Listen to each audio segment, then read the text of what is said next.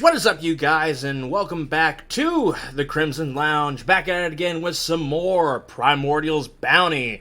Say hi, everybody. Hello. Hello. Yo. Go away. Damn. Alright, then. Alright, everybody's here. No, we didn't have to perform any demonic rituals to bring anybody back. I had to do it. I had to sacrifice my personality just to have everyone here for the session. Oh, but that... Oh. I didn't know I didn't know that they took things that are already dead. Bro. Dang. So when you think about, when you think about it, wouldn't it be more of like wouldn't it be more like they reach in for his personality and they take out an IOU? You're assuming anybody wants that. You're assuming people want my personality, yeah. They don't, but if you're offering that as something to pay for, you probably have done it multiple times. I mean, at least Bro, that's why I'm bland. I mean, at least it gives you time to run. Don't run, you'll only die tired. Yeah, you'll only die tired. Yeah. Well, speaking of something that is not bland and boring, how is everybody doing? I'm awake and alive. For the first time ever. Half asleep, but still here. Today is a good day to die. Dang. I mean, look, that's all you gotta know about my mood right now. Today is a good day to die. Well, let's hope to God you don't die, because it's gonna be really sad if you do. Good. Yeah, I'm down for that. Today's a good day to die. No! like I said, mean, if I I am die, want it prepared to for the go inevitable. I'm down. I have a backup character ready for next session. Don't worry about it. Oh. Well, I mean, if you survive, at least... My next character's luck can't be worse than this one's.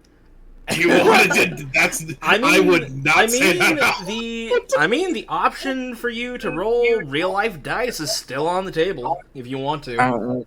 I told you, I just can't. I cannot. I'm not down to blame it on Roll20. I'm not. Even But, though like, it's I'll blame Roll20, but also I'm not going to accept special privilege. So. Alright, fine. Mama didn't raise no bitch. Mama didn't raise no Mama didn't raise no bitch. I'm here to roll with the punches. I Alright. didn't raise no hoe. There's just gonna be a moment where you're about to get hit with, like, the ultimate critical hit, and we just stop there and just, like, it's just like a black and white stop right there, and it's like, yep, that's me. You're probably wondering how I got here. I probably could have avoided this, but here we are. You're probably wondering how I got in this situation. Fuck. Every day, dude. Christ. Oh my god. I haven't even started yet. We're already going. Man, that's what I did the second I got into this campaign.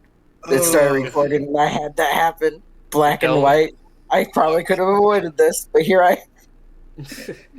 Well, I guess there's only one way to find out if you're gonna die this session. How about we go ahead and hop right in, shall we? Alright. Alright, here we go. When last we left our crew... I think someone's echoing. Might be Sonic. Can't be me on mute after I'm done talking. Is it me? How about everybody mute while I go through the intro? Or go through, the recap.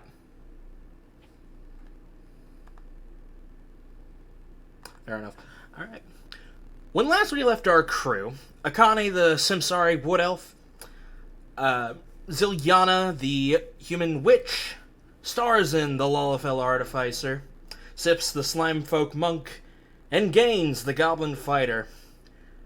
After helping the people of Gale Meadow with their undead problem, traveling their way all the way to Whitestone to talk with Commander Rivers, finding out the details of the person that holds the Book of Vile Darkness, Markov the Archmage, traveling all the way to Whitehill to free a Minotaur known as Veracus, aka in the underground world, the Magma Bull, and made their way back to Silvervein.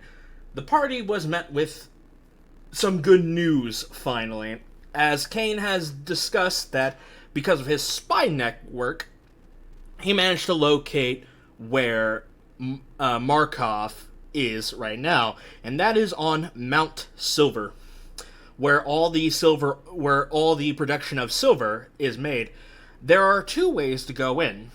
One through the town of Silver Quarry, and the other one to Glacial Lake. The party is going to Glacial Lake with Gale, the Air Genasi barbarian, while the rest of the NPC crew went off to Silver Quarry to do a bit of a pincer maneuver. So that way they can cut off both entrants so that Markov cannot escape. But unfortunately, not everything goes that smooth, as a stowaway happened on a stowaway was on a riverboat on the way to Glacial Lake. Sage, the daughter of Gale, decided to sneak on aboard, and considering that they have no other options, there is no turning back from this point, otherwise they'll let Markov escape, they take Sage with them on this expedition. And now we find ourselves at the base of the mountain where the entrance lies to go into said mountain. And with that, what would you guys like to do?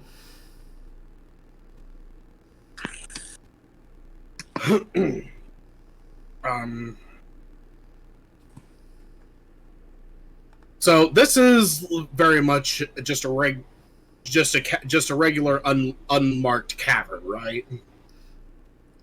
I mean, it's marked. Like Kane said, that there are two ways to get in, and they both have done mining operations within them. Sometimes they there's multiple ways to get. There are two ways to get in, so they took these both ways to mine silver. Right. Okay. But yeah, it's just another cave. Okay, I'm just. Yeah, you can see that there's like a workstation area. Like it's like you see like a picnic area. You see tables out there. You see a storage shed off to the side next to the base of the mountain. Where people would come in, pick up their pickaxe and mining equipment, and go in and do work, essentially. But is it largely abandoned? No, it is definitely not abandoned. Well, okay, so is it still? I guess I should ask: is it still considered government property? Technically, yes, it is still government property. Would you like to roll me a perception check? I will roll a perception. That is an 18, my friend. That is also in GM layer only. That's perfectly fine. So an 18 perception, based off of what you're seeing, it definitely looks like it's like when the lockdown happened, everybody stopped working because they had basically an overflow of silver. And, you know, basically, if they continued going, there wouldn't be any place to put the remaining silver, essentially. So they had to shut down production until things were taken care of, so that way movement of the production of silver can keep going. So basically, everybody's on temporary leave until the lockdown happens, so that silver trade can open back up again. Correct. Okay.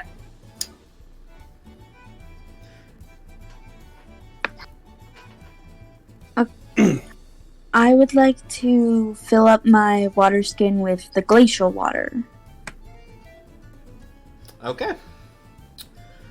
Alright, so with that, so yes, you go ahead and it's like, at this point, Captain Wilhelm docked you over to the side so that way you're not in the dead center of the lake, because the dead center is where it's the absolute most coldest.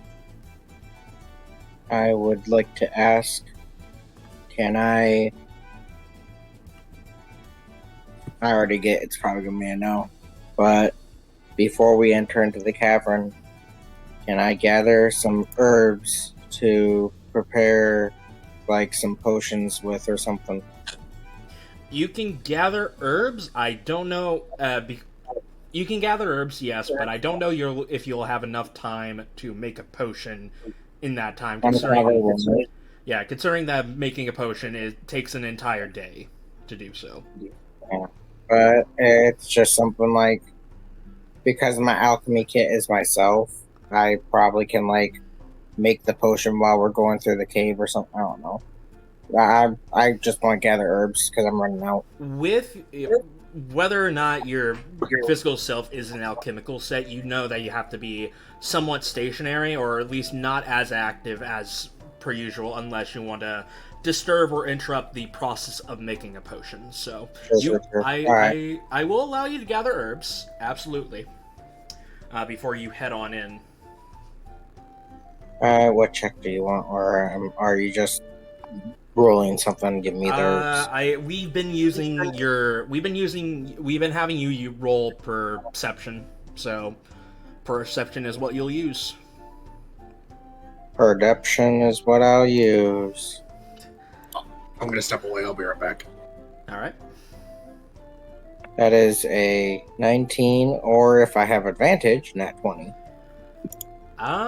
Considering the fact that nobody said that they would help you, yeah. It's a 19, so go ahead. I believe you can roll me... You're next to a mountain, but you're also near a forest, so I'm going to let you pick. Would you like the herbs to be from the mountain or from the forest? Probably from the forest. I'm specifically looking for, like, herbs for healing, but I'll grab what I can. You'll grab what you can and you'll like it. D20? No, it's not a D20. I believe it might be a D8, if I remember correctly. Nope, a D6. What do I fucking do? What do I fucking do? It's a D6.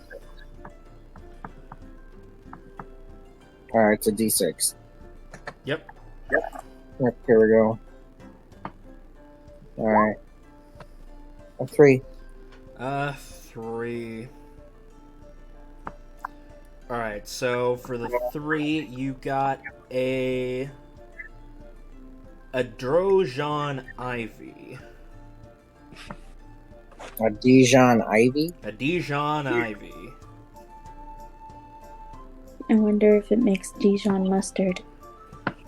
With this, you can make a potion that can fortify a person's dexterity, or you can make a poison that will make people vulnerable to necrotic damage.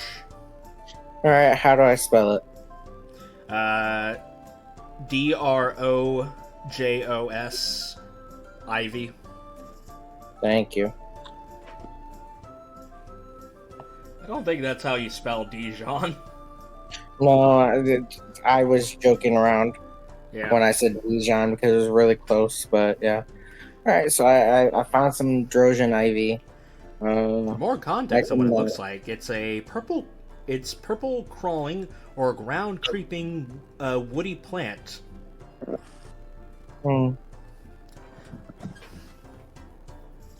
Okay.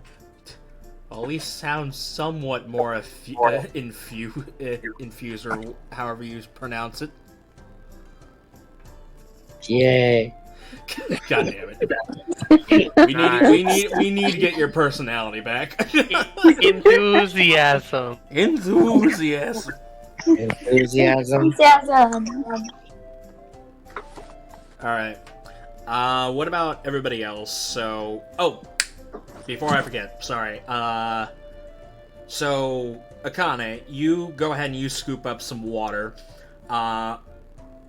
It is cold to the touch. It's like touching. It's basically touching a liquid ice cube. This stuff is cold. Oh, absolutely. As you go ahead and you scoop it up with your water skin, if you use this for any of your lacing abilities, besides the healing ones, you can deal an extra 1d6 cold damage. Woo.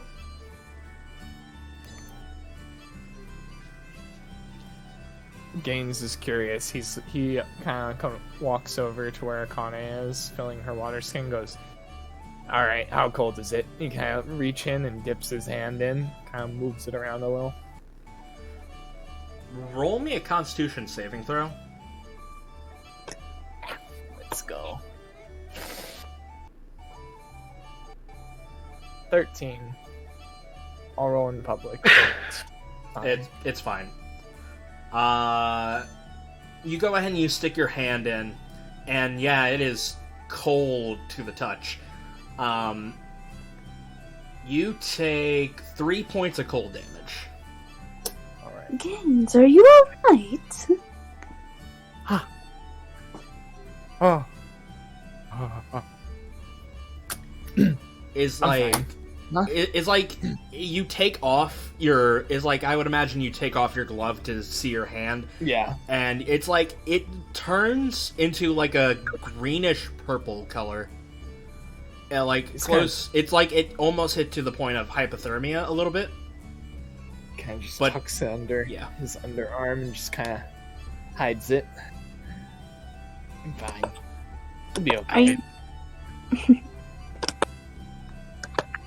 No, I didn't think you would be capable of handling this cold of weather. Even I can handle it. Liz, can you adjust your mic a little bit?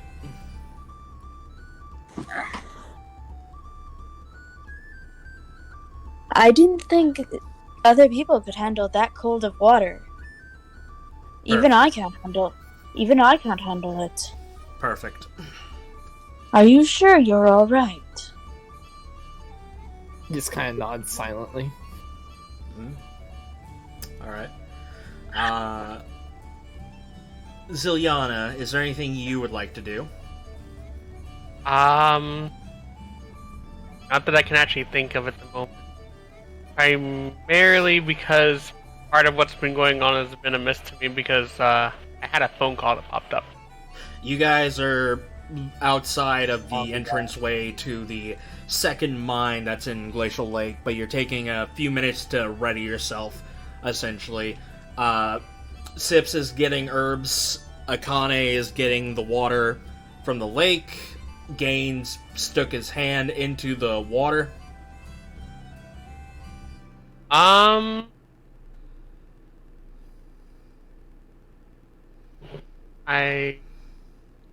there's anything I can actually do in preparation. Let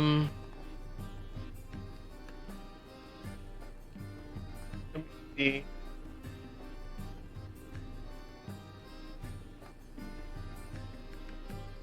I don't think there's anything I can think of to do in preparation for going in there. Alright. I would already have my familiar out, right? Yeah, stitches on your shoulder. So that's the only thing I think I would ever need preparation for. Alright. Oh, I mean, could I send it in to scout ahead of us a little bit? You can, absolutely. I would like to give it that order just to stay, so far amount ahead of us, like not any further and not any closer, just kind of like maybe like 100 feet ahead. 100 feet ahead. So Unless that's too far. while your familiar is within 100 feet of you, you can communicate with it telepathically. Additionally, you can use your action to see through your familiar's eyes and hear what it hears until the start of your next turn. So, yeah, 100 feet is definitely doable. Alright. Yep. And I'll let everyone know, it's like, I'm just gonna let everyone know, it's like, as we go through here, I'm gonna have this little friend, and I point to him, I was like, I'm gonna have him scout ahead throughout what we're going into. Just to keep us safe. So this brings up a very interesting question. Okay, so the grep does have dark vision, so I am definitely gonna need to edit that. Because it is definitely dark in here. Imminent light, 30 feet to 1 foot of dim. Alright. Has sight. Yes. Alright. So I take it. So before you guys go in, by the way, is everybody back? I am still here, and I would like to. I guess there was mostly asking for Starzin if he was back. Which, based off the silence, I'm gonna take as a no. I'm going to armor up. Good job. All right. So yes, you go ahead and you pull some wood and put them on your body, so that way you're armored up. As you get closer to the mouth of the cave, you see a familiar gray and green fog that covers the entranceway of the cave. I'm back, by the way. What is Oh, that? good. So, to catch you up on that brief second, there is a gray and green, a familiar gray and green fog that's at the entranceway of the cave. Ah, great. Or spookies. I'm getting a hunch, and I'm getting a hunch similar to when we were at Gale Meadow. Yeah. Who are you? Sorry, what, Akane? Who are you? Who are you talking to? The fog. What? I assume it's a spirit. No. Oh. Why would you think it's a spirit? You said it looked familiar. Yeah, from Gale Meadow. Yeah, that big dome of fog. Oh. God damn it, Liz.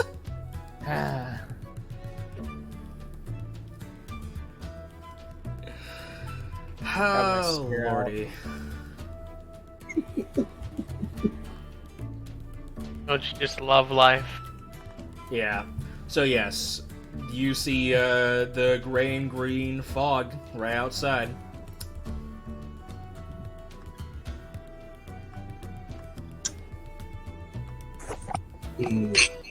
Is everyone ready to head in? This Markov fellow really likes leaving us nice little presents like this. Yeah, I'm ready. Ready as I'll ever be. Ready. Zilyana. Sips, are you ready?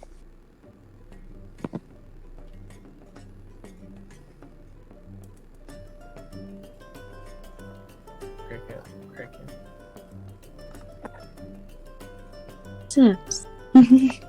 Clyde?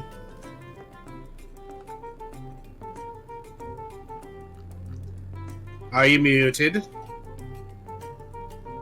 Oh wait, we have a soundboard for this. Brilliant.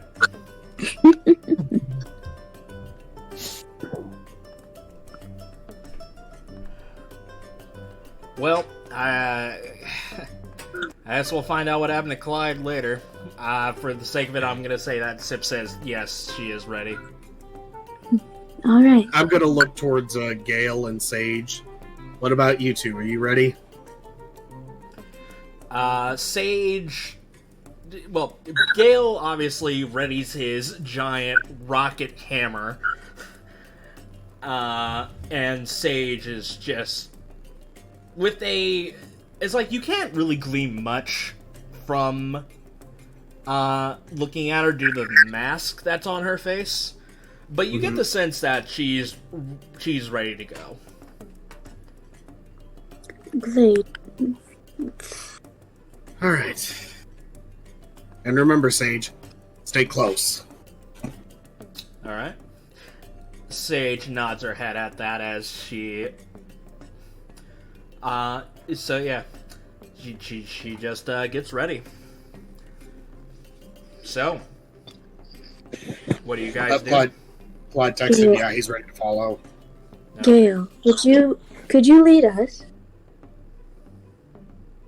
Nah, you can stay with Sage in the back. I'll take the point. I'm going to take up the back with Gaines. Gaines is not in the back. Yeah, I'm saying what I was saying that Can you hear us all right? at the rear. Yeah. Me? Yes, you. Yeah, but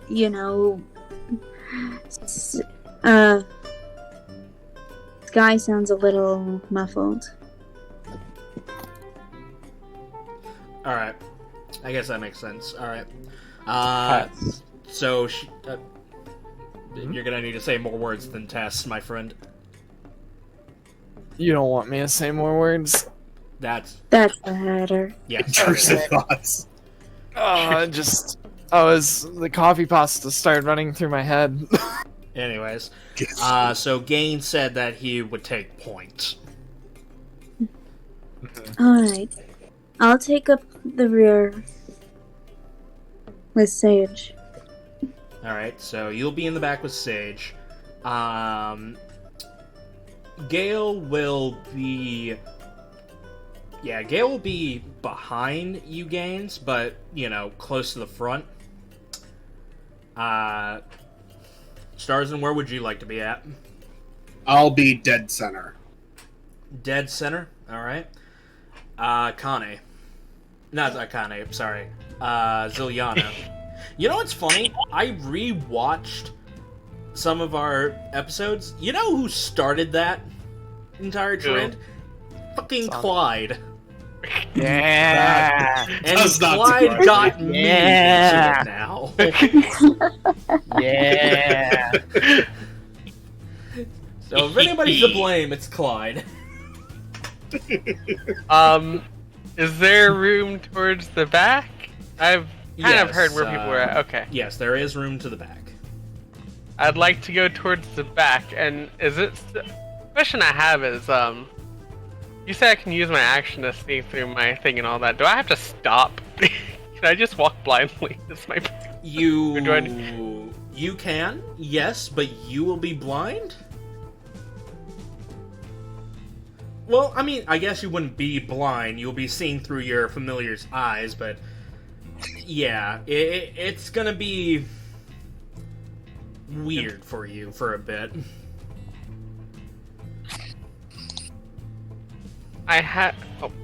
Phone call. Basically, if you were to go into combat... Well... Damn it. Just give it a minute. Alright. It might be a telemarketer. Well, I'm gonna assume Sips is also gonna be in the middle, but it's gonna... So, if I got this right, it's gonna be Gaines in the front, Starzin, you're in the middle, flanking beside you is gonna be Sips and Gale, while in the back it is, in order, Akane, Sage, Zilyana. Am I correct on that? Mm-hmm. That should be right and accurate. Alright. In that case then, Do you guys go into the fog? Yep. Yes. Yep. Okay. All right. Before you go in, Captain Wilhelm tells you best of luck, and please do come out of this alive. I wave him off. I'll give a nod and a wave. Wave of the metal hand. Smile and wave, boys. Smile and wave. All right. It'd be pretty bad if we flubbed on the first step in our journey. I had Well, a thank dumb. you. I had a dumb idea real fast, and I'm pretty sure the answer's gonna be no, but it doesn't hurt to ask. When it comes to seeing through the familiar, is there any way to like only use one eye to see through it, and the other one still looking for my character, and just have like really weird vision? No. No. It's all or nothing, unfortunately. All right. And as we go in, I just want to instruct someone. It's like, could someone make sure I'm going the right way? I'm gonna keep lookout from my familiar as we go through. Sage grabs your hand. I accept this. I'll try my best. I'm sure you got it. All right. Now, as you guys step into the fog, I'm gonna need everybody to make me a wisdom saving throw. Oh boy, here we go. Aw, 24! shit. Oh, wait. Here we go That's again. That was a loud It's fine. 24. As long as I can see it, that's fine. Matter of fact, I kind of prefer you guys to have it on the GM layer, if I'm gonna be honest. That'd be cool, because then we wouldn't know who succeeds or fails until it's too late. Exactly. So yeah, Alright, let's keep it on GM Noted. layer. You sure? 20. Well, the only person that needs to matter is me, so... There's me, and then You say so. do I just roll the regular wisdom for my familiar? Yes, you do need to roll a wisdom save for your familiar as well. I don't see save, so I just You press just wisdom. you click the wisdom, yes. Okay.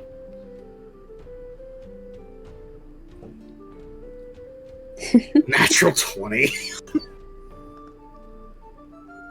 Damn.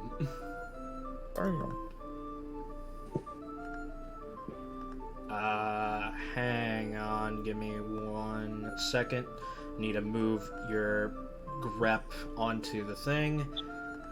Alright, so I have Akane, I have Gaines, I have Zilyana and Stitch, I have Starzin. So I just need one from Sips, which I'm probably going to need to open up her character sheet and do it for her. Considering that since already Clyde broke one of our streaming rules, but that's alright. Well, I don't think we said that with him in here. Alright. Yep, fair enough. Yeah, so we really can't get on over it this time. Fair enough. Alright. Brother, I said my reason. Yeah, in No, the it's chat, different. You have to say out loud, like you have to say out loud, like I'll be right back or something along those lines. Yeah, I'm sorry. It wasn't something that I could stop and say it in the middle. So Fair enough. next time I'll try. Feel free to interrupt me if necessary. It wasn't you that I was going to interrupt. I'm giving you permission. For future. It was not you that I was going to interrupt. He's saying it was another player that he would have been interrupting in the moment. It was not anyone in the game that I would have interrupt. What does that mean? He was gonna interrupt Dio. He was probably going to interrupt his girlfriend. I was being talked to by my girlfriend. I am trying not to make her feel bad right now. Ah, I see. Fair enough. Alright. Can you go ahead and roll me a wisdom saving throw?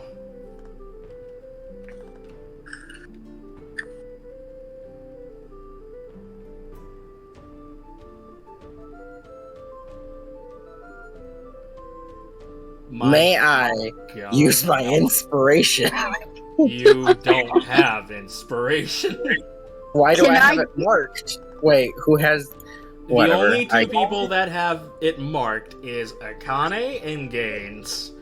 Oh, I was so tired last session, probably that I, didn't take it off at the end. Okay. Can I give Sips my inspiration? Sure, why not?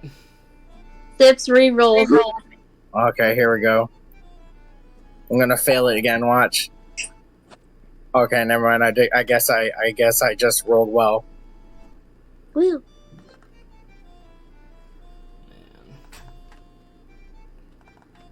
Alright. Right now rolling for Gale and Sage.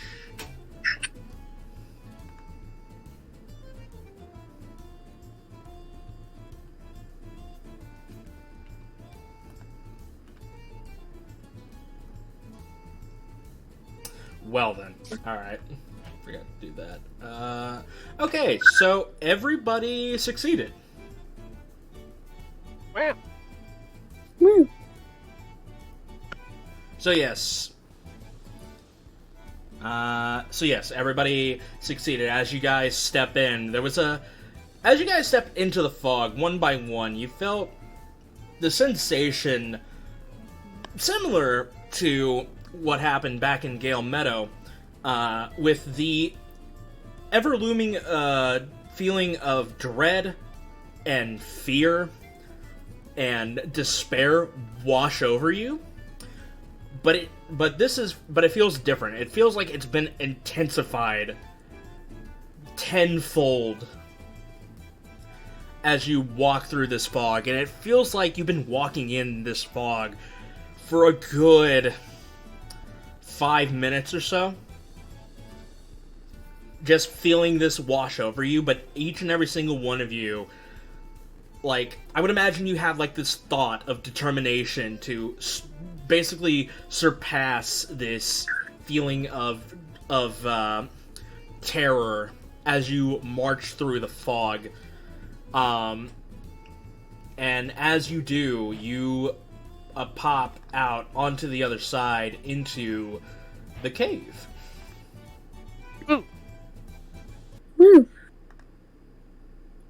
Read. And let me go ahead and get the cave ambiance as I take you over to the map.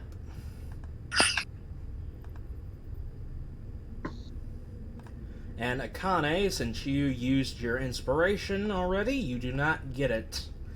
You don't have it anymore. Alright. That's fair. Alright.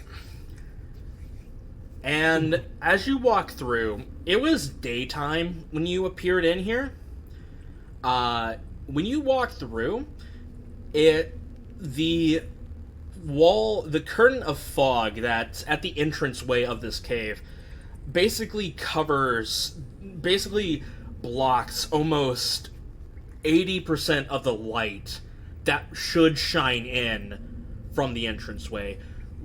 It's like it was a dark gray and green fog. Now looking outwards to the other side, at least, it like the gray fog becomes a lighter gray essentially as it blocks most of the light from coming out, from coming inwards. All right. So, since I'm going to try a new method of travel, because I feel like it wouldn't make sense because you guys have a way of, like, who's going where and what situation. I feel like it would make sense for, Zilyana, your familiar, going first, and then going from top to bottom. Gaines, then Sips, Starzin, Gale, then below that, Akane, Sage, Zilyana. All right. Is everybody fine Sounds with good that? to me. Yes. Sounds good to me. Yep, that sounds good. Yeah. All right.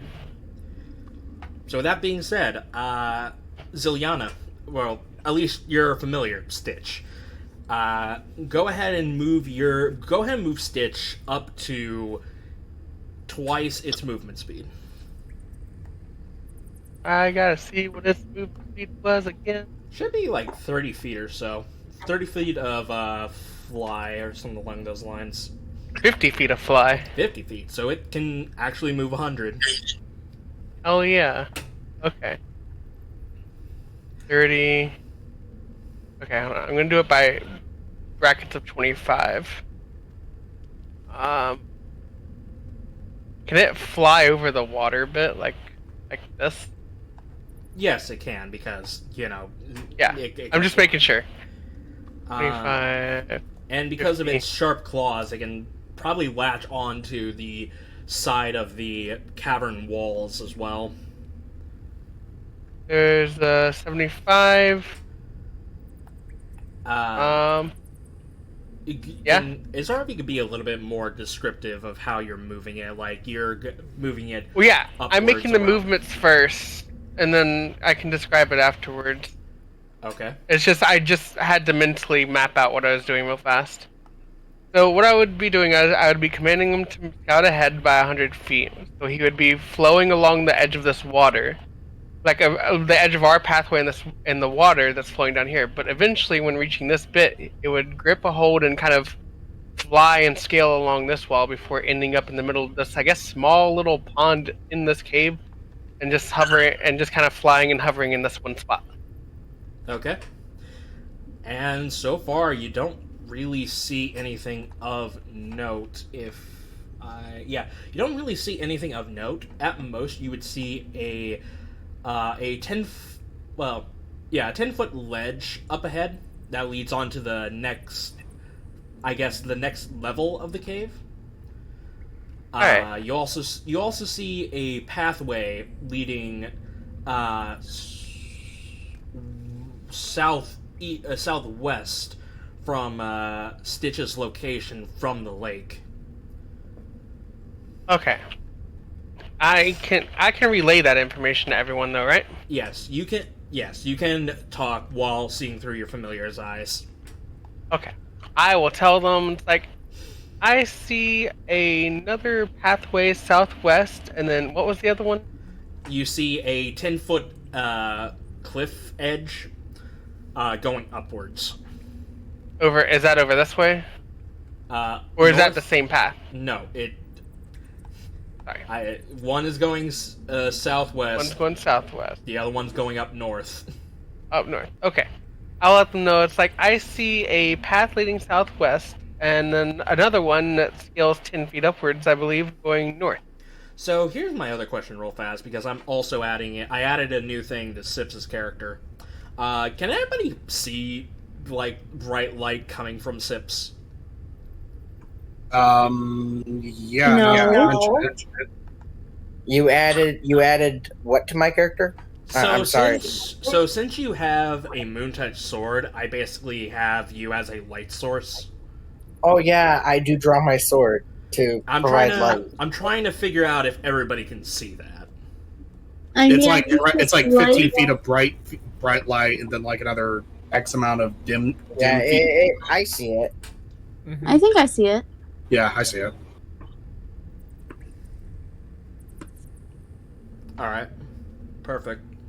It's what I wanted. So yes,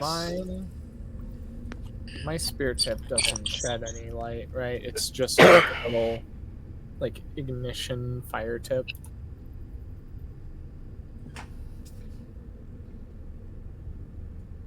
Joe. you know that is a very good question. High or low? Get low. Get low. That is a 9 out of a D20, my friend. So yes, it does shed light.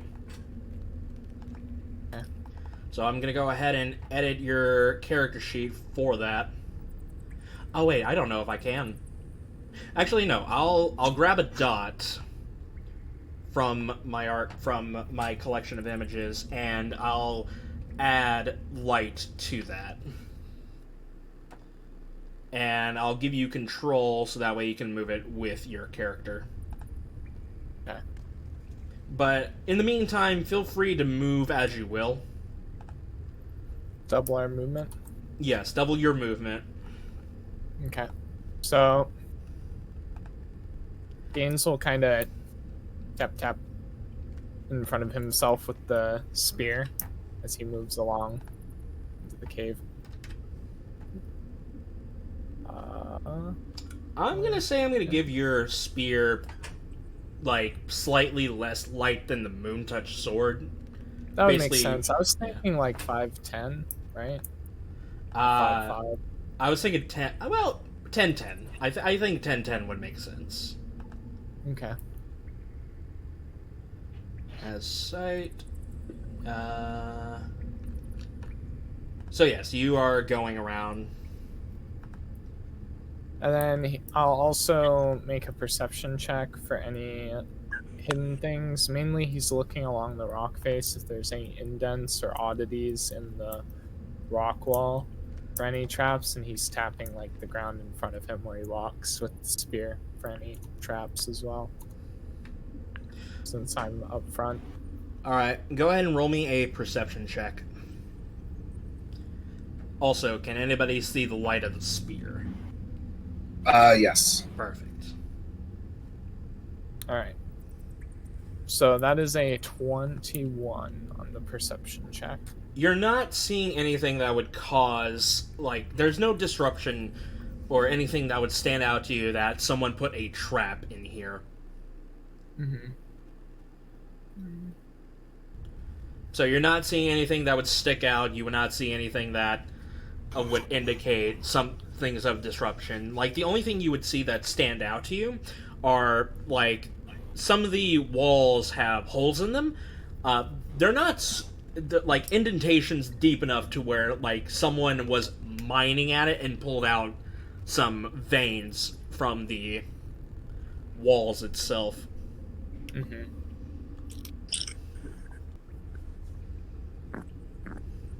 Actually, matter of fact, when you look at this, you get the sense that this pathway was actually man-made more so than naturally created. Like, the only part that was not man-made is where the water from inside the cave flows out into the lake. Let's see. I will move up to here. I believe that is 50 feet so far. 55, so I can move one more square. Alright. Alright, and I do have dark vision up to 30. Or 60, I think it's 60, let me double check. It probably is 60, so anything that you can see, you should be able to see right now. Okay, sounds good. Let me go ahead and move this dot real fast so I can double check that. Well, the spear does have reach, so if Games is like tapping in front of himself, right, and like holding the spear forward to check and look around, then it would naturally be like a few feet in front of him.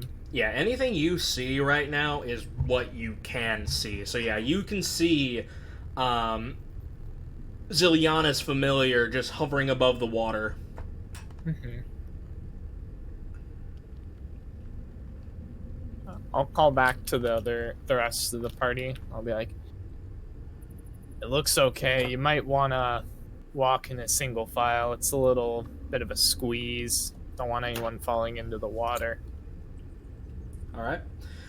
Sips. Your move. Yes, mysterious voice in my head. Oh my god. Yeah, go. Your turn to move. It's your turn to move. Okay. Yes, let me omnipresent authority figure. Oh my god. All hail the voice of the absolute. Oh my god. Yes, Daddy? Is that Oh my is God. that from Baldur's Gate? Yes. Yes. Ah, so it lives on because what I said also came from Baldur's Gate 1. Damn. Funny enough, it was actually from the exact same voice actor that plays Jester from Critical Role. Huh. Laura? Yes. Laura Bailey. Give me a second. least So I I hope can so. see I would what look is dumb this otherwise. black dot? Huh? What is the black dot? That is Gaines. That's Gaines' spear. Okay. Alright. I can move twice my movement speed if I remember right, correct? Yes. Okay. I would like to get here. That's 15 taken off, so that's a 30 movement left. I'm going to roll a very obvious stealthy check. That's a 19. All right. So you go ahead and you get behind Gaines as you begin to stealth. Yeah, I'm just measuring.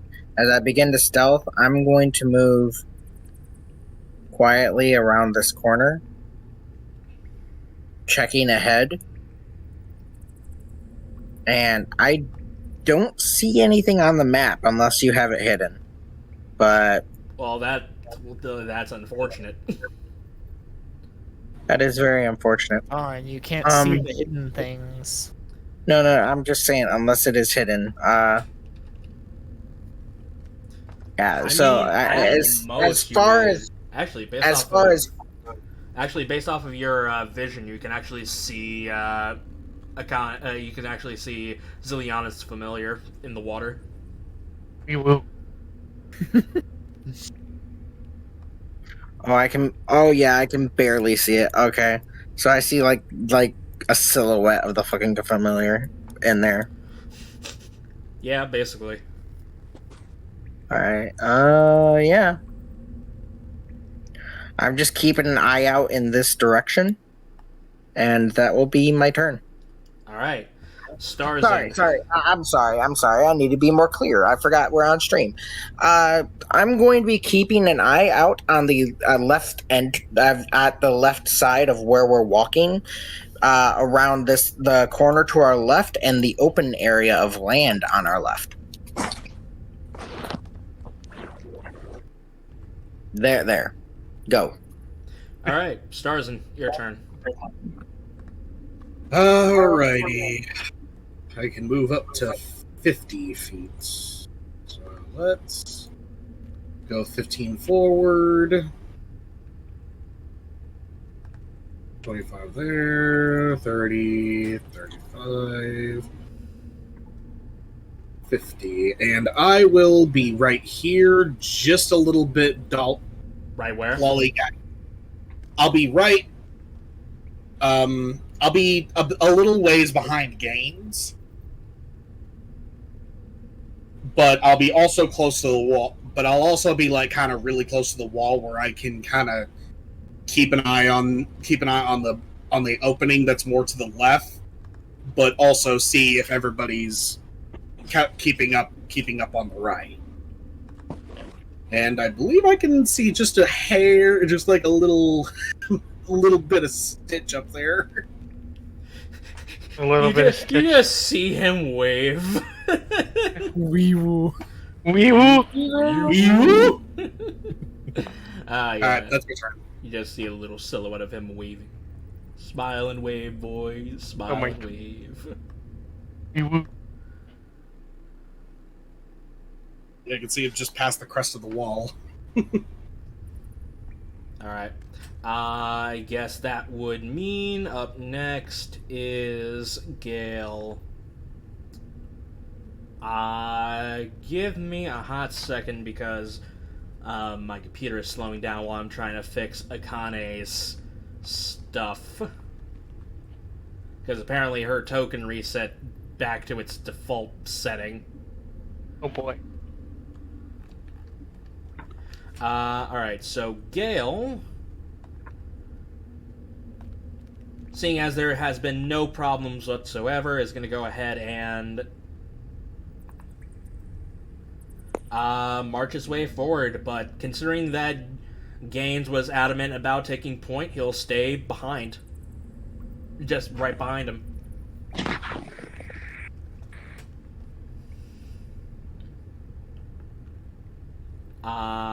Akane, your turn.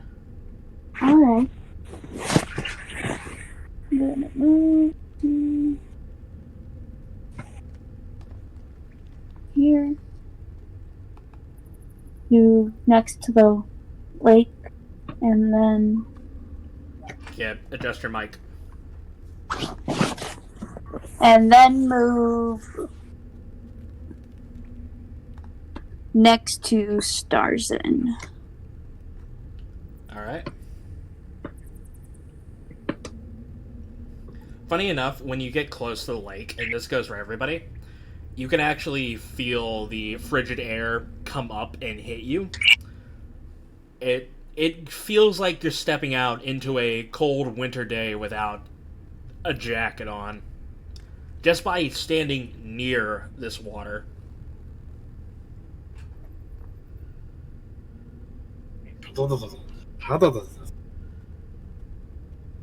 It's an odd sensation, but it feels somewhat good.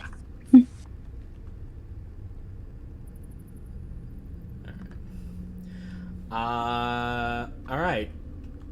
And for the sake of it, because Zilyana, you're blind.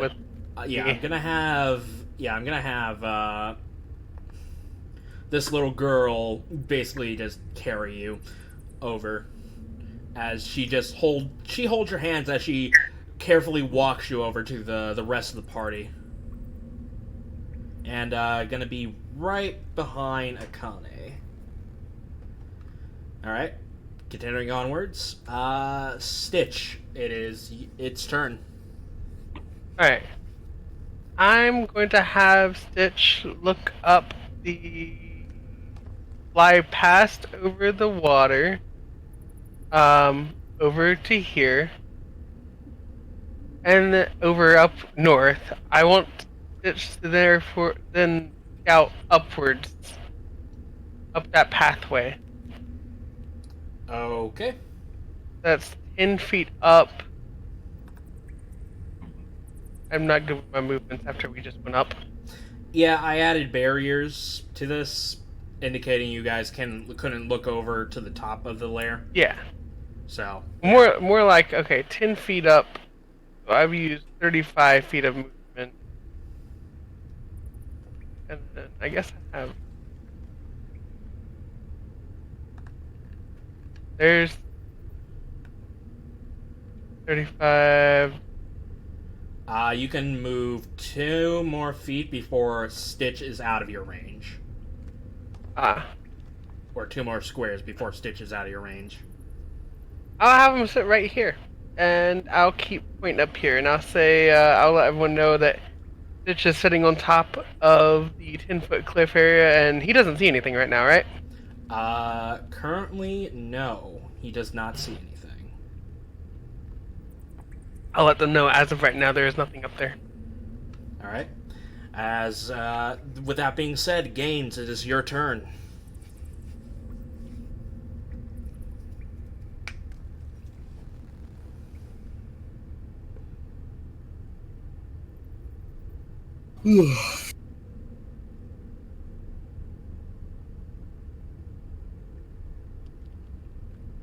Are you on mute?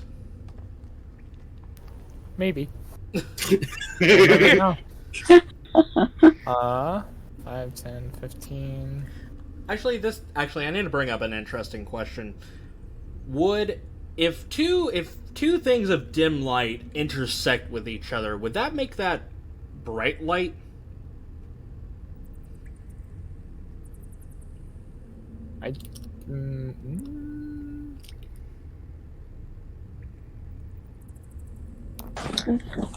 Who's input you want?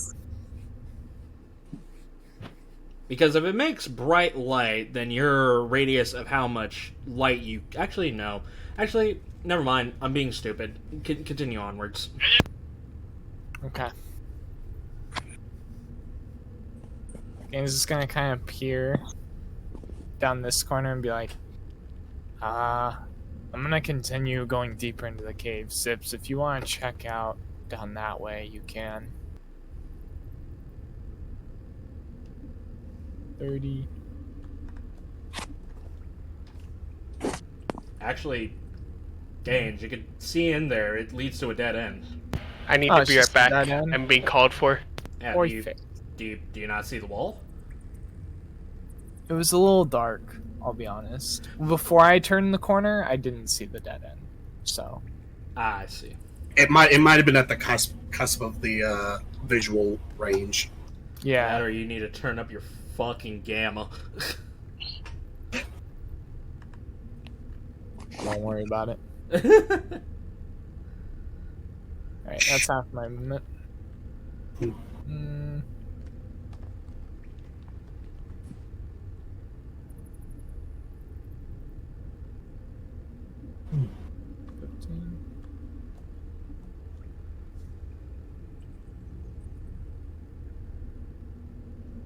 See, it moves deeper into the cave. Checking out this back wall here. Making sure there's nothing hiding. Kind of sweeps his spear around. Alright, you go ahead and you sweep your spear around. You're not hitting anything that is of trap worthy, or anything invisible for that matter. Alright, Sips, your move. My move. Your move. Okay. It is So time as to far get- as I've seen, okay.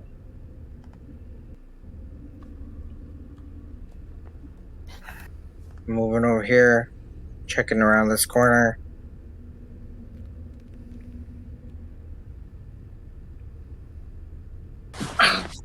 How much movement was that? 15? 15. So that's actually 30 because I'm stealth, by the way. Do I see anything over here? No? Cool.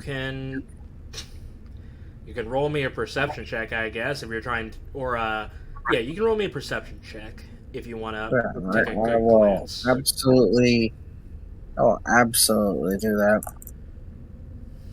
That is a 7.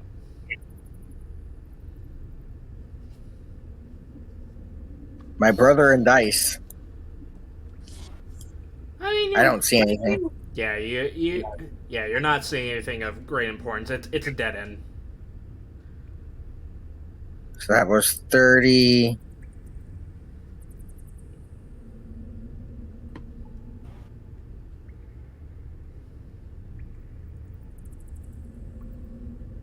I'm thinking 50.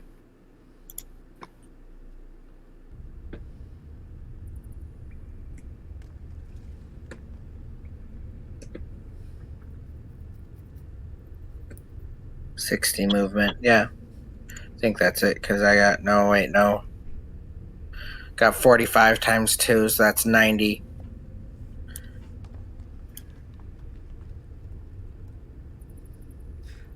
So yeah, while stealth, you can only move your regular movement speed. Yeah. I'm moving half movement speed, I promise you, because I'm doubling what I'm using as movement. So, yeah, I move up to here. Up to where? I'm moving to here. Exactly. That's exactly 90. If I doubled my movement speed, so it's 45. To where? Where? I forgot again. You're right. Don't worry, I'll catch you by saying where. About 20 feet behind Gaines at about what is that? 7 o'clock. Behind Gaines. Yeah. On his 7. I will be checking behind us as we're moving in this open area. So I'll be looking behind Gaines, checking behind All right. him and me to see if anything like specifically that area that I was checking earlier. In case I didn't see something, because being careful is better than being fucked. That's my turn. All right, Starzin, your turn. Wee woo. Wee woo indeed. Alright. Okay, so I'm gonna start by shimmying along the wall that is to the shimmy. left. Squeeze. Don't really have to squeeze by Gale since I'm literally half his size. Just walk under his legs. Do, do, do, do, do. I mean, I probably could, but I won't. Not yet, anyway. I'm gonna go 25 feet up. Just double check everything to the sides, and then I'm gonna start moving up a bit, and I'll get 25 feet up, where to the point where I am 5, 10, 15, 20. Actually, 25 feet also from Gaines's 6, where I can barely see the dead end and see the cliff. All right. Gale will go ahead and saunter his way up. I'm back. And I think he is going to go ahead and make his way over to the cliff. And for the sake of it, he's going to go ahead and try and climb up it.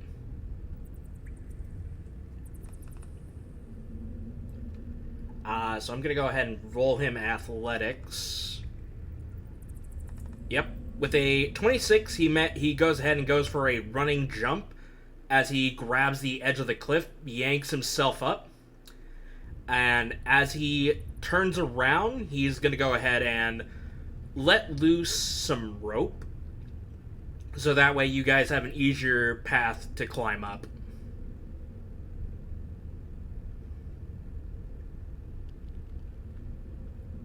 Alright then. Alright. Akane, your turn. Alright.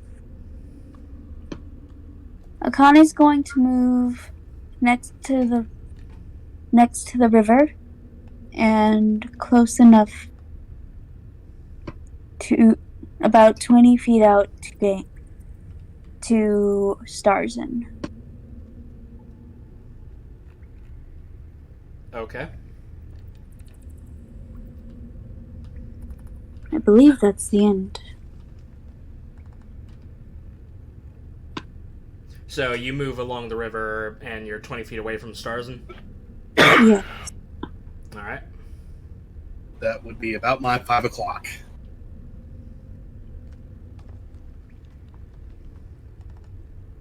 Alright. And as for Zilyana, Sage is going to go ahead and guide you over to right behind Akane, as she helps you drag along the river. There's like a moment where you feel yourself almost like off balance, but like almost falling over, but Sage quickly pulls you in before you fall into the water, and continues to march forward. Alright. And with that being said, it is now Stitch's turn. Alright. Just Stitch. 75 feet. I have another 25-ish to go.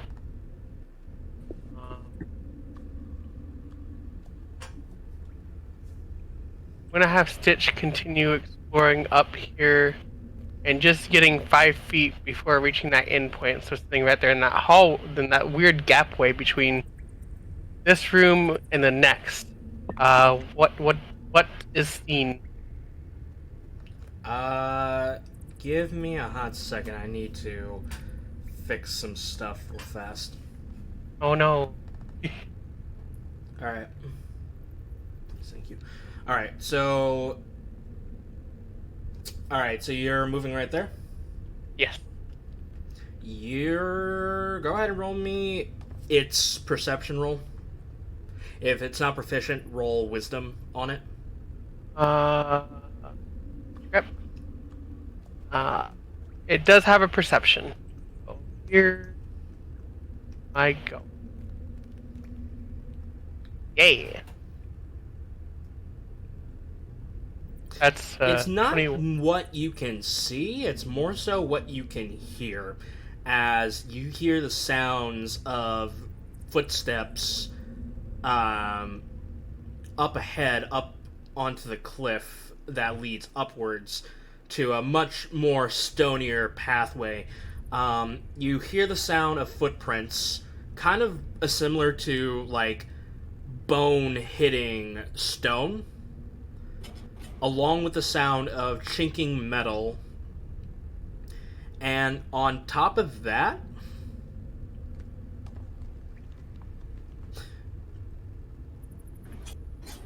you hear another interesting sound. You can't pinpoint it, but it sounds somewhat disturbing. Oh no. I guess at most it would be like the sound of a leather bag being dragged across the ground. Understandable. Alright. I'll relay that to everyone who's near me, at least. I guess as quietly as I can say it, but where they can hear it. I don't know. That's a weird combination of trying to stay quiet, but also hear. Roll me... Let's see here. If you're trying to be quiet, it would be a stealth. But if you're trying to get their attention, roll me a stealth, and I guess we can basically telephone it. Basically, you tell Sage, Sage tells Akane, Akane tells... Down the line. Yeah, basically. Well, if you can get it to me, I can use the message cantrip to get it to everybody further up. Okay. I can deliver it to Akane, and Akane can deliver it to him. He can deliver it through message. Alright. That's just if I can keep it quiet enough the first time around. Yeah, you're gonna need to roll a stealth check. See Okay, how rolling well it. you're good at whispering. Rolling it now. I'm a loud mouth. I would say it's interesting because your senses are not yours. Like, because you're using your familiar for sight and hearing and stuff like that, it's hard to tell if you're talking, if you're putting yourself in a whisper or not. It's kind of like how when you put on headphones and you think you're louder. and you talk louder without recognizing it. Well, after I talk, I have a question then. Do I recognize myself echoing through the cave up to where the senses I am using are at? Yes. But I'm gonna say it's mostly because of your Grep's perception of 21. Yeah, okay. You don't know if that accounts for anything else that's up ahead, though, so with that being said. Alright. Fun times. Considering that its way of flapping is using its giant-ass ears. Yeah. Those are fun times. Yeah. But for everybody else, you absolutely hear Akane say, or not Akane, you hear Zilyana say all that. And it also doesn't help that you're in a cave. Yeah. So sound reverberates. Oh dear. I'll send a message. I'll use the message cantrip on Gale and say, "You got that?" Yes, I got that. Damn, so loud it was heard. Just to make sure. Here we go. Woo. All right. So that was Stitch's turn. Yep. Sips, it is your turn. Oh, it was Gaines. It's Gaines' turn yes, before mine. Yes, sorry, yes, Yeah. Gaines. Gaines, your turn.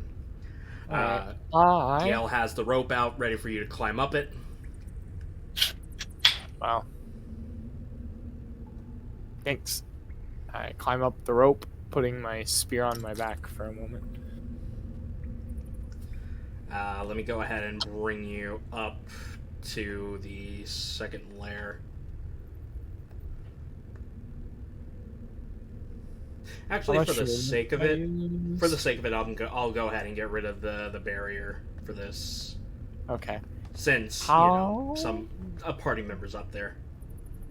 How much movement did I use to get up? I'm gonna say 5 feet of movement due to Gale helping you up with the rope. Okay.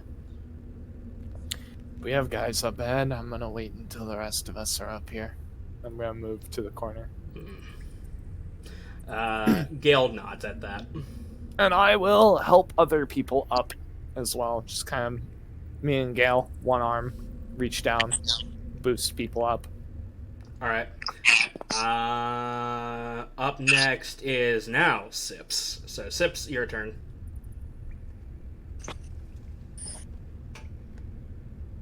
I will no longer stealth. I get here. Someone's gonna help me? Yes. Cool. I get up here. You get up where? That should- I go up the cliff. Right on. Instead of left off. We need to make this into a shirt if this is going to be a constant thing. It's just like, you go where? me go on cliff with Gale help. With Gale help pull up me. Oh no! Big sexy barbarian, help me up. Help Yeah. me. Big sexy Oh no, there's a barbarian, help cliff me up get ahead. this up. If only there was a big, sexy, strong barbarian to lift me Only up. there was a big, sexy barbarian to help me. God. Oh, what am I to do? Alright. I think the barbarian is Yep. willing to Yep. remind us about workplace boundaries. I'm- I moved see, here. that makes sense. A stalactite falls on Sips. Nice. I would like to make a dex save. I will now roll stealth as I get here. Okay. I'm going to roll better than what I rolled. Don't worry about it. 13. So you go ahead and you roll stealth as you lean yourself against the wall. Yeah. All right. And then I move my last amount of movement 10 foot right here behind the closet. It's not a closet. What? It is a new creature called a grep. That thing that I can't identify because it looks really, really close to a closet. I'm not going to lie. But go on. I mean, it's fair. It's fair. I use a lot of homebrew stuff. It's fine. Yeah. I am. All right. Up next. That's my turn. Up next is Starzin. All right, cool. I will use the rest of my movement to get to the base of the rope and wait. So you're holding an action? He's slow. Well, that's beside the point, but I'm mostly staying there I'm waiting right there in case I need to help other people get up, more specifically 2 people. All right. Like a step stool. I'm so sorry. So, Yes, a step stool. well, Alright, okay. with that being said, yeah, as you wait there by the rope, Gale is also waiting for people to climb up. Akane, it is your turn. Alright. I will proceed to move next to Starzin and wait for Sage and Zilyana to move up. I'm gonna say, for the sake of it, that you four, I guess, in this situation, climb up to the top side right here. That's fine. For the sake of expediency. Yeah, because I figured with those two, they would need at least a little help, since Sage is a little on the smaller side, and Zil is definitely essentially with the sensory overload. Well, I wouldn't say it's sensory overload. I know I'm just using it because it's the closest term I can think of. Instead of lack throwing her of sensory, sensory deprivation. There we go. So, with that being said, it's like you can feel your body being jostled. I will say, once again, this is a weird feeling for you, Zilyana, because right now you see that you're basically stationary, but your body is being moved every which way, to the point where it's like you feel some rope being tied around your waist as Gale, and I would assume Gaines, help you up to the next layer where you scout out, and you turn around and I would imagine you turn Stitch around and you see your body just staring off into space, essentially. It's a bit disorienting. Yeah, it's a weird feeling to have. Understandable. Alright. With that being said, it is your familiar's turn. Alright. I will... Let's see. Can I have him move stealthily? You sure can. Go ahead and roll me stealth. If it's not proficient with stealth, roll me a dex. It is proficient. It's got a +6. Alright. Hey, there's your number. And stealth means I would move half the... You gave us double speed, so it'd be half speed, so it'd be normal speed. Correct. Okay.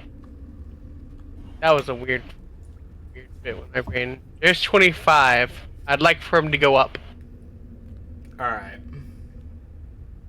Or at least, actually, I'd like him to go right towards the very top of the cliff edge and peek up over it. Not even go over the top, but peek.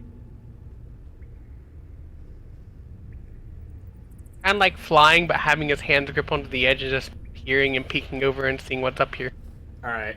Give me a hot second on that. Alright. I'm gonna go ahead and hopefully this doesn't ruin the surprise for this, but I'm gonna go ahead and remove this barrier. If you do see anything, do not say anything out loud quite yet, alright? Oh, I'm not.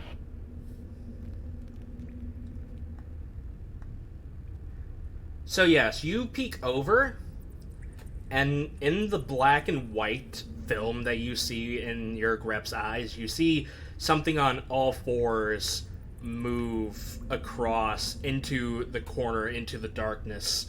It looked kind of like a weird canine-looking creature, just without any hair on it, and with like stitching and marks that would indicate that it's been cut and sewn on together as it just slinks its way into the corner, deeper into the cavern.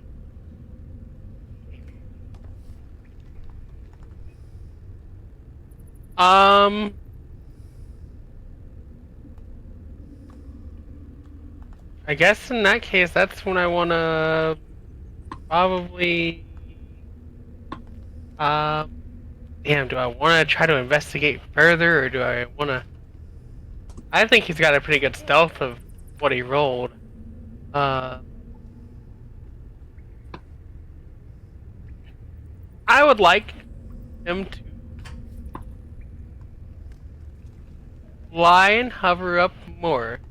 Alright, and get... Before you move, let me check something real fast. Okay. So yes, go ahead and move. 25 more feet. Actually, I want him to go 15 and just set right there. Yeah. Yeah. Yeah, I want him to go right there. All right. As you move, let me go ahead and look at what the Stitch is looking at real fast. I don't like what he's looking at. But I won't say anymore. What you see before you are armored skeletal figures just moving around lazily. And the armor looks very familiar.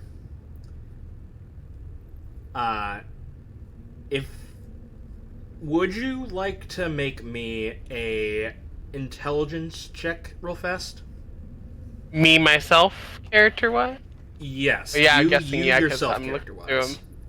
them. You said intelligence check? Yes. Alright. I will go with... Well, bam. That's not good. It's hard to make out details due to the fact that when it comes to dark vision, everything you see is black and white. So it's hard to indicate what the armor looks like, or like its properties and stuff like that. But but from your mind, it looks familiar. I just can't. It's like words on the tip of my tongue, but I can't get the words out. That's how familiar. Just like Yeah, but with your natural vision with the grep, you actually see these creatures as they are right now. As you see these four-legged creatures that look like an amalgamation of flesh stitched together and made into a four-legged creature. And when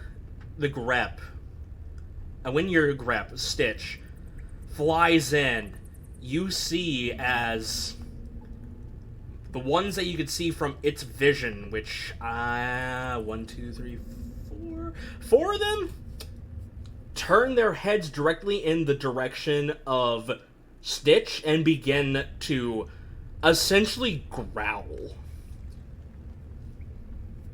indicating that they see him.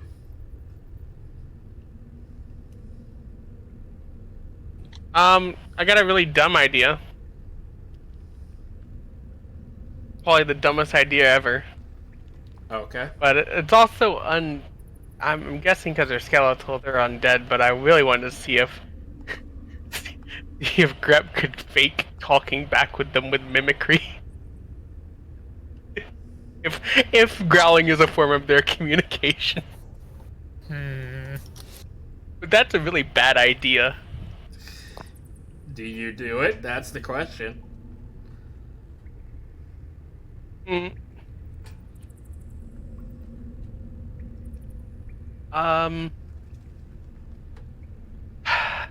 me one moment and I can tell you. I'm being called for. Just a second. Well, we have to move on. He's already. It's well, too late. It's unfortunate. We have to move on, unfortunately. Okay, I'm here. Okay, good. I told you it'd be just a second.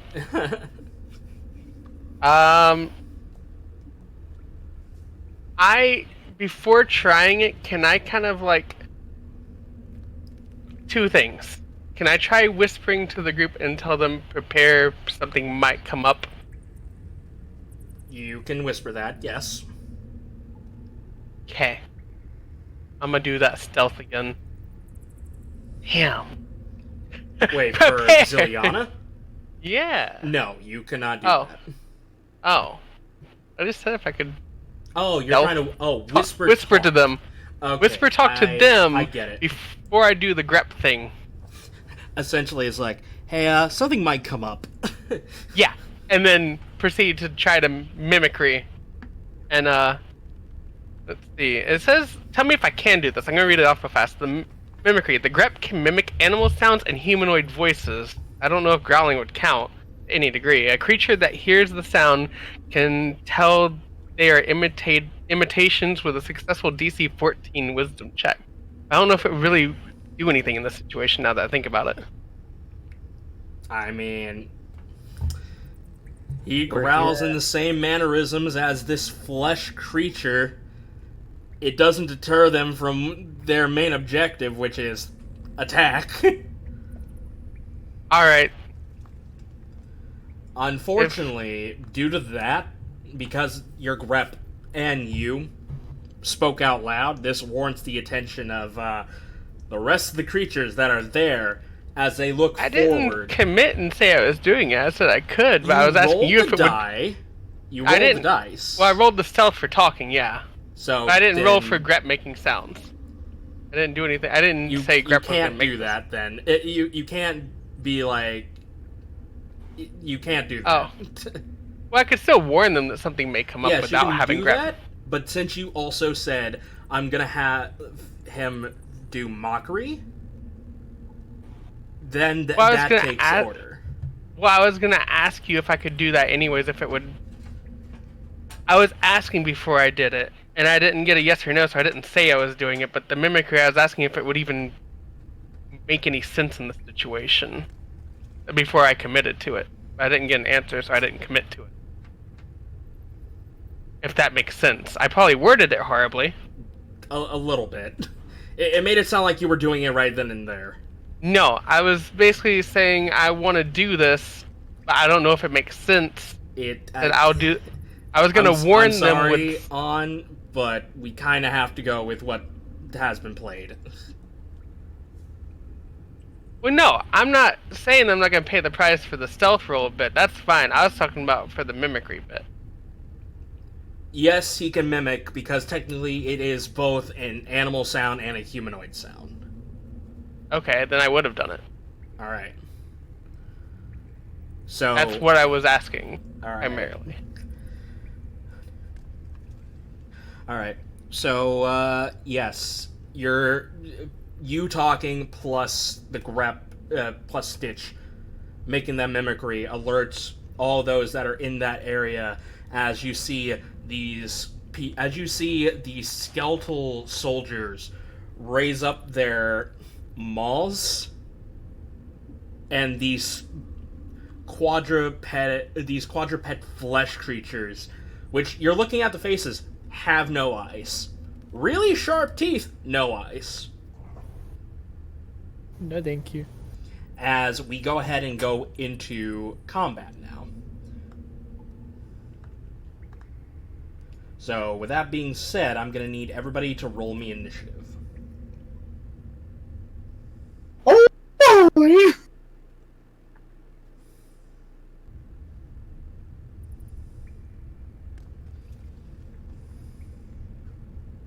How to roll initiative for grep.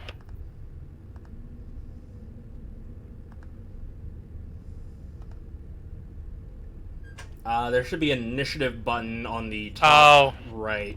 It's very small. And wait! You don't roll initiative for grep. It goes before or after you. I think it goes after. I can choose either one. Yeah. And I choose before on this one. So I originally rolled a 21 before I selected the token. I originally rolled a 19 before I selected the token. Do you want to take the 19 or do you want to take the 21? Let's see here. Hang on. Give me one hot second. So you rolled a 19 and a 21. We'll go with the 19. Okay.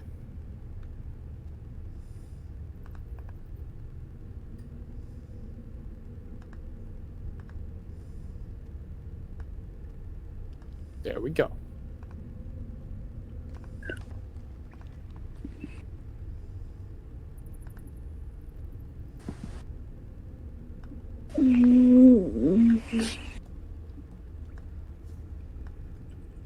I mean, you've been doing good so far. Unfortunately, it's just there's some things that kind of interrupted this a little bit.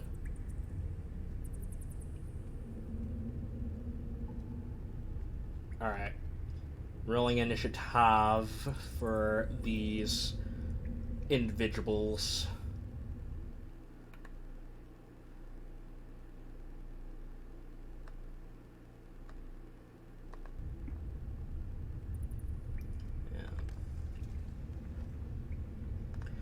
Oh wait, hang on. This updated, so I need to turn off auto sort.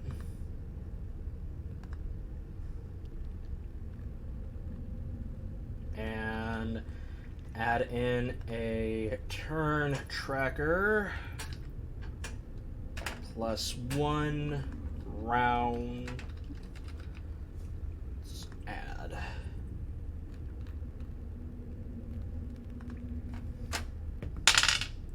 Oh no.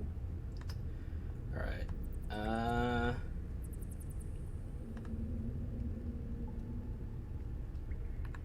Sorry, give me 1 second as I set this up.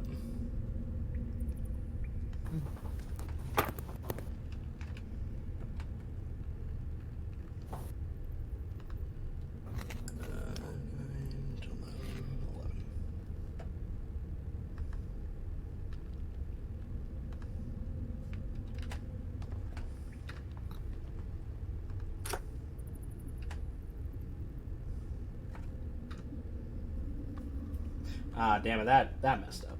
Alright.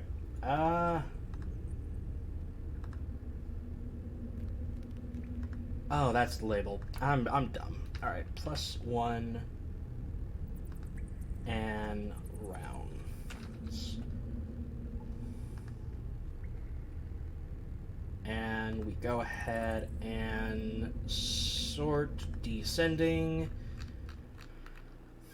Alright. So, what did everybody get? 12. I got a 13. A 19. I'm getting... Now I'm getting a phone call. I got a 12 as well. Clyde? I got a 12 as well. Okay, Clyde? What? Yeah, what was your roll? My roll was a 12 point something. It was 12.2. Alright, so for Akane and Starzin, who would like to go in front of who? What is your...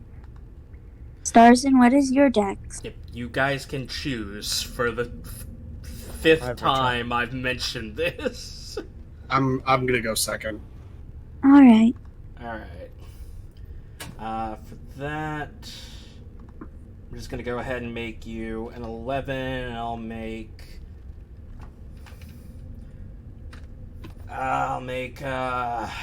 Sage a 10. I think you have a higher dex.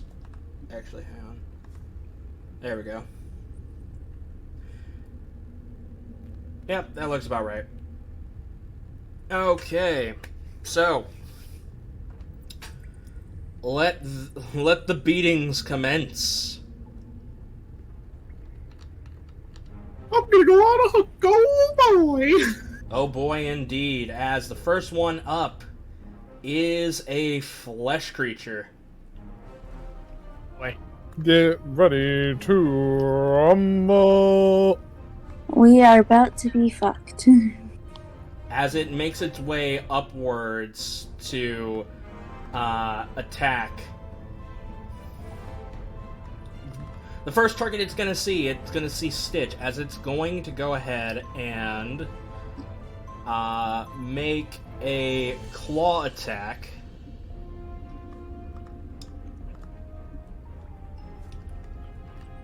Landing for 5 points of slashing damage on your grep.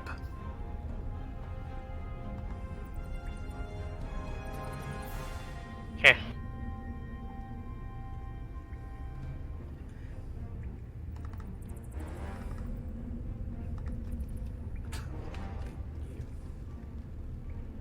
Hang on. Control. And with that, you also see, you actually all hear as it lets out a guttural howl as it echoes through the cave.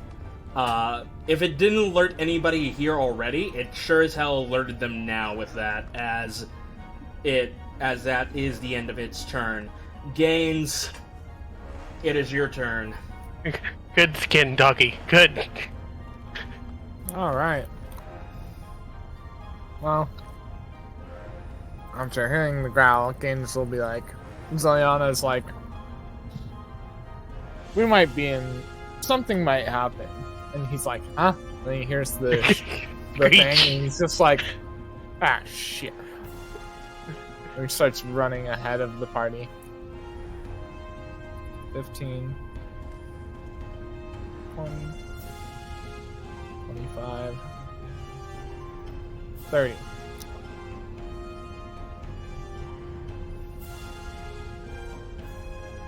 Can you describe to me what Gaines sees as he rounds the corner? Well, currently right now you don't see anything, as there is another 10-foot cliff that peeks over.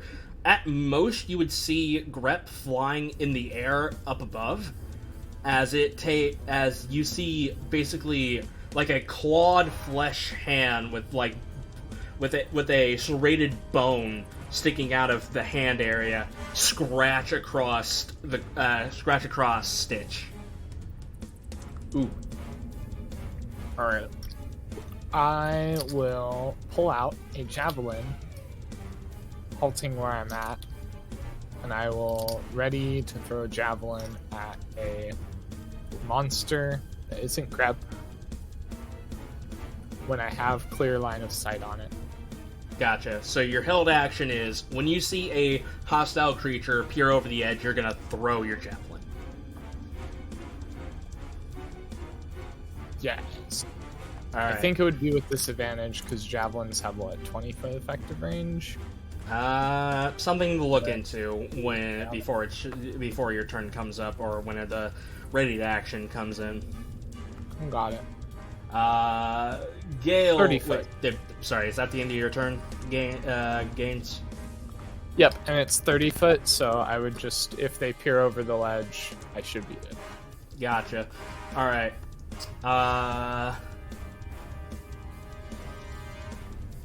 Gale is going to go ahead and rush on in. He is going to go ahead and he's going to stay his ground right here. He's going to hold a... He's going to go ahead and hold his action. Basically for the exact same thing, but instead of throwing a javelin, he's going to hold in his rage. So when a creature either comes onto the ledge or comes down off of the ledge, one of those two, he's going to go ahead and go into a rage.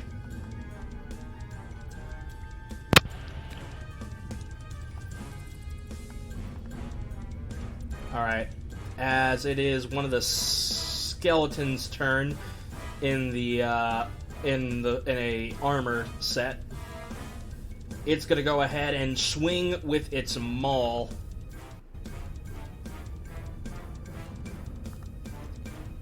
Clobbering the fuck out of Grep, dealing enough damage to send it flying over the edge, hit this wall right down here next to Sips, goes splat, and disappears. Damn, hit harder. Hit more than 17 in one smack. Oh no. It was multiple. It was 2 smacks, but for the sake of interest, I flavored it to one giant. Fuck okay. All. Smack. I'm press the backspace button. Bye, Grep. Yeah.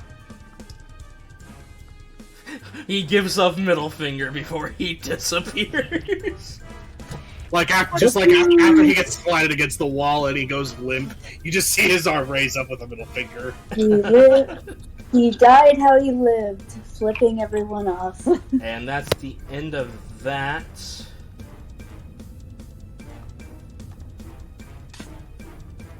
Okay.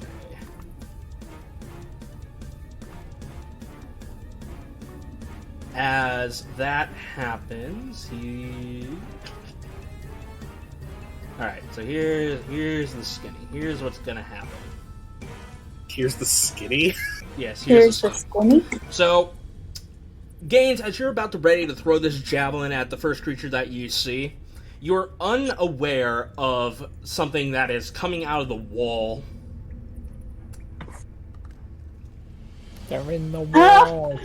As you see this apparition appear from out of the walls and raise one of its ghostly claws and scrapes across you. Or, well, attempts to scrape across you. Oh. As it... My brother and dice. As it scratches across you, you can feel your life energy just get zapped as the necrotic damage cuts across your skin for 7 points of necrotic damage. And as you look at this creature, it looks familiar to you as well. Due to your background and knowledge, you know for a fact that this one looks like a Phoenix Kingdom Flame Musketeer soldier in a ghostly form. Aw, shit.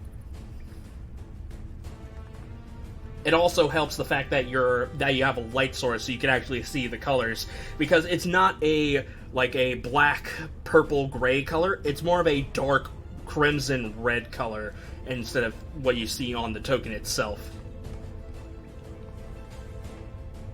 All right. And that will be the end of its turn.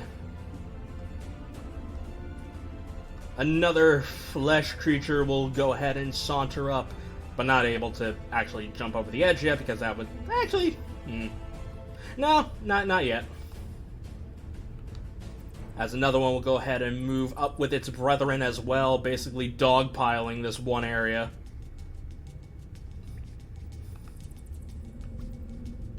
However, this does activate... However, the sight of the phantom that you saw before you does activate the rage, because one of the conditions have been met. As you see Gale, from a light blue skin tone, go completely dark gray, like a storm cloud, as his eyes begin to light up, with a blue thunder. Oh, hell yeah. That's cool. For he is a Storm Herald Barbarian. Oh, yeah. With that being said, another apparition comes out of the wall and makes a claw attack on Gale. Also hitting him, unfortunately, for 5 points of necrotic damage. Damn. Alright, Zilyana, you snap back into your body. Snap back to reality. I was saying it the entire time, waiting for it. I was saying it in my head. I'm like, snap back to reality. With this, there goes gravity. Would this creature meet my trigger condition, would it only have to be if it comes down from the ledge? You said when it appears on the ledge, so unfortunately that is the triggered action. I'm sorry. Okay. All right. It is what it is. Is that okay? It's called submitting commentary for the audience. Trying to figure out what to use. You know what? No, you suck. Nah, I'm kidding. Commit, dang it, commit. Wow. Man. Anyways, Zilyana? Yes, I am, I'm going to move just over here to see, can I see anything To where? from this point? Kind of, I went past, oh, actually, I'm not gonna, hold on. I'm gonna ask her to come with me, as, I forgot her name. Sage. Sage. I'm gonna ask her if she can come with me as I move over this way to a little bit north. She'll move when it's on her turn. That's what I meant though. Like, see if she'll come with me. I'm gonna move northwest this year. Can I see anything enough to hit it? You have, if you can see them naturally, then you could see them. Up. I can see that one. I can't see that one. I can see that one. Just barely around that corner. Unless it's small. Line of sight. Anything that your dark vision can see, you can see. Okay, my dark vision is... Are you guys not able to see the entire map? No, I can. I'm just making sure. I'm not making sure for darkness. I'm making sure for line of sight. Because I can see that. You can see the other. You can see the other phantom. It's just that this one would have cover. Yeah, I'm gonna hit that one. God, I'm gonna hit this one over here that I can actually see. That's not behind the wall a bit. The one next to Gale. Yeah, I'm going to. Let me see. It's either. Let me see which one it is real fast. It's either a cursed act or Hollowing Curse is the one I like.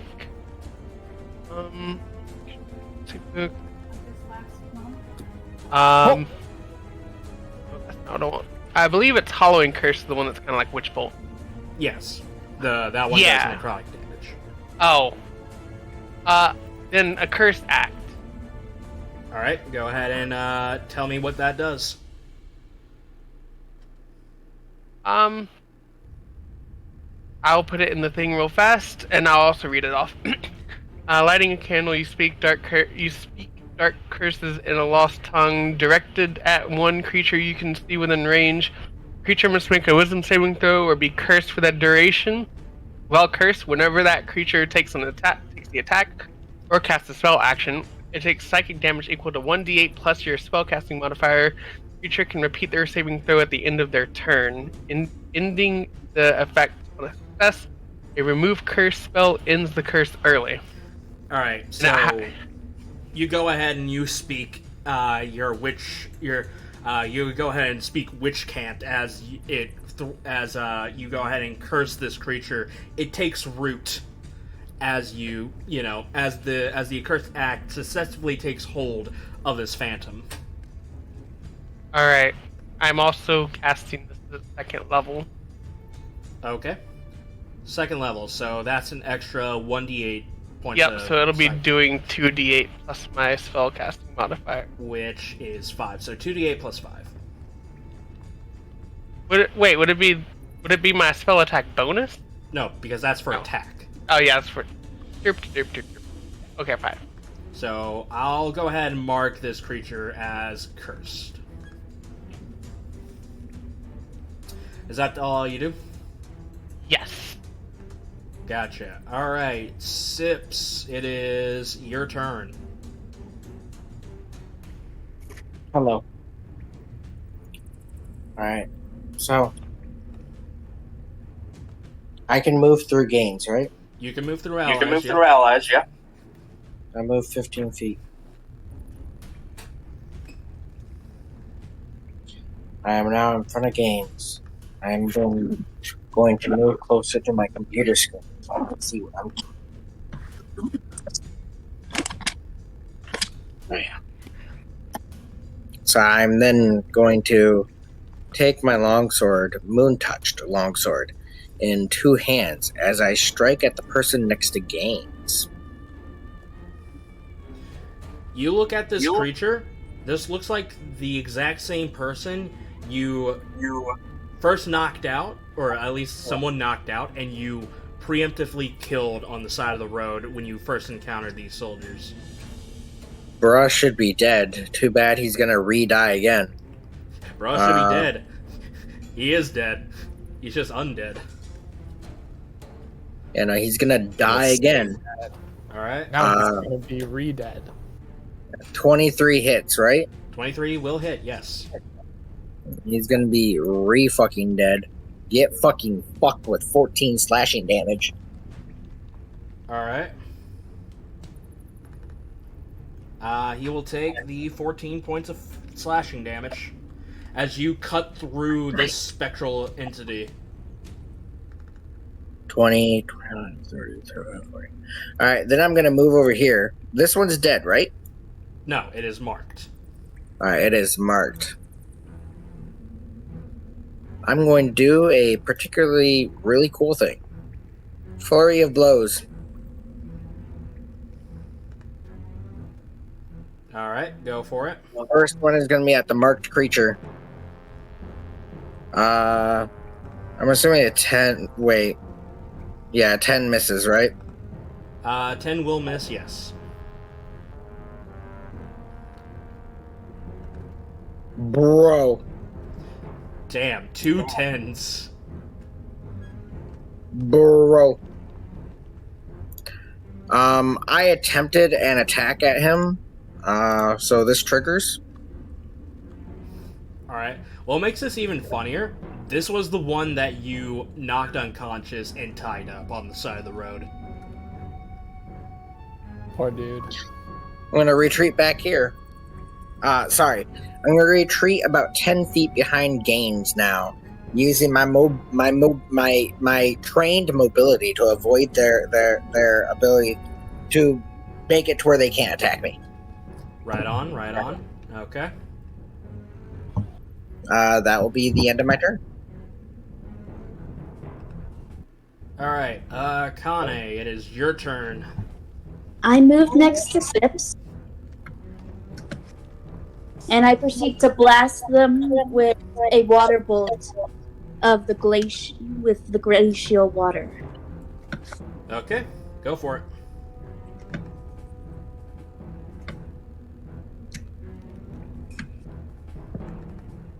Let's see, where is it?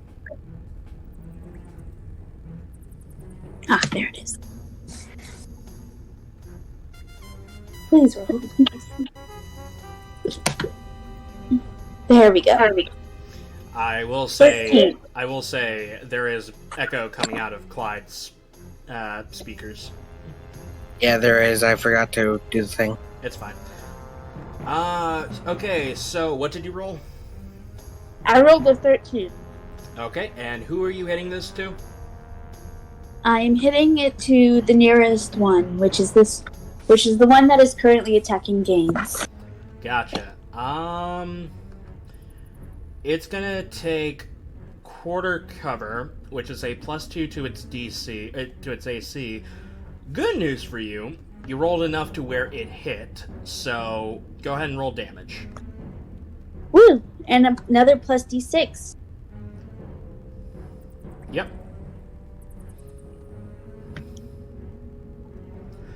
Alright. So as you go ahead and you uncork your water skin and you throw it towards this creature, it splashes onto it, taking 3 points of bludgeoning damage. However, it looks like that the cold that came from the water did absolutely nothing to it. It seems to be immune to cold. Well, darn. Yeah, it's unfortunate.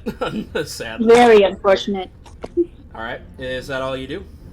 That's all I do. Gotcha. Alright.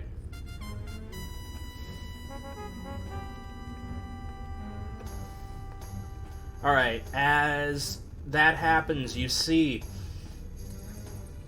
So as that happens, you hear the scampering of basically flesh rubbing against the stone walls or stone floor. As you look up, you see this creature for the first time, for those who are not Zilyana. And this actually does activate gains your held action. Oh. You guys is right on the cliff. I've been waiting. I've been I'm waiting just for like- this moment. Back off, ugly. Yeah. A 22. 22 will hit.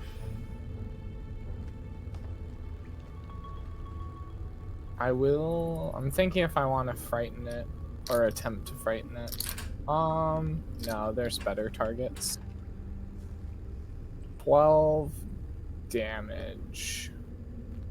I need to fix your spear, because I think I fucked up. That's not a spear, that's a javelin. No, I mean your token for the spear. Oh, okay. Oh, I'm a moron. Yep, okay. That's why. There. My bad. It didn't have dim light. Yeah, no, I put 10 and 10, which it should have been 20 and 10. But it's fixed now, though. See, thank you. So as you look up, you actually see that the skin on this creature is a brown, like a stone brown color, or a mixture of brown and stone color. And you get this, and based off looking at that, that looks like the skin of a Earth Genasi.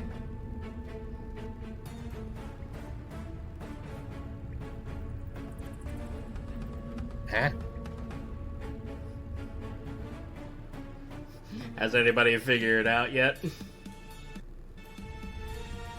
Yes.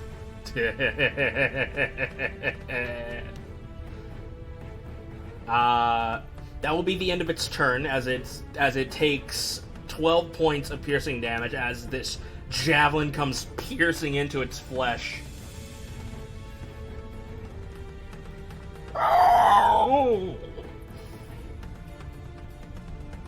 Starzin, it is your turn. Alright, cool. Let's see, I'm gonna move 10 feet up so that I'm in between Zilyana, Akane, and Akane.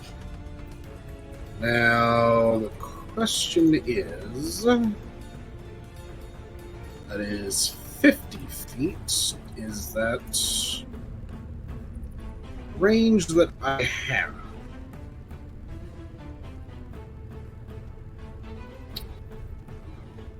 Technically, that'll be a shot with disadvantage if I do that. Keep in mind, make sure you guys are planning before your turn comes up.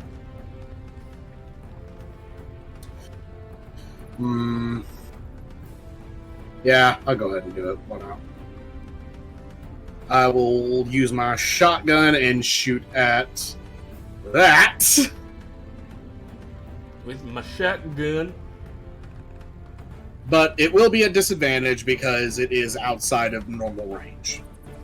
Gotcha. So go ahead and roll with disadvantage. 17. 17 will hit. Go ahead and yeah, do so. 6 points of piercing. You go ahead and you fire, and as this shot goes over the heads of your companions, it does land true onto this creature. However, it is still up. Oh wait, I probably should have had it roll a save on this for being stunned, because technically Gaines did enough damage to where that was half of its HP. Oh wait, no, it's undead, so it doesn't get affected by this. Never mind. This third takes so much help, it's like, I feel nothing. Alright, they're dead. Their nerve system is shot, man. They don't have nerve systems anymore. Alright, well, after that, I'll use my bonus action to cast Static Bolt. That is 16. To what target? Same target. The flesh creature? Yep. That will hit. How would you like to kill him? So, as the shot kind of connects and it's kind of reeling, I just pull up my middle hand and just snap my finger, as it would probably look pretty pissed off at me. It just suddenly just starts shaking violently as it gets shocked. It shakes yes, as you shoot it with the shotgun, it reels in pain, you shock it, it collapses onto the ground floor, and everybody can see before it now that is the skin of a Earth Genasi, but it's different parts of different Earth Genasis. Like, you see a bit of brown on one end, you see gray stone on the other, you see lighter gray on one, and it's just a mix mash of flesh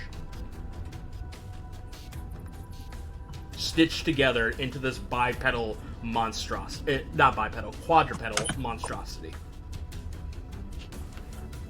Sounds like not a friend. Is that the end of your turn, Starzin? Yeah, that is the end of my turn. Alrighty.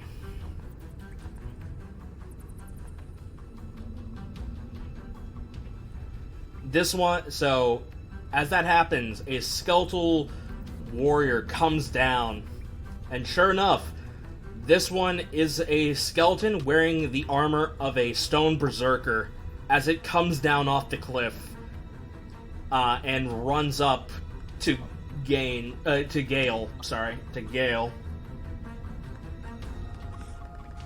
As it's gonna go ahead and make 2 maul attacks. Intrusive thoughts. Alright. So it is Actually, let me see if it's 60 feet. I didn't think.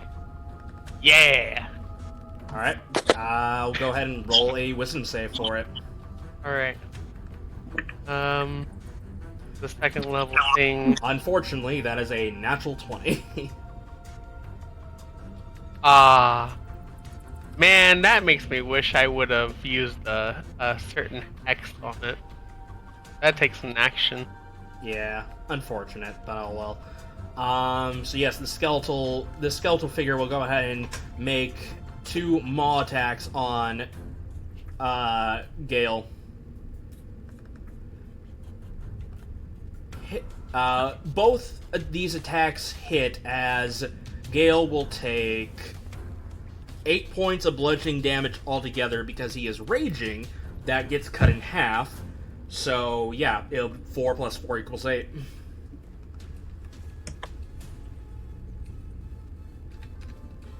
Bourbons. It's scary. Burn. Alright. Sage will go ahead and run right behind you.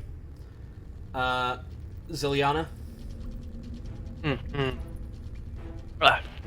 Okay. I will... Because that other thing is a concentration, I believe. Let me double check what I did. Yeah, that's a concentration. My hexes they're concentrations too, right? Your hexes are considered concentration, but they're 2 different concentrations from a spell. So you can have a hex and a concentration spell at the exact same time.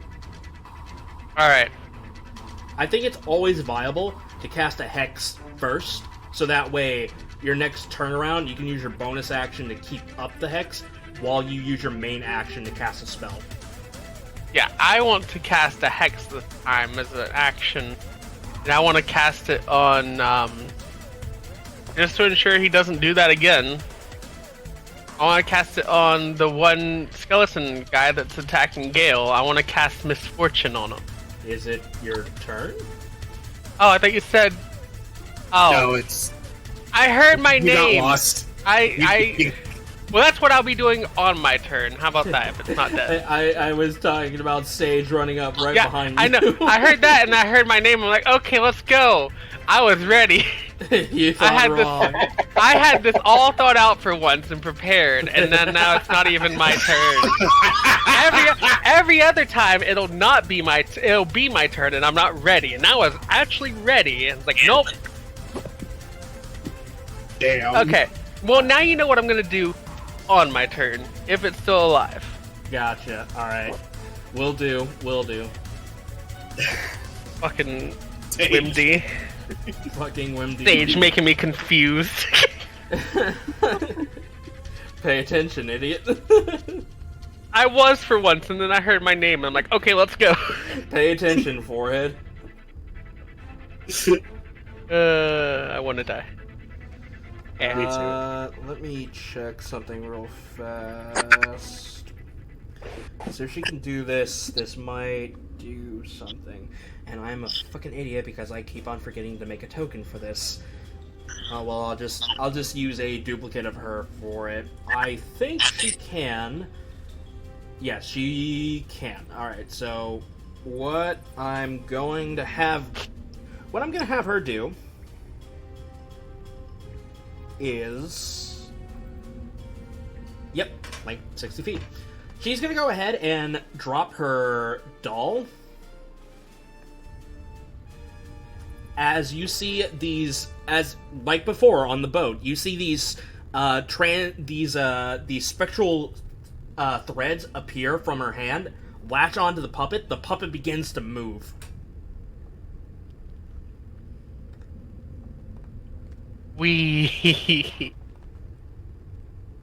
For the sake of it, I'm just gonna go ahead and have, I'm just gonna use her token, second of her token, as this one is gonna go ahead and march its way up to right here.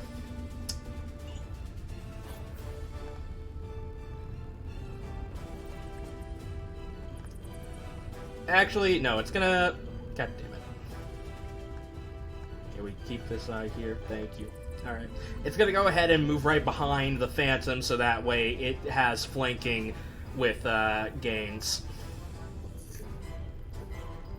And that'll be the end of Sage's turn. This skeleton will go ahead and move up with the rest of its companions, along with the other one in the back right here. And that will be it for that.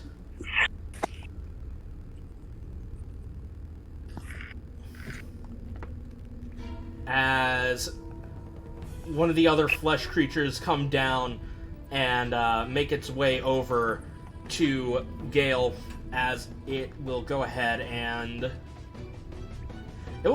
and use its action to consume flesh. That's a word. That's a few words that are of concern. Never mind, it cannot consume flesh. Does the flesh have to be dead? The flesh has to be prone. Oh. Damn it.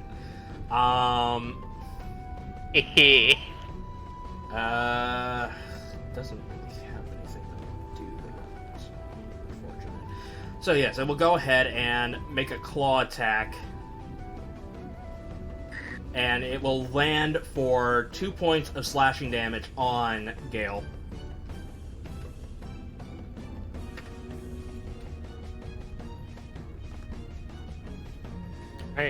Alright, Gaines, your turn. Oh boy.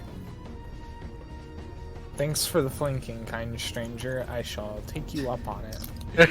You just see a doll, though. It's like...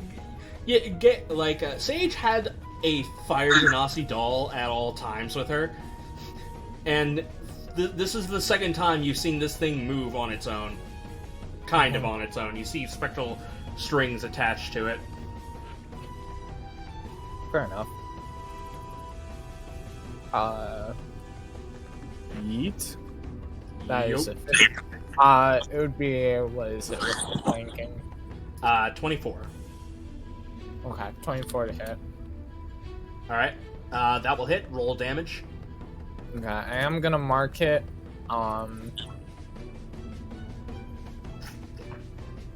Yeah.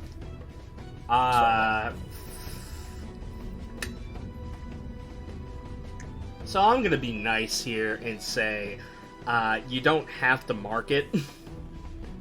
Okay. As you go ahead and you slam your spear into this creature, it goes through, and as that happens, it basically pops into it's almost like putting smoke into a balloon, and when it pops, the smoke disperses out, essentially, as it basically dies. So yeah, that's the end of that Phantom. All right. You should probably mark that one as dead too. All right, yeah, probably should. Wait, hold on. Where's my D20? Well, that's upsetting.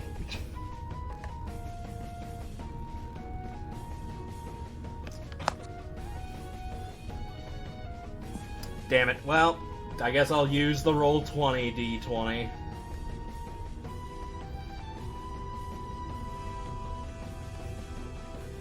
Alright. Continue on with what you're planning on doing, Gaines. Okay. I will then move here. Then I will end my turn.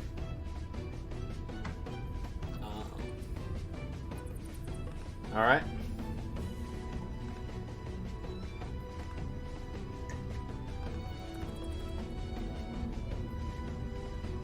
All right. Gale, it is his turn as he is going to go ahead and pull out his rocket maul.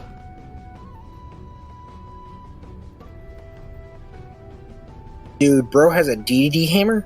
Essentially, yes.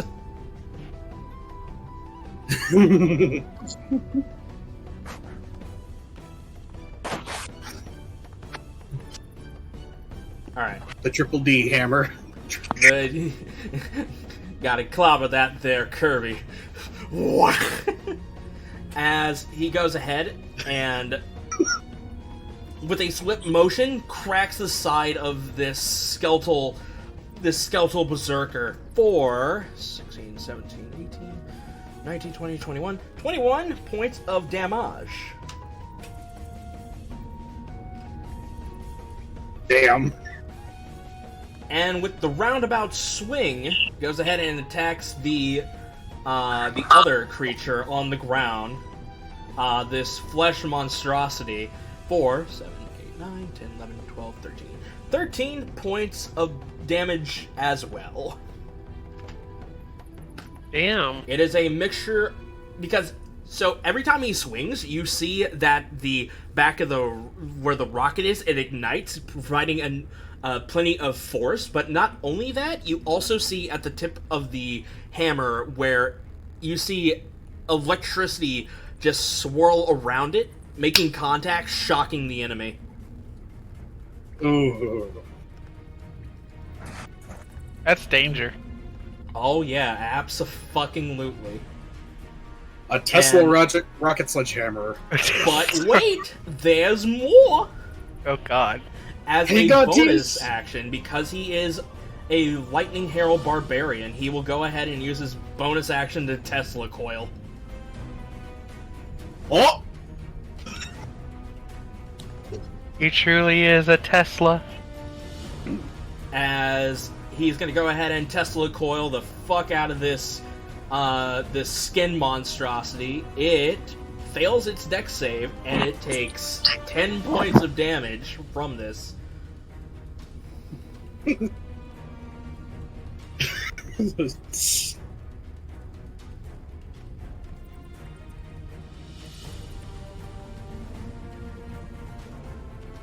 Alright. Like a dying spider, it turns on its back as its limbs curl in, as you smell pork in the air. Damn. This gift just sums up how I feel right now. The gift I posted in chat. Nice work. Just Starzin in like the in the shape of the Pip-Boy guy from Fallout giving a thumbs up. That's what Starzin's doing, but that GIF is what I'm doing, me the player. Alright. Continuing onwards, that will be the end of Gale's turn. It's now Skeletal Knight number 2.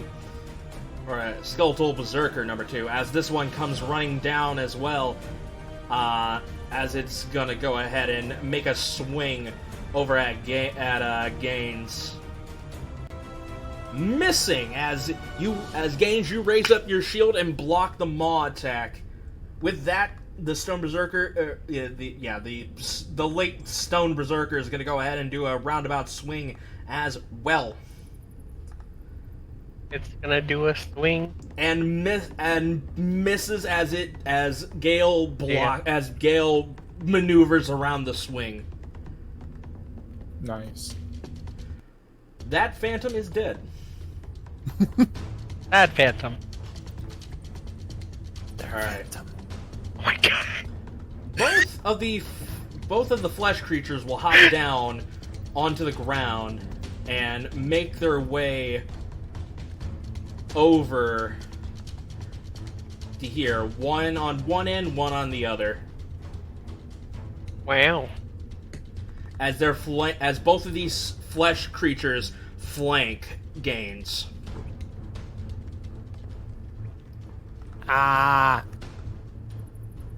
One of them misses as you quickly raise up your shield. However, it leaves a wide opening from behind you. Intrusive thoughts. Can I actually opportunity attack one of them with my reaction? As it encroaches Yes, you on can. me? Yes, you can. Okay. I'll do that to the one that's trying to nibble my butt. Alright.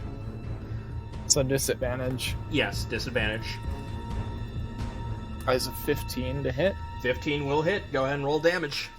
I will also be using my superior technique to attempt to frighten it, and it has to make a wisdom saving throw. Okay. I've already used my Scourge of the Small, so that won't apply for this. And then we have the 1d6, so it will be 18 damage.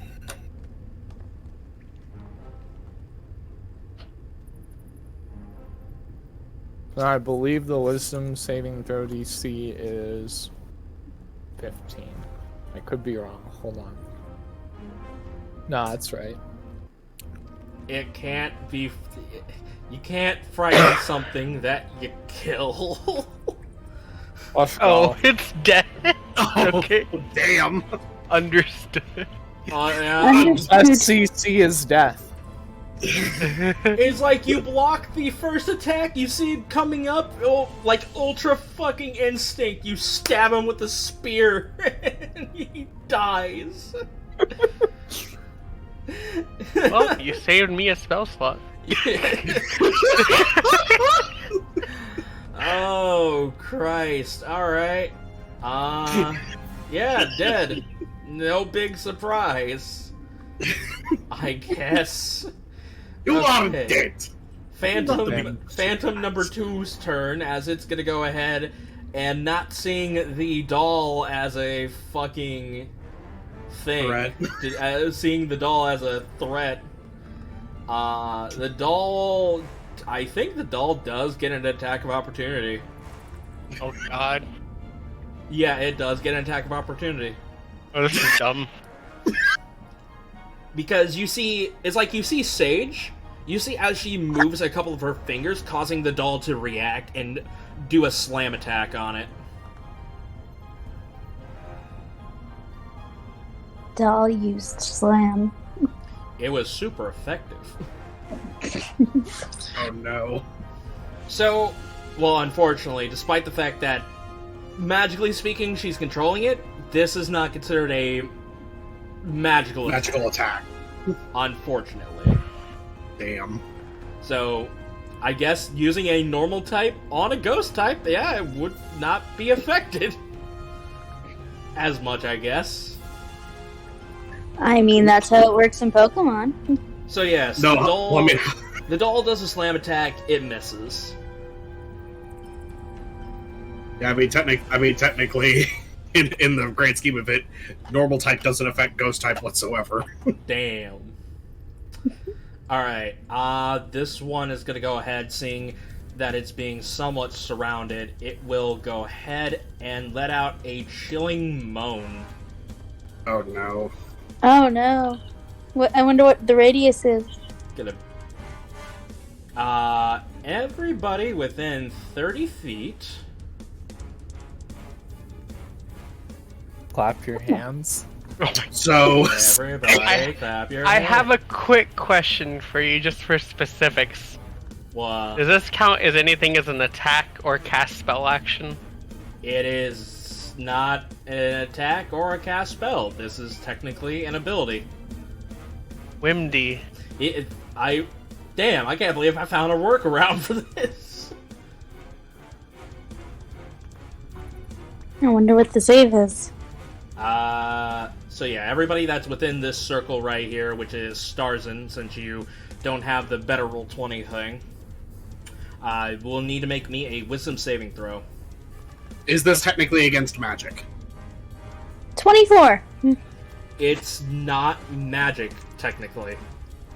Well, an ability could be considered magic in some cases. That's why I. This one I'm not gonna say that it's magic. Okay, it's a wisdom save. Yes. I got a 19. Natural 1. Bye. I will say it is off a GM layer. Oh, you died. I know. Just feels weird. Alright. Fair enough. Alright, Gale. That is a success. This does not affect undead, and the puppet is a construct, so this doesn't affect that as well. The only person I'm missing right now is Sips.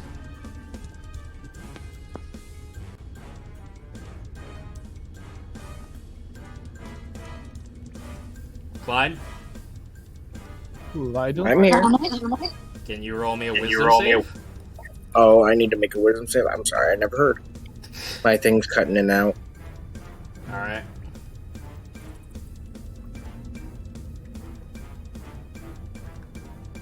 Yep, that's certainly a wisdom save. Hit me. Alright. Right. That's a 12 for the audience watching. Okay. So, because everybody, well, except for Gaines and Akane, first things first, I'm just going to go ahead and roll 2d8.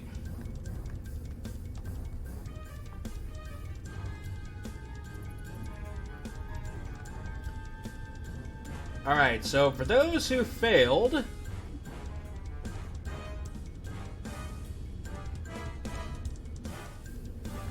actually, on a failure, so yeah, for those who failed, they will take 13 points of cold damage.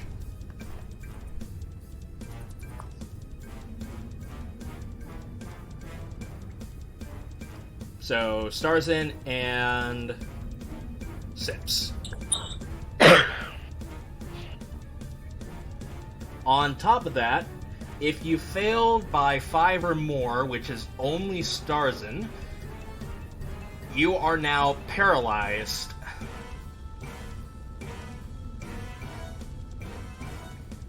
Well, I guess this is where I die. Also, for everybody that failed, you are also frightened. Which I guess is fitting for this one for Sips, considering this was the phantom that she knocked out and tied up. Unlucky. So everyone but me and Akane? Everybody but you and Akane are, well, so only Starzin and Sips are stage frightened. out here. You two are fine. So Okay. Sips and Starzin are frightened. Starzin is paralyzed because he rolled a nat 1. What about Gale? Gale succeeded. Let's go, Gale. Obviously. And with that, that'll be the end of that turn. Yay. The thing I wanted to target with that ability is still alive, so I want to continue with my... actually, real fast before I ask, which one over there looks... I know they're both undead, but which one looks more dead than undead? Ah, that's right. I forgot to put the mark that indicates if they're half health or not. That one. Okay, I want to direct my misfortune to this one. Okay. Misfortune. How does that work? As an action, choose one creature you can see within 60 feet of you. Actually, let me double check that, because the last one was, but You should be 60 Yeah. feet. I wanted to double check. Because... I know. I wanted to double check, though. I know. When you can... Go ahead. And you can, as an action, choose one creature you can see within 60 feet of you. Until the end of your next turn, whenever this creature rolls a 20 on a d20 roll, the roll instead becomes a 1. Yep. Alright, so yes, you go ahead and you let out this hex. As it takes root onto this creature. Alright. After that, I think that's all I can do, because everything else I have is just action. Sips? Or reaction. You are currently frightened. As you stare at this creature, you basically see like a much more terrifying form of this soldier that you left unconscious at the side of the road. Basically, the feeling of guilt after slaughtering his friends and maybe considered family. The guilt terrifies you. Bitch, I ain't crazy. I'm just terrified of why they're fucking alive again. All I can imagine is in the screams. I'm sorry, but this one, I can take control of this. All I can imagine is in the scream you just hear, why did you leave? What kind of fear is it? Is it a fear that disables me from walking towards it? Yes, it is the frightened condition. Okay. Wow. Don't know what to do. What do I do with this Klondike bar? Man. So, under the frightened condition, a frightened creature has disadvantage on ability checks and attack rolls while their source of fear is within their line of sight. Creature cannot willingly move closer to the source of its fear. Yep.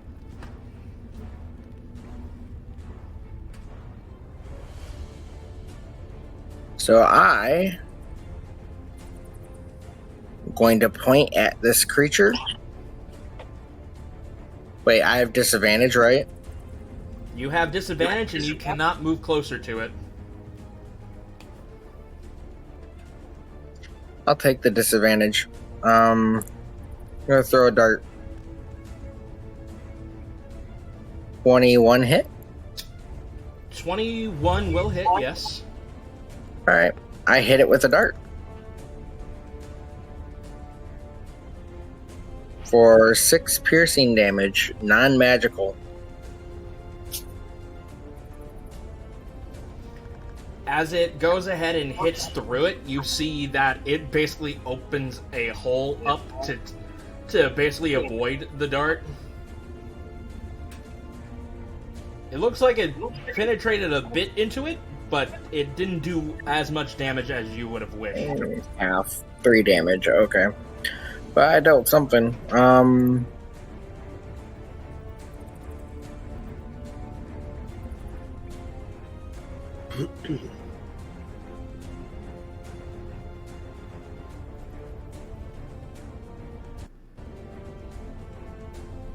may have to move back here. I'm going to move back here. Not gonna lie, this is probably the most fitting failure. I'm gonna move 5 foot away. And I'm slowly stepping back away. Just starting to fling darts slowly as Sips's wide eyes just saying, "You shouldn't be alive. You should be dead. Why are you here?" You killed my friends. You left me. You left me. You will pay. But yeah, that's my turn. Akane, it is your turn. Okay, well, my computer is choosing to be itself, but I would like to run over and start flanking with Gale, with the skeleton soldier. So you want to run past the Phantom to get right behind the skeletal soldier? Yes, because I don't think there's anything I can... Wait. Sorry, which skeletal soldier are you talking about? There are 2. The one that Gale is currently fighting. There are 2.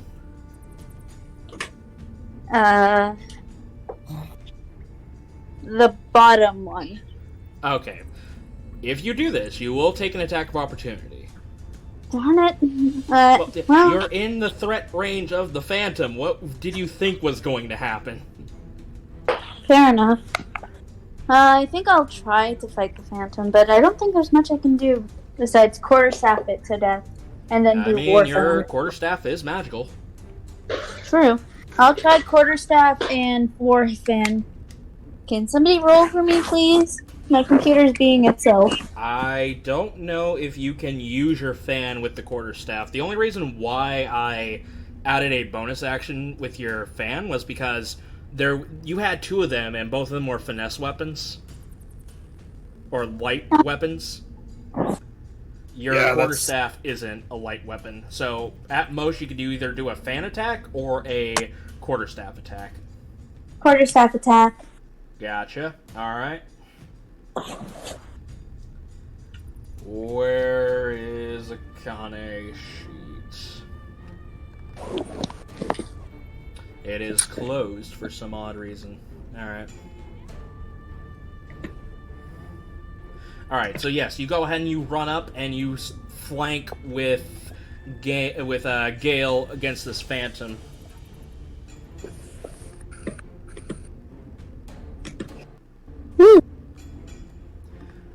You go ahead and you swing with the quarterstaff, and I'm double checking if you actually put it in right for the magical damage. You did. Alright, good job. One-handed or 2?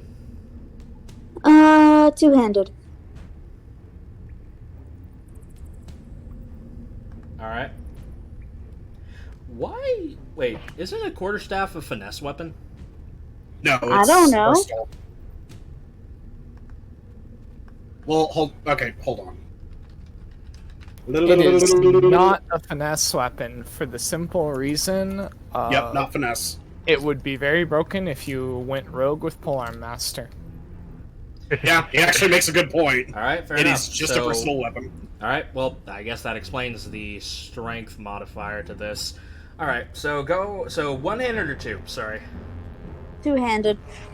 Two-handed, alright. Coming down with the quarterstaff for 24 on a 24 damage. Not damage, attack roll. Ooh. For 4 points of bludgeoning. Yep.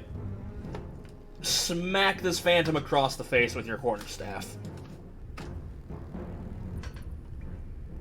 And I think Back that to the is... spirit realm from whence you came. I think this might be the end of your turn. Alright. Alright.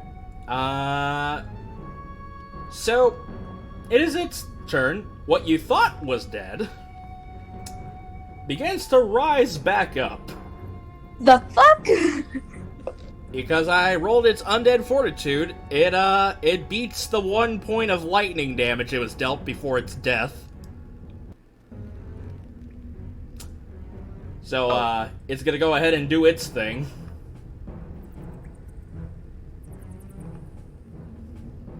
Let's see here. It sees the Phantom, it sees the Skeletal Knight. It's gonna go ahead and skitter its way over to Gaines and make an attack.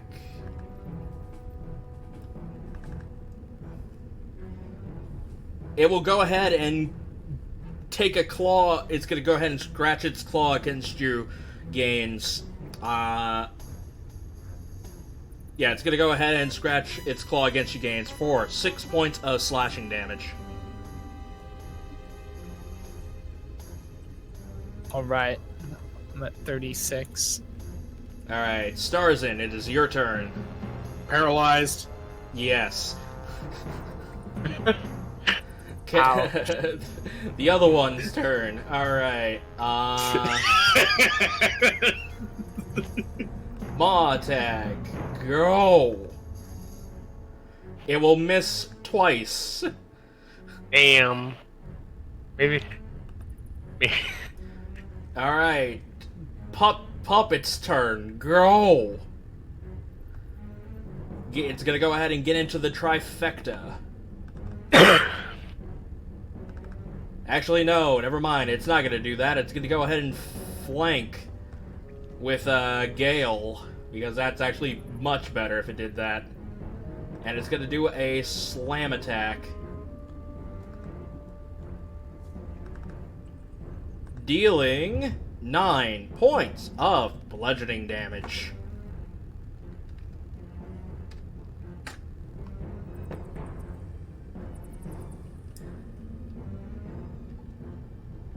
Actually, Zilyana, what's your passive perception? My passive perception is a 12. I need to roll something. Yay!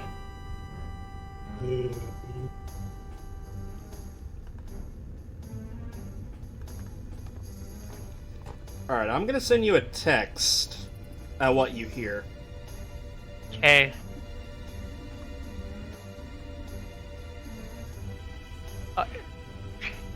Really gets because I'm sitting right next to her. If it's from her, I don't even know.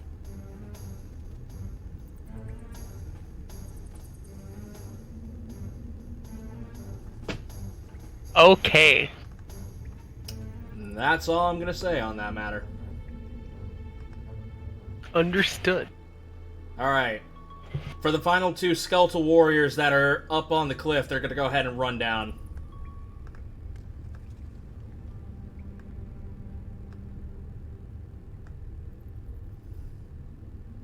And they're both gonna go ahead and swing with their mauls.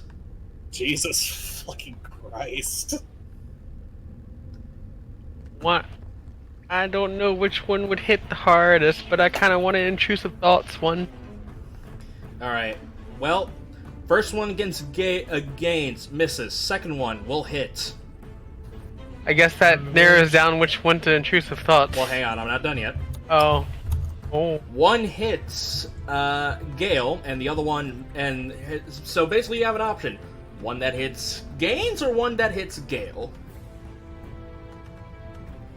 Who do I like more?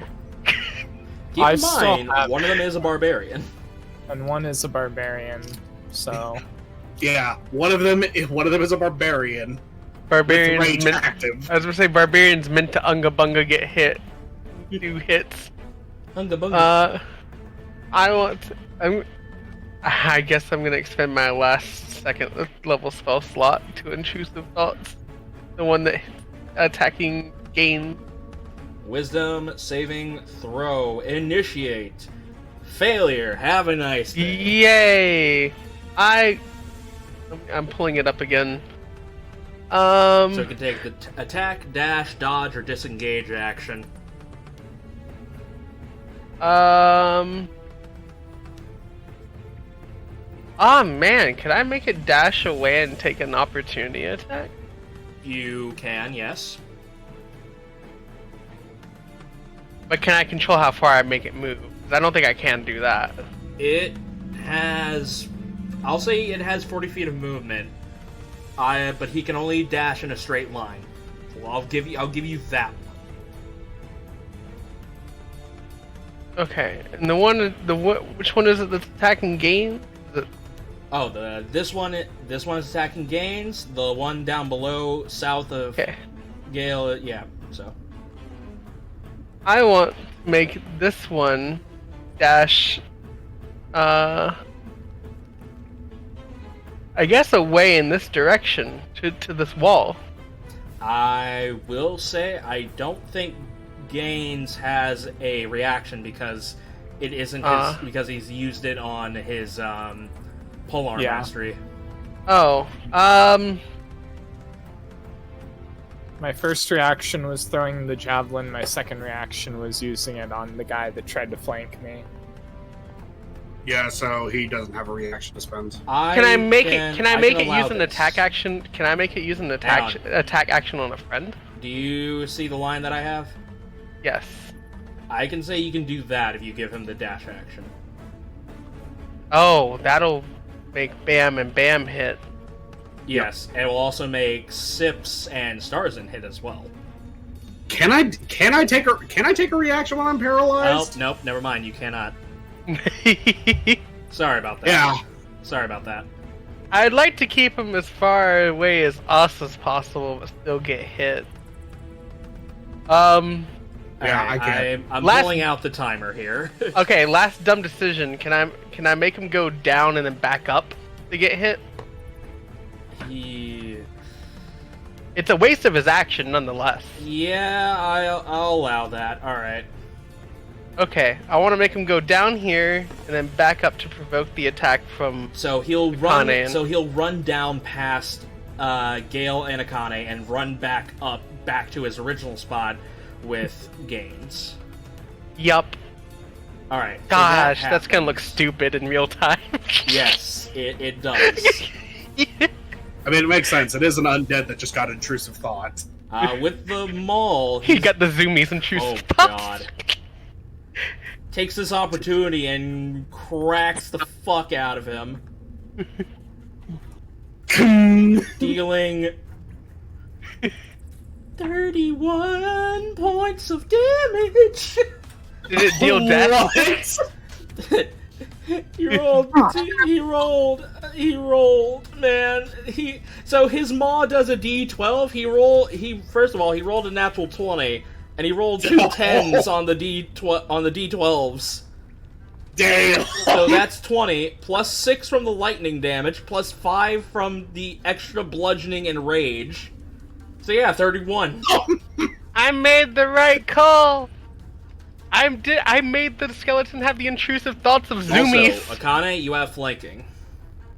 Ah, right. Advantage. Oh my god. Alright, roll damage. 10. How would you like to kill this one? Yay, I did good things. Actually, hang on. How would you like to combo attack kill this one? I would like to, swing its head off. Wait, did you say you rolled a 10? Yeah. No, I rolled a 23, No, and then the damage. Yeah, the damage. Okay, so yeah. I'd like to imagine you and Gale both simultaneously swing the blast maul and the quarterstaff simultaneously. Oh god. And I'm just in the background before this all happens. All I do is say, "You feel like you're getting the case of the zoomies." No, all you see is fucking Zilyana doing the Fortnite dance. No, I will refuse that. Nope. No, he's getting the case of the zoomies. Yeah, I just imagine that when he gets hit, he just like does like that stereotypical and then he just like falls in goes in the air and like lands on his back because he got Alright. out. Well, with that being said, Gale will take 4 points of bludgeoning damage from the maw, from the second creature that attacked. Dear God, that was a good move. Yes. Good work, Game. Good work, Gale. I'm happy that I can make dumb things happen. Alright, so this one is dead. Gaines, it is your turn. Oh. I'm surrounded. You are indeed surrounded. Let's unsurround myself. This dude has damage marked, right? No. He looks perfectly fine. All three of them look fine then, right? Well, I mean, That the one was touched. Except for the one right above you. Alright, the guy right above me is getting it. As he was on 1 HP. Jab. Alright, go Jab for with it. my spear. 11. That will not hit. This is depression. You stab, you miss as it jumps. It jumps up out of the way of the stab. Pain is all you feel. I'm debating just action surging. I was about to say I can feel the urge to action surge on a fight. It's okay. I've already dumped all my second level spell slots. It's not correct. I have plenty of HP. I'm fine. Alright, well, what are you doing? I'm on a second wind. Let's see how much HP I get. Oh, you're gonna second wind? Yeah, we're gonna see how much HP I get with my bonus action. 8 HP back. Puts me up to 44. Yeah. Also, can you get a little bit closer to your mic? No. Okay.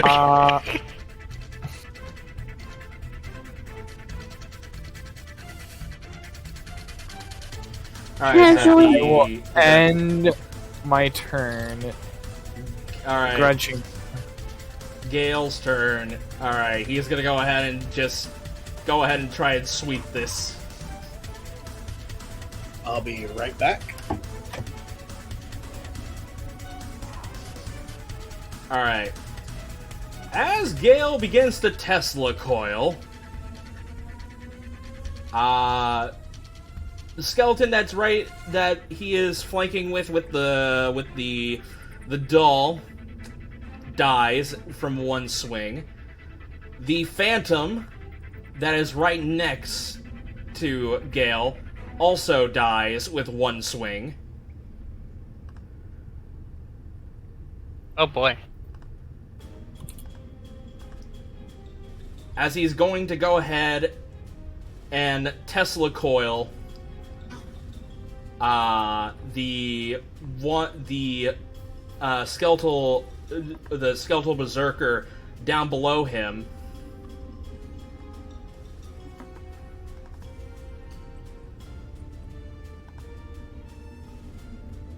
Alright, it needs to make a dexterity saving throw. It fails. It will go ahead and take 10 points of lightning damage. Ooh. And that's all she wrote for Gale. Alright. Skeletal Knight number 1's turn. I want to taunt him mentally and be like, you can't get a big hit. He's gonna go ahead and make 2 attack rolls. Both of them missing, as one goes for Gaines, one goes for... Actually, sorry, no. One goes for Gale, the other one goes for the doll. And the doll is just too small and nimble for it to get hit. I don't even need to proc my misfortune. It's already kind of taking place. Yeah, I feel like Misfortune is for, like, a big single-target creature. Or something along those lines, but, you know. It seemed tankier than I thought. That's why I thought to do it. And like, It's and somewhat because tanky. and because of that one crit, I think. And I'm like, I don't want it again. Alright. Gonna go ahead and just move all these fucks into the void. Hum num num num. I'm gonna clear some room on this map. You're feeding me. I'm the void. I'm just getting fed. This one's gonna go ahead and move right here so it can get proper flanking. And is gonna go ahead and make an attack roll against Gaines. Missing as you quickly block that attack. That'll be the end of that. That phantom is gone. Zilyana, it is your turn. Alright. I will... Let's see. I'm going to let the... What is it? Is this a bonus action? Yeah. So I'm gonna go ahead and cackle as a bonus action to keep the misfortune on that one. Alright. I'm gonna sit there and go and then this do I wanna do that? Fucking sound like Danny DeVito, right? I know. So anyways, I started blasting. Wow. Alright. I'm making sure I can do this without hurting anyone else first. What should the answer to that is a no. because Eldritch Orb. Yeah. You know, I will blast, but I'm gonna blast with Candy Blast. Wow! Damn. All right. What was that? That's a nat 20/27 with a bludgeoning of 5+3 damage with a Candy Blast. What kind of candy do you throw? Oh. You remember my mistake earlier of having just tiny gummy bears? It's the big one now. I just throw a singular one at it. The 5-pound gummy bear. Yes, I just chuck it. I like to imagine it's still the same gummy bear. It just grows with your magic. Yeah. As you chuck this giant gummy bear towards which creature are you hitting? It's this one right here. Which is? Is it Skeleton Warrior or Berserker? Skeleton Berserker. Yeah, I'm gonna check out the Skeleton Berserker that's below Gains. Taking Gale. 5. Gale. God, Yeah, taking geez. 5, 6, 7, 8. Taking 8 points of damage. Oh wait, hold on. There's another thing that happens. I forgot about it. So can I have that gummy bear after it hits scatter into mini hardened ones, so it makes the whole the space it's standing on up to a 5-foot square difficult terrain? Yes. We can do that. Yeah. Let me go ahead and get this. I think it is what is it? Up to a 5-foot square. So which square are we doing? Wait, does it actually have to be like a 5 by 5? Oh, in the place where it stands. Yeah, a so 5-foot square. So right on it. Yeah, so it's it hits it really hard and then scatters to hardened gummy bears or hardened candies underneath it. There we go. That or just space melted. That could work too. But the space it's in becomes difficult terrain. Gotcha. Yeah. Thank you. Alright, is that the end of your turn? Yes, because I used my bonus action and my action. Sips, you are no longer frightened as the source of your fear is gone. Very nice. I will get rid of that little token I have. No longer frightened. There. Okay, I am no longer frightened. With my bravery returned and my nerve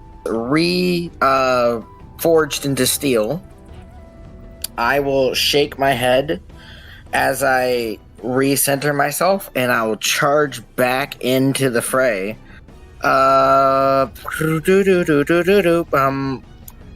This dude's alive, right? Yep. He's alive. He's alive. Is this space a space that I can get into? Yes. Cool. 5, 10, 15, 25. I'm gonna wedge myself between the wall and the dude. The dude to the south of Gale. In order to flank.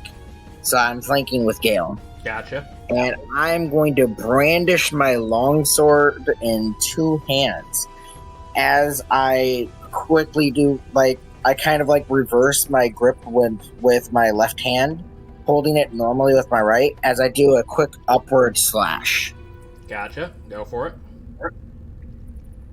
For the audience at home, this is what we call the conga line of death. That is a nat 20. That is indeed a nat 20. Roll damage. I wish to float a key for imparted force on that damage. Go for it.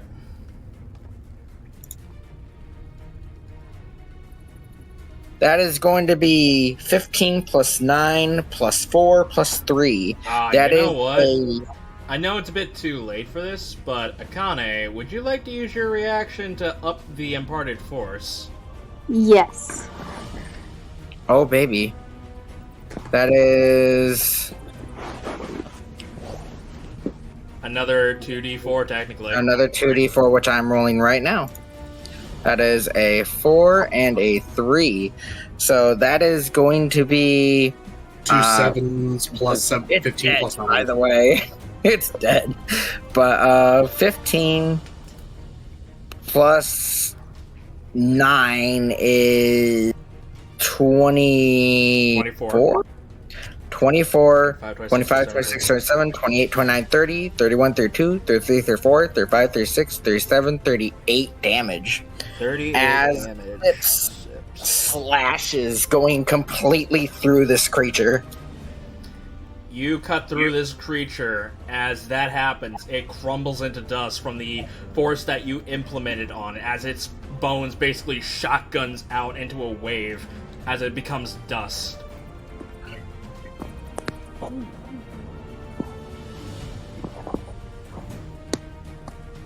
That's hot. Alright. Fucking windy. Is that all you do?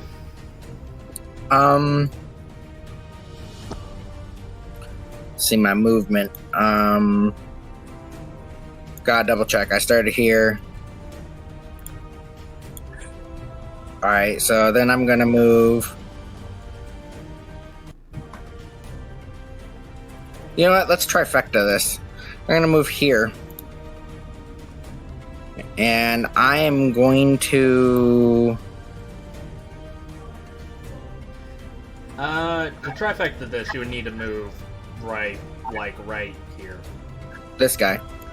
Oh, then yeah, that works. That works. Yeah. So this guy is going to get smacked with a bonus action Monk Unarmed Strike. As you smack the flesh creature. That's a 25. 25. That will hit. Roll damage. Man, good thing he's getting advantage As on I this. quickly dash up and give it a spin, like a spinning kick to the stomach Whoopah! for 7 bludgeoning damage. Yeah. Well, I don't know if you can give it a spinning kick to the stomach, but you could definitely hit it in the head. All right, sure. I'll fucking roundhouse kick it in the head. All right. It looks a bit dazed after that attack. And I think that will be the end of my turn. All right. Akane, it is your turn. I'm going to create the trifecta. That's a quadfecta right there. 3 enemies remaining.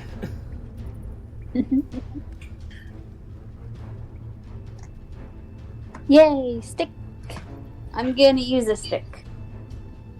Okay. If Roll20 will load. You need to stop clicking. You need to stop closing your character sheet. But why? Because so we don't get situations like this. 14. 14 will hit. 10 damage. Alright, as you come around and smack it across the face for 10 points of bludgeoning damage.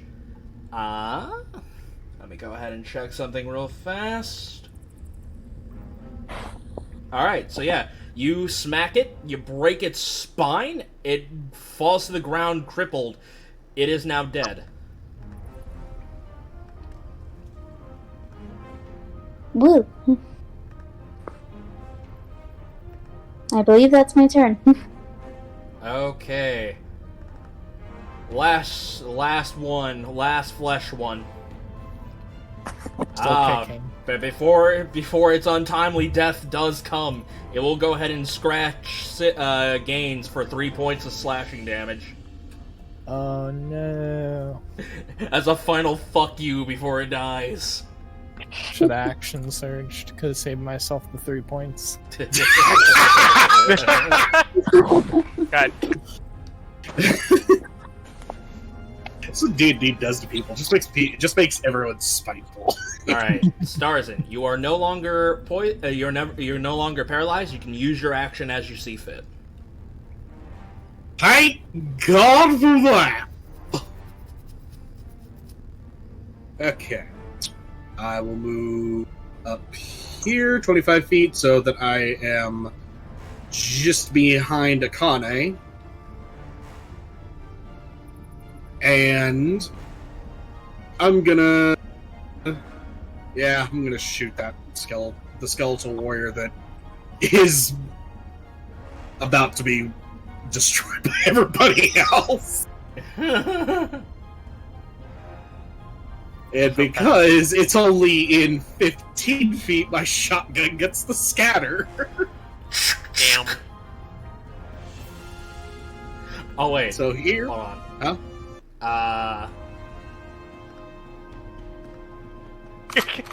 Oh my god!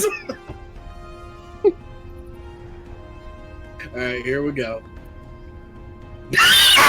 Natural 20. Holy shit! This thing. Roll damage. Holy shit! 22 points of damage. 22. Fucking god. Alright. You That's enough slices. fucking... I don't know what those glasses are. Those sunglasses that are... that cops wear or something like that. you just see Starzin with those... Yeah, you see Starzin with aviators, a cowboy hat, holding the shotgun. Just... My god. The eye of the Starzin is upon you. Okay. Wah. Just comes up and just like, it's high noon. No. Alright, as you blast him for 22 points of fucking piercing damage. Moving on. He's still up? He is still up, yes. Okay, bonus action, static bolt. Go for it, man. Go for it. Bonus action, fuck his day up. Yeah, 21. Alright, roll damage. 3. 3 points of lightning. Still up. Alright, go. Alright, But hurting. Make him regret ever being raised by a necromancer. I pretty much just did. I did 25 points of damage to him. God wait, damn. There we go. Alright. Fuck. Alright, the doll's gonna go ahead and... Yeah, the doll's gonna go ahead and, smack a bitch. Yay. Smack me. For...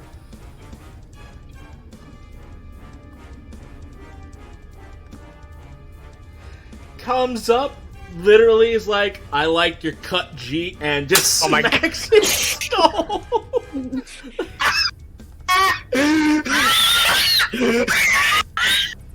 Well, congratulations, you apparently killed Creepah. Dealing 14 points of bludgeoning damage. Man, Dead. my misfortune really did take place for him. Like you cut G. Like your cut, G.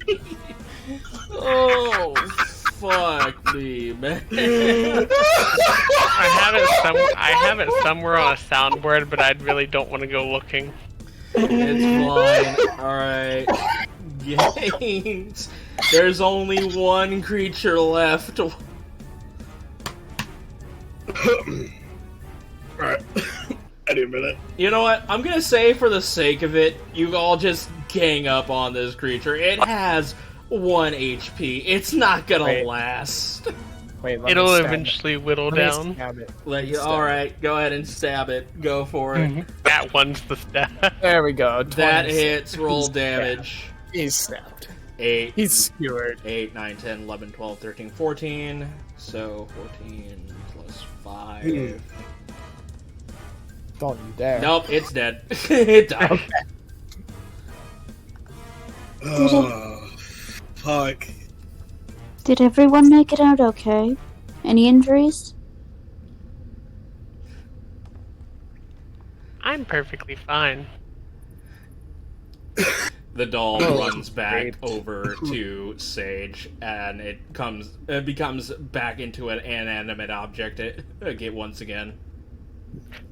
I want to give her a thumbs up and tell her she did good.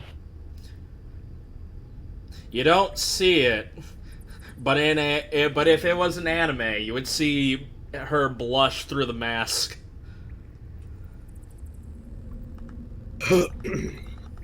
Oh no, Oh no. Alright. How wounded is Gaines? Or everyone? I mean, not very. I mean, Gaines is somewhat fine. Better than Starzin and Sips. Mm-hmm. Healer's kit time for both of you.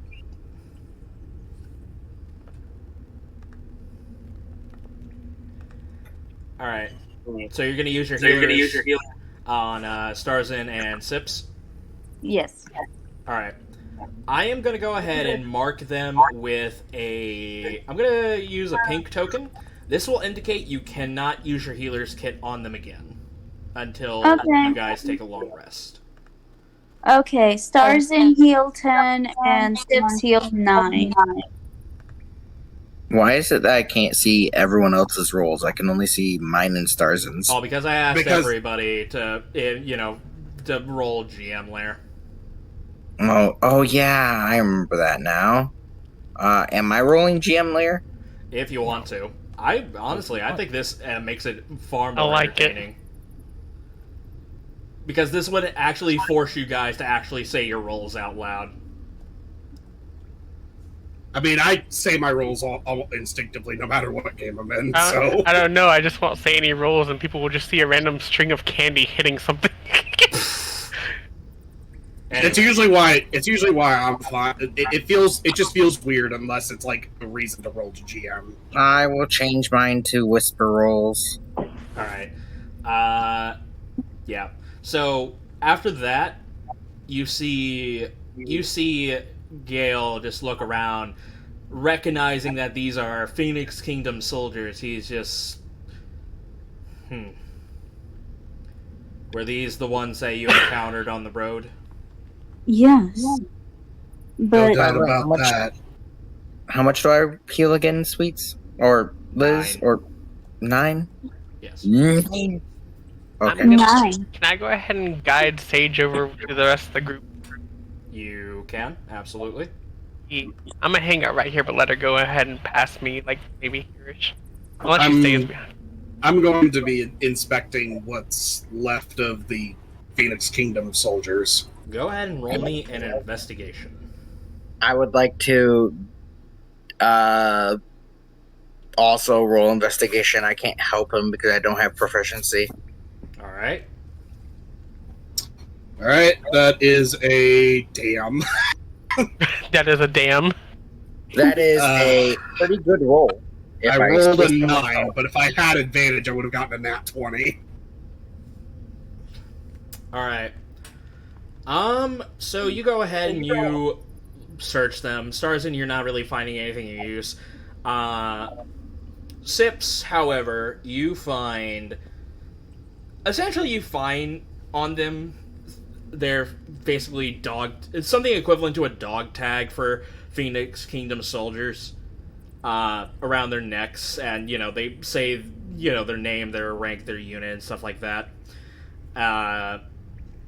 And you also see in one of the pieces of armor, in one of the stone berserkers, it's a letter.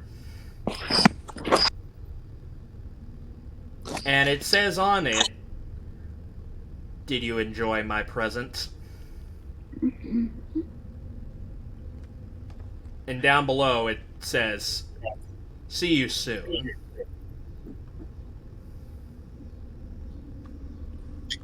I'm going to pull up this letter, and I'm going to hand it to Starzin.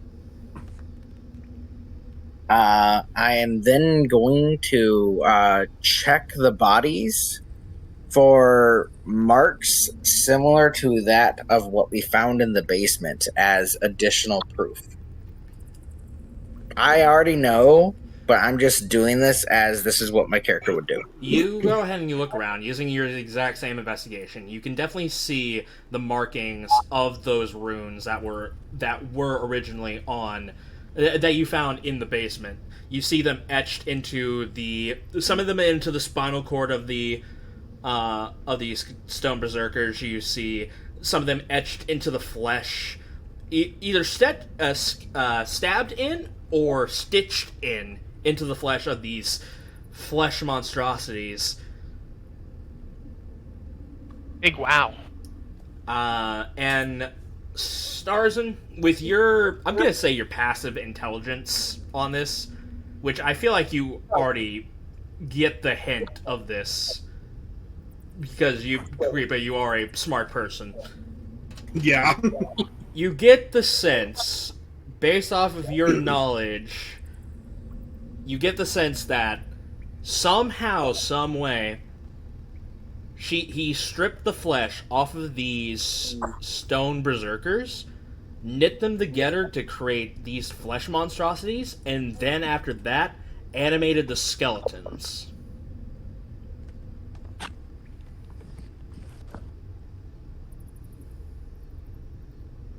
Jeez.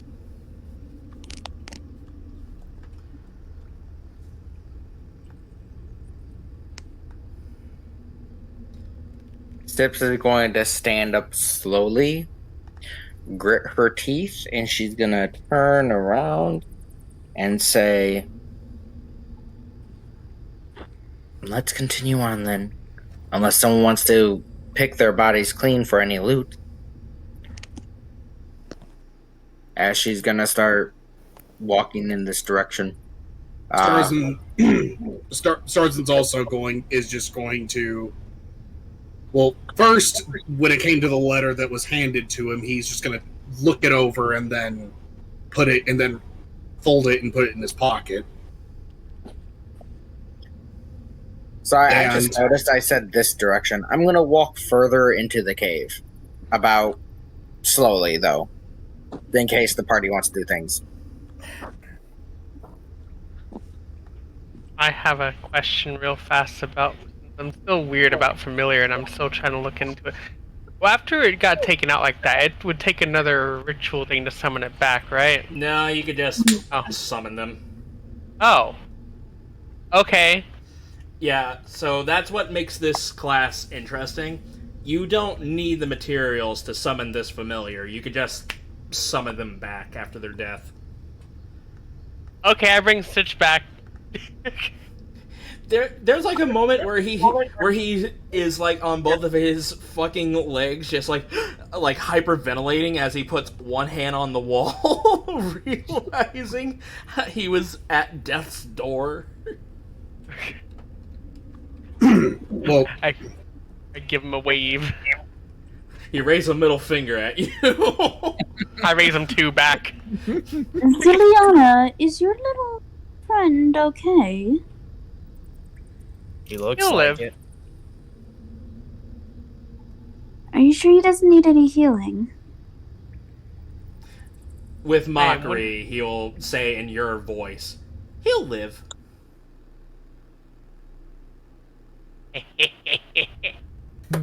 Okay. He truly is a gremlin. I am gonna start. well then. Well, In the voice of Harvey, fuck you. Nice. Alright, Gaines is gonna move up ahead and try to pass up Sips to take point Alright. again. there was one last thing I wanted to say Starzin would do. Okay. He would go over the bodies and he would collect the dog tags at least. Okay.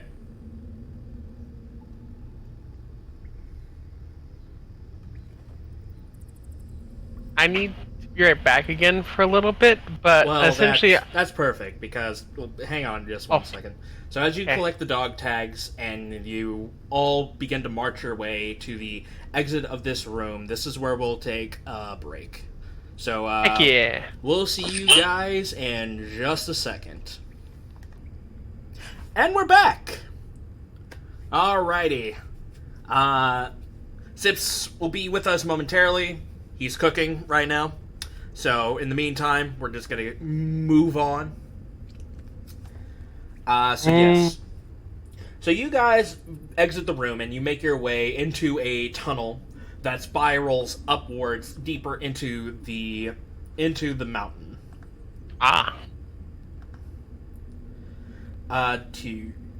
You guys continue to move forward into said mountain. Gonna say you're currently on this square right here.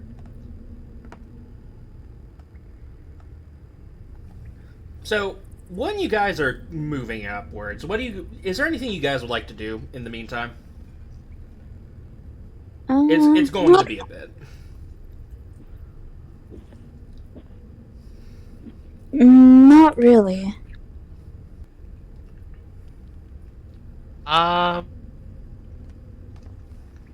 would like to create some candy. Can I just create candy with Candy Blast and just eat it?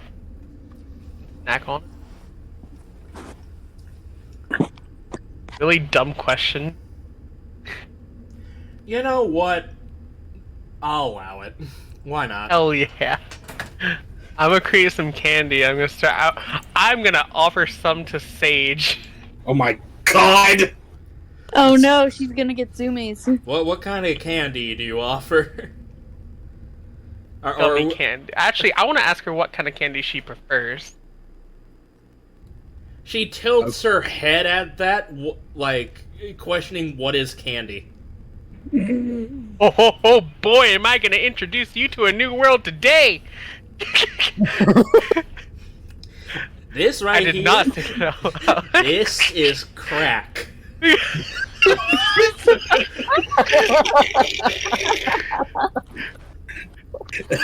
soon as I whip out the candy and Sage is taking some, Gale looks back and goes, "No!" Rest in peace, the actor of Pee Wee Herman. Damn! All I can imagine is handing out the candy, and Gale looks backwards when I'm handing out the candy to Sage, and Gale's like, "No, no, no, no, no!" Fucking goddamn, Creepah! Can you yell any louder? Yeah, Yes, but I'm sorry I did. A little bit. Okay, I'm gonna start off with the soft candy and go with more like a gummy. Keep it the good old gummy bears. You hand Sage a gummy bear. She looks up at her father for approval, and Gale nods his head at that, and she turns around, make sure that no one's facing her, as she lifts up her mask and eats the gummy.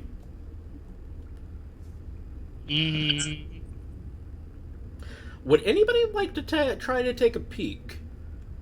No. I will I'll respect her privacy on that one. Alright, one no. What about everybody else? I won't. Not interested. Yeah, alright. We're all mainly just afraid of pissing off Gale. Yep. Pretty much. Just don't get caught, forehead. You see, I failed stealth twice and ended up shouting loudly, so I'm not taking that chance. Fair enough. Alright, so yes, she goes in and eats the gummy candy and puts her mask back down. She looks over to you and she gives a thumbs up. It was good. Heck yeah. It was like a sweet fruit, but a bit hard to chew. There are things that taste the same that are even harder to chew, but you're not meant to chew, you're meant to let it melt in your mouth. If you'd like to try that at some point, let me know. Okay, thank you. Now I'm gonna just nom on the candy and share any if she asks for any more. Alright. She will happily take some candy. Yeah. Eventually you guys end up you basically end up at an intersection. Alright. So, to the path on the right, you see that it was smoothly cut. Most of the paths that you see right before you are smoothly carved out. Probably due to the miners going in and carving out a path for people and stuff like that. To continue mining for silver. The other path seems to not be as smooth of a cut through.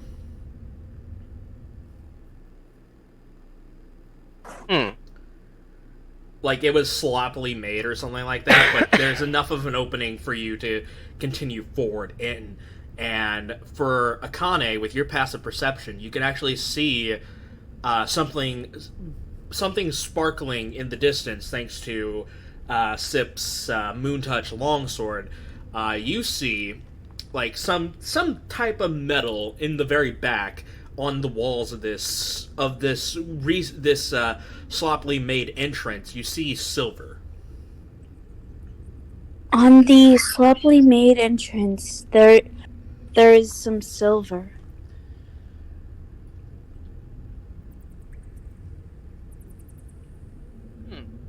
I think we should go through it.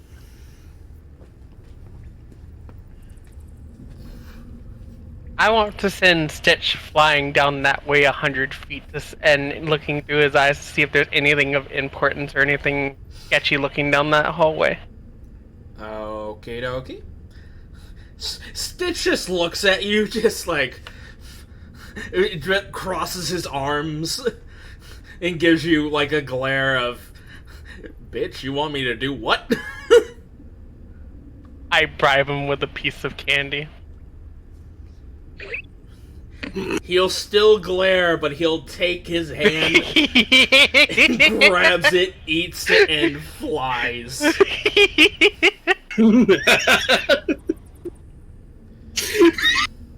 Nice. In the voice of what you can only hear, in the voice of like a shrill female voice, "You's a motherfucker, you know that?" as he flies away. Shit. Wait, but they can't talk. Mimicry. Oh yeah, never mind. Oh god, he's just gonna expose us. Alright, Is there anything in that direction? It goes on. It goes on for a bit as you take control of Grip's senses. Yeah, I mean, there's some bits and pieces of silver. Okay. Is that? That's what I did wrong. Damn What? It. Fuck. It's not you. It's a me that I forgot to add onto the map that I'm gonna have to explain later. But yes, you see bits and pieces of silver that has not been touched in quite some time. Matter of fact, it looks very fresh, like recently dug up as you continue to fly forward into this cave. And the more you go into, you can feel on Stitch's skin, like this, well, I guess you wouldn't feel it. You get the sense that Stitch is cold, based off of him shivering a little bit. Alright.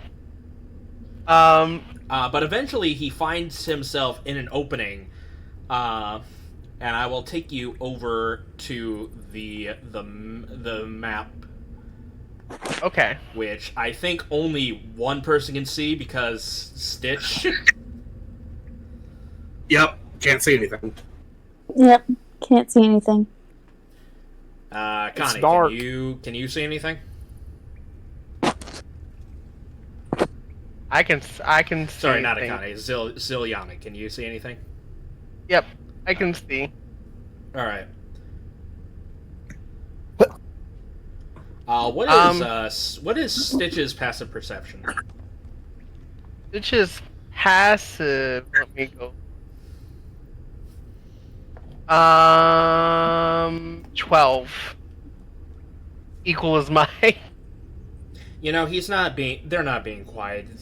They're not being quiet. So, as Stitch gets closer, he hears the sound of footsteps up ahead, and slow stepping footsteps, along with the sound of armor chinking up ahead. Alright. As soon as I get a sight or hear that there's something in that direction, can I call him back immediately? Sure. Okay. Oh, wait. Question is, can I still do the snap thing to call him back, or do I actually have to call for him? I can tell him in his head, can't I? You can literally teleport him back. Okay, I want to teleport him right back. And I want to tell everyone that there is either a thing or multiple things that are towards that hallway, that there's an opening and that I heard it through Stitch. Did I see them too? Just barely? Or no? I mean... I can see the icons, but I don't know how much you're actually going to let me see. Well, So I'm going to say this one last time, alright? Yeah? If you can see them through the dark vision, you can see them. Okay. Then I will say there are 2 creatures that I can see down that hallway on that end. One towards the north of the entrance and one down towards the south of the entrance. That sounds weird to say, but... one, actually, if we're going in that way, I'm just gonna say one to the left, one to the right. Damn. But there are 2 creatures that I've seen in that direction, along with there still being, some silver in the walls, and the walls look freshly cut all the way down it. Yeah, that was the thing I forgot to add onto the walls of this thing. I forgot to add bits and pieces of silver. There's supposed to be silver on these walls. So one is completely tapped out, the other is rough with silver. Yes. Looks like one was delicately mined with all of it to be switched. The other one looks like someone just cut their way through, not caring what's in there. Gale will go ahead and speak up and ask, what kind of creatures did you see down there? One creature, I think they're both undead. And I have character sheets up. One of them, I believe, looks like one that we've already fought just a moment ago. The other one, I actually can't remember if we've seen them. Not recently, but... Actually, yes, you have seen that. It was, when you guys were heading back to Silvervein from Whitehill, and those undead creatures stopped you in the middle of the road. Oh, yeah, the bridge? Yes. Ah, yeah, it's that thing. I don't remember what it was called. Say there's 2 undead creatures in there. We've both seen them and fought them before. One of them I can't remember what they're called, but one of them I believe is the Stone Berserker that we fought, because it has the same looking icon. Actually, the other one that the other one you saw, even though it's the exact same icon, is not a stone. It's not a Stone Berserker. Okay. You just a person. Matter of fact, to add in what he looks like, he kind of looks like one of those thugs that you fought in the cabin back in the woods near Silverleaf. Alright. I will relay that back to them and let them know everything I've seen in detail of what it looks like over there. How many were there? Just 2 so far. Just 2 that I could count. This time I brought Stitch back before he possibly got sighted. So we might be good. Well, one of them... If I had to take a guess, that's probably where we need to be going. More than likely. Probably. Agreed. Looks like it'll be a bit of a tight squeeze, though. Is that not what you said earlier?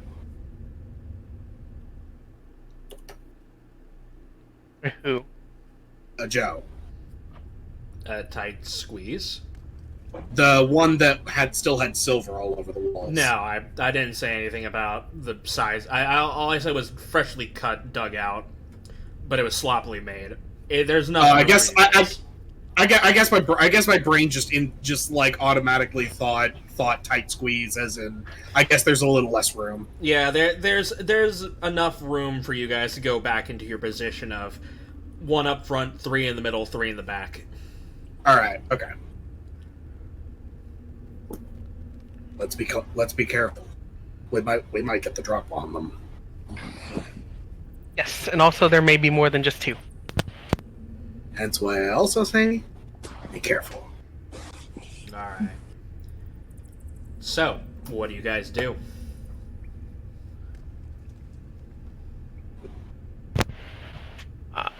If they go down that way, I follow them. I say we go down that hallway in our formation. Yes. Alright. We try our best to be stealthy. Should I not be in the front then? Because I got this, and I kind of point to my armor. You could go a couple paces ahead of us. Gale will just go ahead and bring up as like, I think it would be best if you do stay up in the front. Because you're not the only one wearing loud armor. Looks over at Starzin. So both of us go in front, and then let the rest of you reinforce. No, I think it would be better if we keep the exact same formation, except Gaines and the three people in the middle, they go up, while the people in the back stay a couple paces behind us, stealthed. Good idea.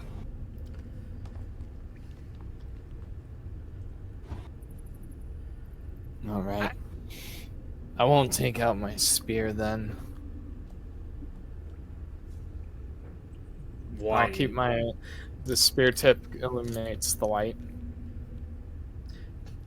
Yeah.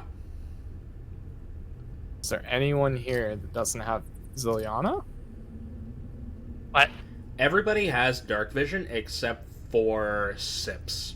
And yeah, except for Sips. She's the only one without dark vision. You know, I just realized something. Sips was stealthing even though she has a light source constantly on her. Mm-hmm. Yeah. Huh. I mean, the only other one among us that technically doesn't have dark vision is me, but you have the goggles.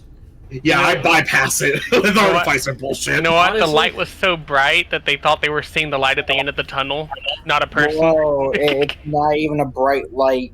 No, I'm just making a joke. I mean, it's 15 of dim, 15 of bright, so yeah, you do have a bright light. Yeah, but it's like 15 foot. I made sure to stay around corners. I was mainly like stealthing for quiet. You know, not to alert people with sounds. Regardless, I should have had you roll at disadvantage for that, but it's alright.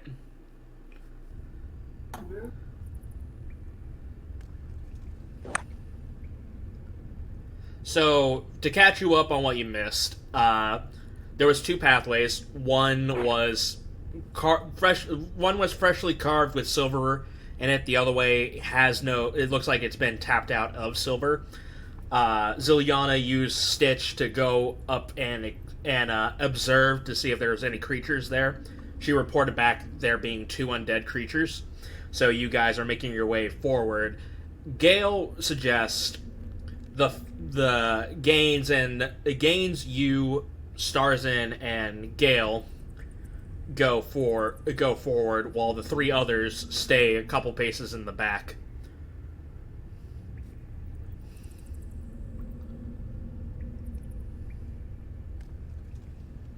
That's pretty much what you missed.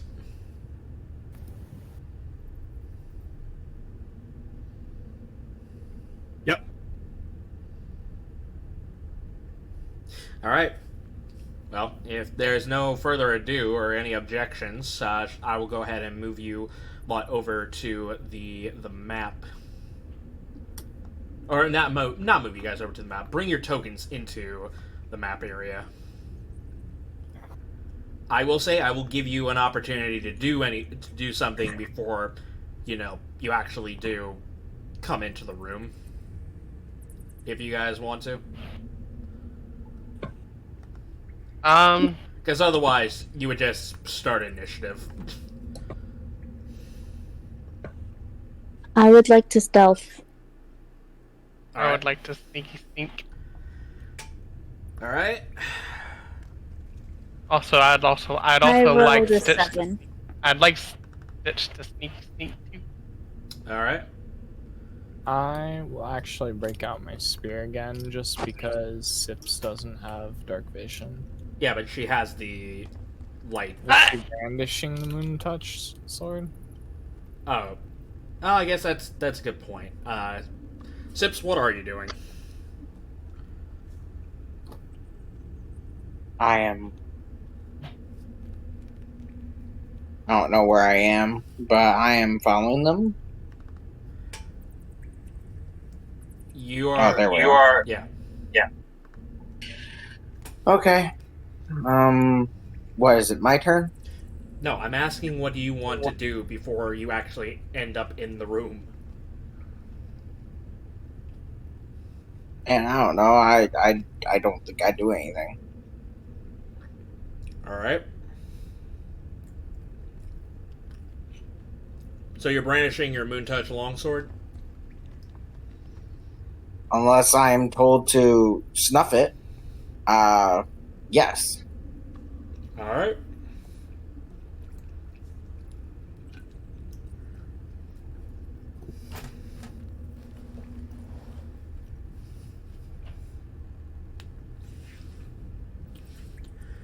Gains, Starzin, anything you guys want to do? I might. I'm good. I'm good. All right. I can really think to do. So, looking back, and I find this hilarious. Akane and Zilyana, you guys are sucking out your stealth. However, there was a brief moment where you lose track of Sage, because she rolled a 23 on her stealth. Oh, what?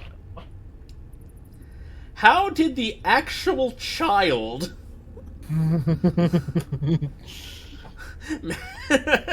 Look, she's short, small, and I gave her candy, so she's got the zoomies and the extra special powers of stealth. Fair enough. You know what? That's as close as you're gonna get. So, All right. That's exactly how. Zilyana, have you seen the kid? I'm right here. Okay, phew. I can imagine with my 6 stealth, as soon as I hear that I'm right here, is what the fuck? Alright. So, with that being said, I'm gonna go ahead and move... I'm gonna put you right here. I'm gonna move the 4 main combatants who are about to go into combat right here. I mean, if he rolled high enough stealth, which I don't think he did with a 12, I don't know if you would... He gets us. You could do surprise. Some surprise. He gets advantage on attack roll. If the creature is surprised. Unfortunately, okay, let me go ahead and continue moving the plot forward a little bit. So as you guys walk into the room, brandishing your weapons and getting ready for combat, you see as you hear the sound of people taking arms and getting ready for combat. As you guys walk into the main chamber, I would like you guys to roll me initiative. They seen him the first time. Yay! I forgot to stealth also, so I was waiting for that. Oh, baby. well, damn. I got Oh, it. that's a 6. That's unfortunate. Alright, Stitch, what do you get? Wow. Wait, never mind, he doesn't go, I forgot. Had to remove him. Aha.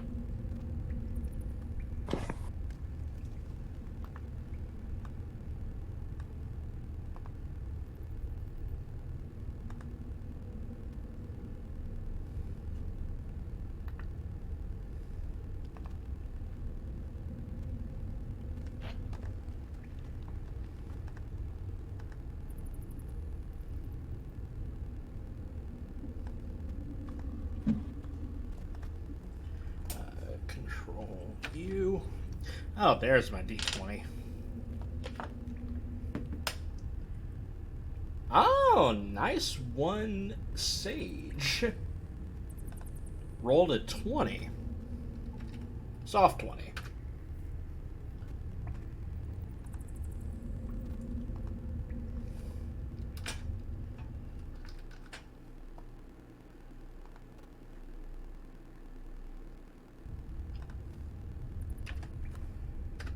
Alright, let's go ahead and have them at descending order.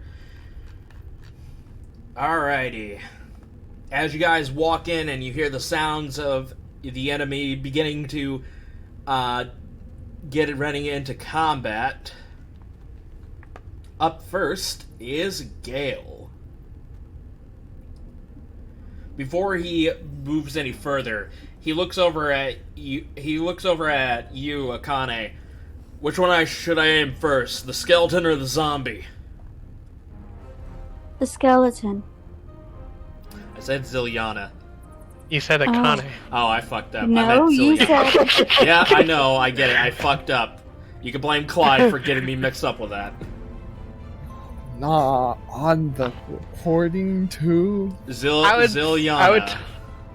I would tell him whichever one looks the most formidable. If anything, I would choose. Fuck, I don't even know which one. I'd say probably the skeleton guy down below. All right, he'll run forward to the skeleton. As he says that, he yells back, "There's 2 more skeletons down here." All right, so prepare for more.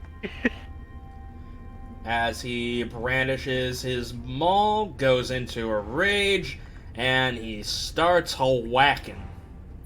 He starts whacking.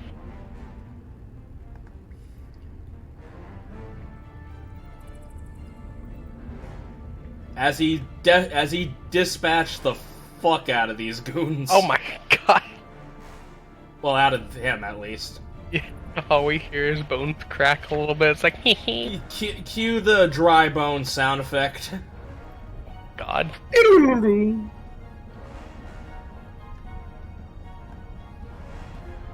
Yeah, he did a shit ton of damage. All right, well, that skeleton's down. I don't think he can Tesla coil right now. I think it has to be on his next turn. Did you already move him to where he was going? Yeah, I moved him. I don't see anyone on my end. Well, yeah, obviously. It's like here. Okay. To the south below me. Where did Grep Oh. go? My roll 20's messed up. You loaded? Oh, he accidentally rolled an initiative for Stitch and deleted the token to get him Oh, off. It deleted the okay. Deleted the token. I didn't know it did. Hey, It's now fine, it's fixed. I'll get him in Okay. there. There we go. Alright, well, that's the end of Gale's turn. It is one of the skeletons, as you hear the sounds of marching skeletal footsteps as one of them comes forward.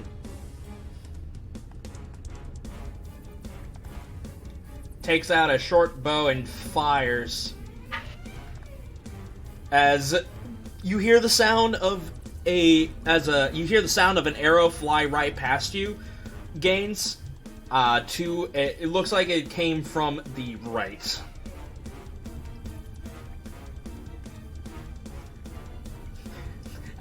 By the way, as you turn around, you see the skeleton. You see as he basically snaps his fingers, like as in he's saying "shoot."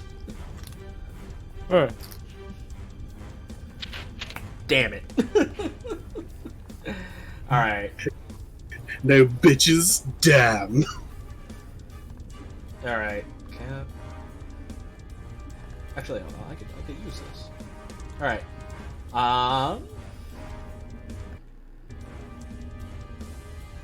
So yes, using her doll once again, it's gonna go ahead and saunter its way over.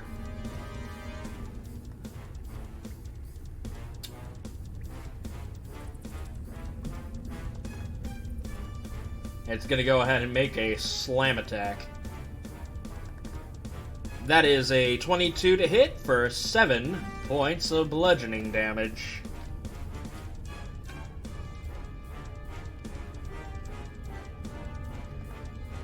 Actually, that brings up a question. Are they vulnerable? They are vulnerable to bludgeoning damage. He dies. Let's go. I like your cut, G. Wait, that means my candy does more damage, because my candy does bludgeoning. On a skeleton, I don't think it's the same. I mean, I could be wrong. Oh yeah, your candy does vulnerable. They are vulnerable. Even the captains, even the stone berserk, whatever the fuck they're called. They're vulnerable to bludgeoning as well. Whack. Why did you roll 10 d20s? She felt like it. Resetting my roll 20. Oh. Just getting the bad rolls out of the way. Okay. Well, that's the end of the puppet's turn. Gaines, it is your turn. Alright, I will saunter up to this duder up here. I have... Correct me if I'm wrong, you mentioned that the spear has reach now. Yes, it does. Okay. I will reach out and poke this guy then. Oh, I accidentally used my... Damn it!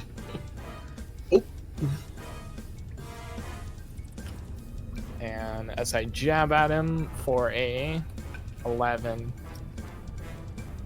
I will be very sad. I will use the rest of my movement. You do have inspiration. You do know that, right? You know, I could use it right here, but I have a feeling that... I'm gonna need it later. Well, I need it later. I'll try and use it by the end of the session. Welcome to Club of Anxiety. Don't worry. I'll Alright. try to use it by the end of the session, at the very least. Alright. And I'll move off to the side, closer to the doll, kind of holding my shield. Like, kind of making it seem like to the... I don't know. I don't know the intelligence on this thing, but if it is lower IQ, maybe it'll think that the doll needs to be protected. Alright, that's it. Well, anyways. So yeah, Sips. Oh, hang on. They're gonna play some music or no? There we go. So yeah, Sips, as you're about ready to go into combat, you feel the ground shake from right under you. As you see some like a nose burrow out from the stone, and you see before you a dog mole. These fucking goddamn mole things. But this one's a bit off due to the fact that that its fur is completely torn off, and in the back of its neck, right where the spine is, you see a small little prick point that looks like it belongs onto a dart of some kind.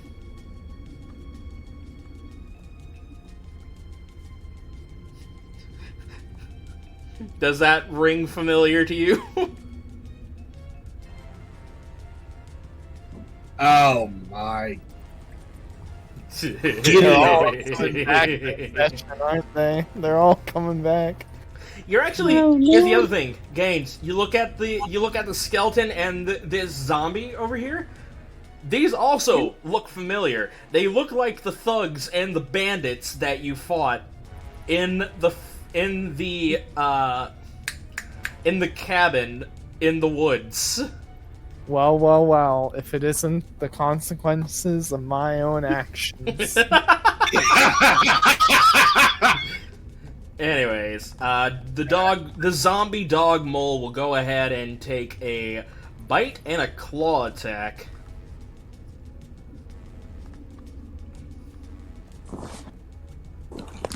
One of them missing, but the bite coming in hits for 13 points of slashing damage. For how many? 13.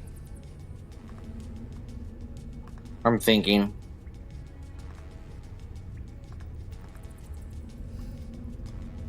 I think that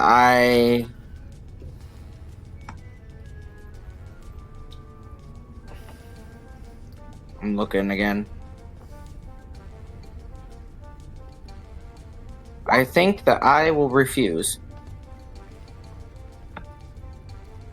As a reaction to being attacked, you can attempt to parry, roll your martial arts die, and increase. Okay, go for it.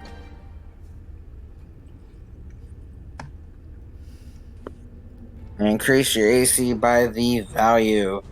My martial arts die currently is a D6. No, it's a D4, right? Yep, D4. Which one is it? Yeah, it's a D4. Left roll 1D4. Yeah, I don't think you get a D6 until level 5. Alright,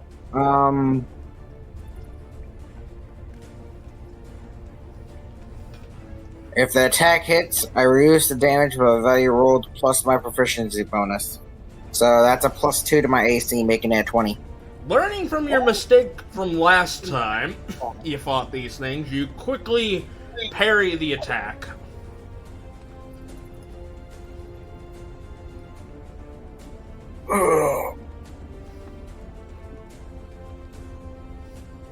Very nice.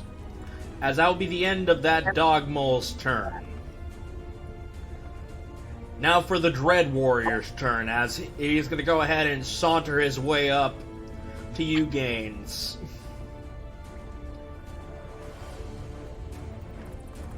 And he's going to go ahead and make 2 attacks with the battle axe.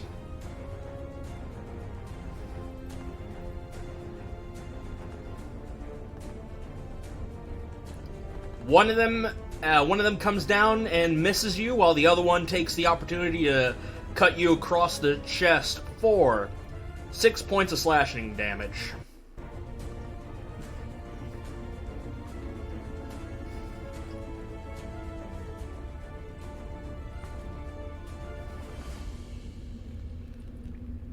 And that'll be the end of that Dread Warrior's turn, as the 2 skeletons will go ahead and ready their short bows and fire.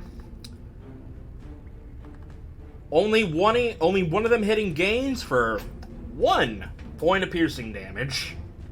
What am I gonna do? Sorry, not Gaines. Gale. Hitting Gale for 1 point of piercing damage. Okay.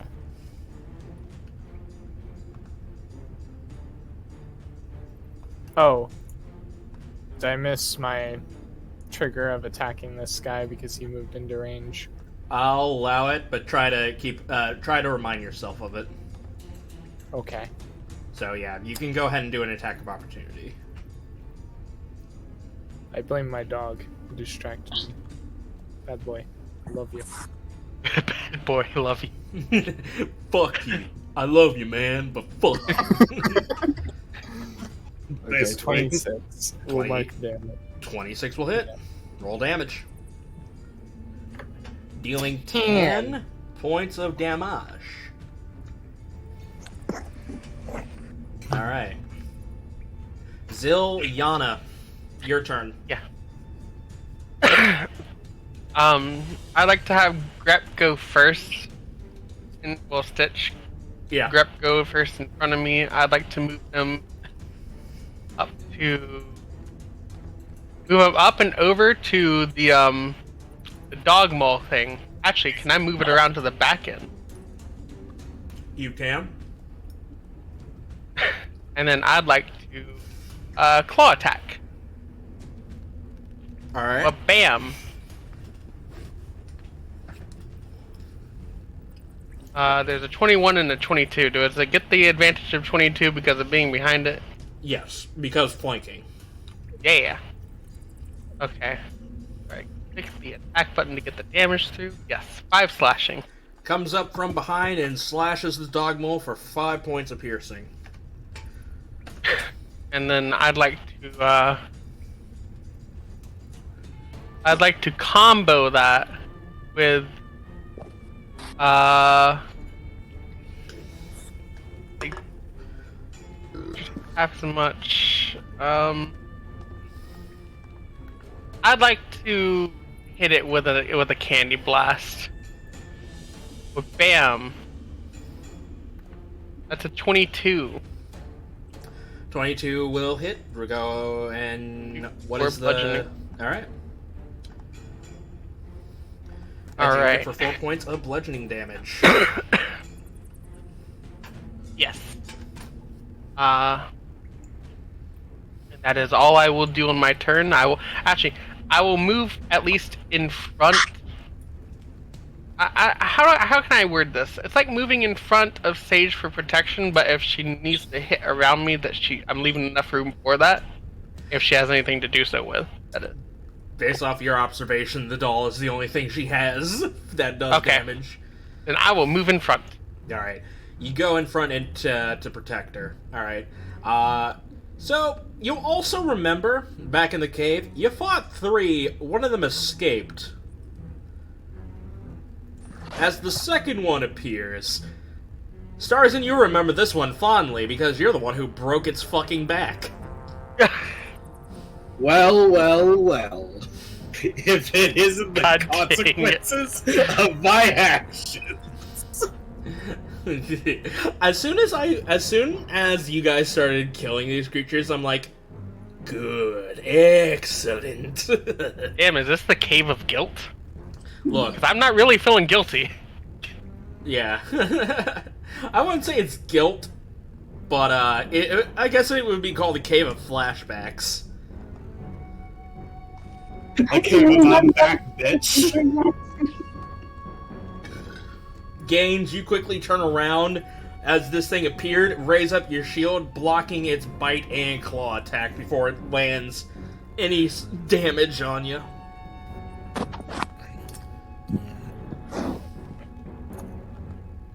You see him almost instinctively as he blocks one. Oh, fuck! Ah! Sips, it is your turn.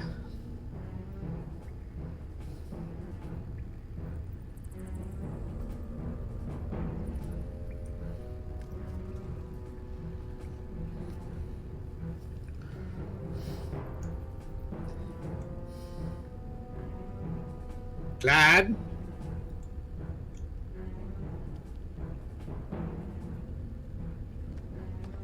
Sonic. Big Clyde might be.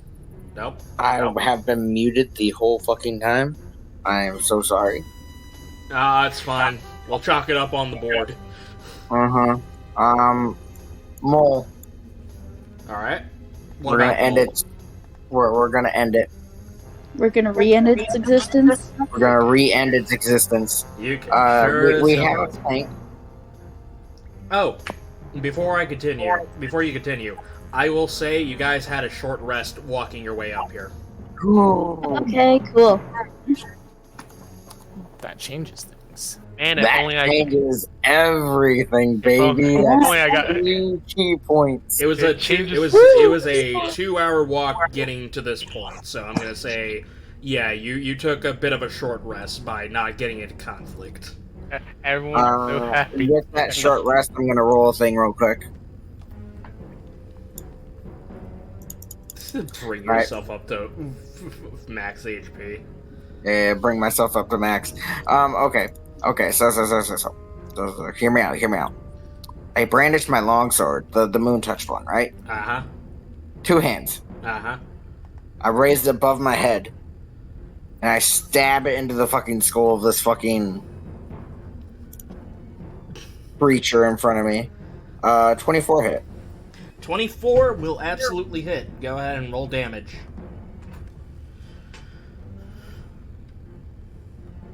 Yo, 10 slashing damage. Alright, as you go ahead and you stab into the skull of this creature, it would normally kill a lesser being, but unfortunately it's already dead.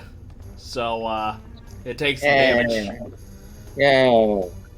It's already done. How's a 17? 17 will work. As you, in a brief familiarity, you punch it in the nose like last time.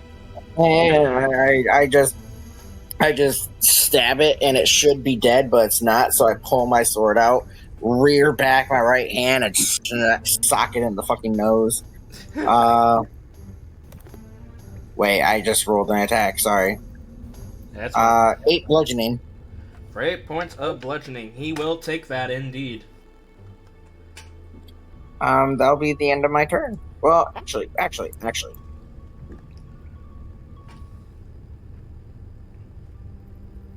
I'll let Starzin do a little bit of frontlining. I'm gonna go back here. Alright. Because you're mobile feet, you will not take attack of opportunity as you make your way to the back with the rest of the girls. Yep, that'll be my turn. Alright. Starzin zips abandons you to this dog mole. I just said I was gonna let him frontline for a second. Holy fuck. bandage you to the dog mole. Leaves you with the dog mole to go pick up some milk. Yes, I didn't know you became a father. I was saying needs to go get some milk from the store. I'll be back. Never comes back. Alright, Starzin, go. Alright, I'm gonna go for the punch on this dog bowl. Falcon punch! Do I get advantage on it, or do I need to reposition? Reposition, then you'll get advantage. Alright. There. Repositioning. Falcon! Punch! That's a 26, my friend. 26 will hit. Roll damage. So I have a question. If you had to 14 say bludgeoning. that every single time, but you would roll like a natural 18 every single time, would you do it? I don't know. Why a natural 18? Because if it's a crit, you're doing it. If you're rolling a natural 20 every time, you're doing it. Anyways, we move on as you hit it for 14 points of bludgeoning damage. I do indeed. This skeleton warrior, dead. Go. Right, bonus. I also forgot bonus action. I can Alright. static bolts. Can I static bolt the dog mole that Gaines is engaged with? Yes, you can. Well, I mean, if it's in range. It is. Dude, this thing's got a range of 120 feet. Then yes, you can. Oh no, it's 60 feet. Never mind. I was off. I was off half. Which, yeah, I mean that's in range. 22. 22 will hit. That dog mole will take 1 point of lightning damage. Just a little chip shock. It's just a little tase. Yeah, pretty much. Akane, it is your turn. Alright. I'll move next to this curved wall over here. And I'm going to proceed to blast the dog mole that's with Gaines and Sage's doll. Alright. With glacial water. Alright, I think you also have your key points back as well, because you're also part monk. Yes. Yeah, her class is monk based, so Would you like to add anything to that? Besides the glacial water? Well, I mean, you still have your forms that do damage, so I'm just wondering. No, not right now. Alright, go ahead and roll. 23. 23 will hit.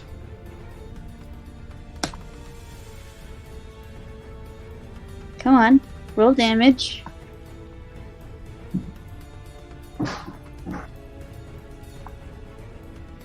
Three and Wait, hold on.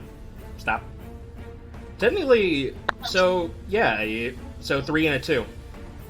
oh, okay. Yeah, because they're both D6s. So 5 damage.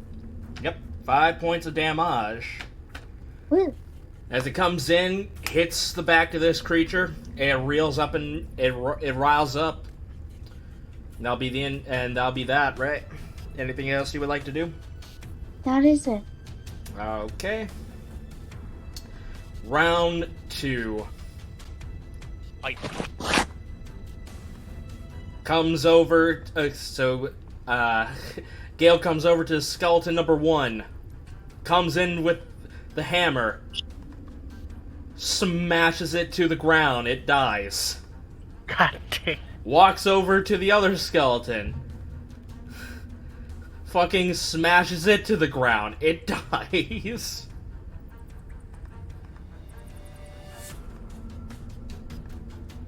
Begins walking his way over to the dog mole. It's going to die. It's going to die. What is the radius of this? Of the C1? You choose one creature that you see in the aura. What's the size of this aura? I think like 10 feet. Yep, 10 feet. So, not yet. No Tesla coiling yet.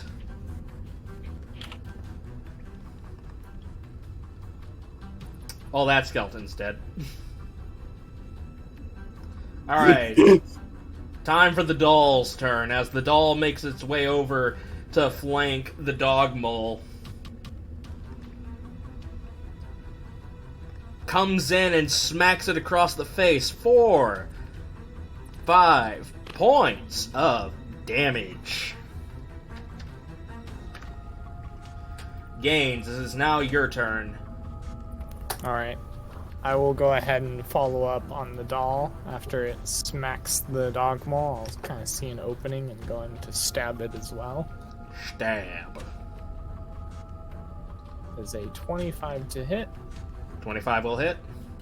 marking for 13 damage. 13 points of damage. Alright. It's not dead. No. Whew. Oh, right, you weren't here. Yeah, no, these things have a lot of HP. Okay. I'll go ahead and I'll action surge, and I will make another attack on it. And this one Does not hit, unfortunately. Yeah. Well, I mean, you have your inspiration. I guess, yeah, I'll use the inspiration. I would re-roll then? Yes, you would reroll. Okay. A 20. 20 will hit. Go ahead and roll damage. Okay. Doesn't have the Scourge, so 15 damage. I just look over and I just see the gift that fucking Creepah posted.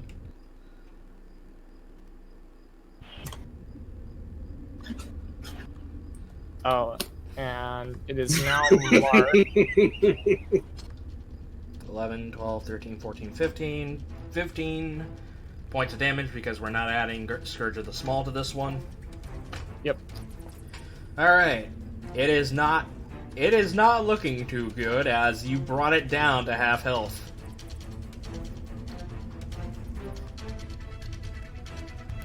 Alright. I will go ahead and use my Nimble Escape. Oh, you to take also a marked disengage. it. Yeah. Alright. Yellow Ferret. I will then use my bonus action to disengage so I don't provoke opportunity attacks, and I will move right here. Gotcha. Alright. That'll be my turn. And since I'm ending my turn, I'm gonna be away from my computer for a sec. Alright. Whatever damage I take, just mark, and if this guy walks into range, I'll reaction attack it. Gotcha. Alright. Alright, Dogmo number 1's turn. It's gonna go ahead and take a claw and a bite attack. It's gonna claw Stitch for 13 points of slashing damage. Ow. And it's going to bite Starzin for 6 points of piercing.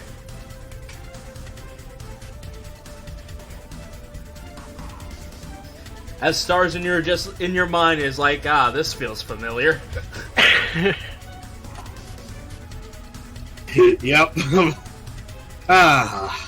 That'll be the end Don't of that. miss this one.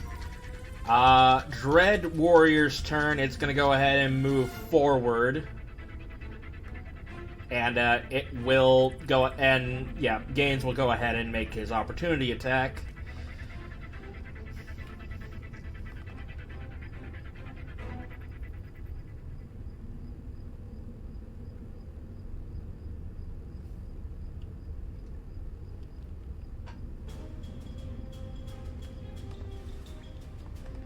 Yeah, so he'll go ahead and make his opportunity attack.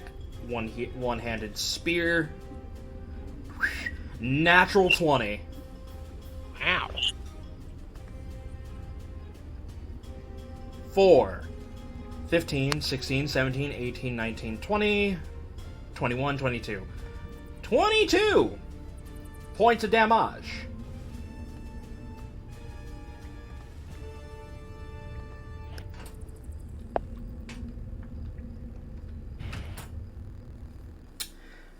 As he takes this opportunity, he spears this creature directly into the dome as it falls to the ground, dead. Thus the Danya. And it failed its undead fortitude as well, so... It stays dead. Yeah, there's no way he was gonna save that. Because that's 22 plus 5. That's the DC you would have had to make. So it would have to make a 27 save. Yes. Damn. So that Dread Warrior is dead. Skeleton number 1's turn, it's gonna... Or, sorry, not Skeleton number 1. Skeleton number 3's turn. As it's gonna go ahead and take a pot shot at the doll with its bow.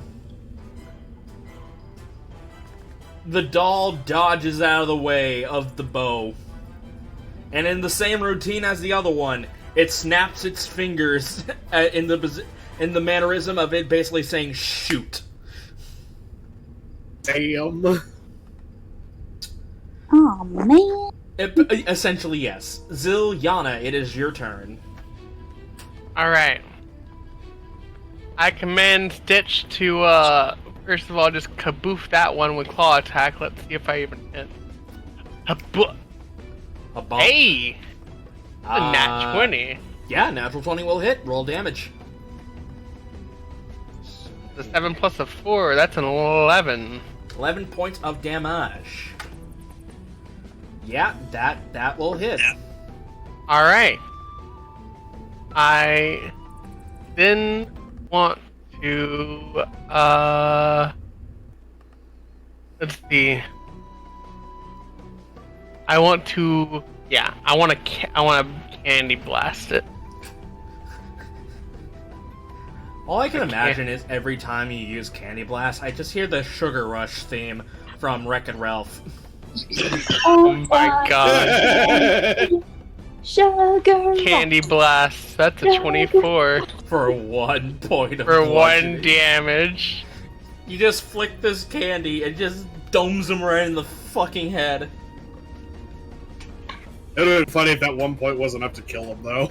It would be fucking hilarious. Well, there's still the undead fortitude for this one. I mean, still, it would have been funny, though. It would have been. It would have been fucking hilarious. Is that all you do? Yes. Alright, oh, fucking hell. Oh, no. Oh no, what? Well, this is gonna suck for Gaines.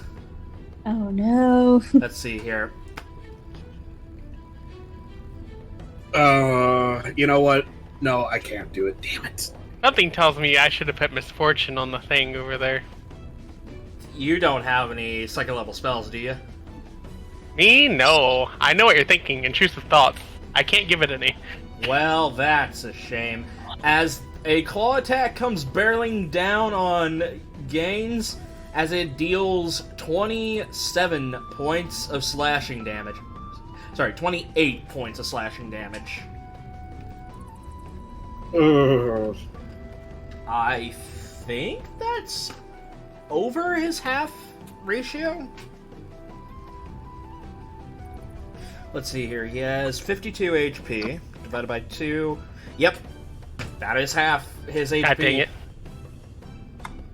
You must make a Constitution saving throw. Good news, he succeeds, so he's not stunned.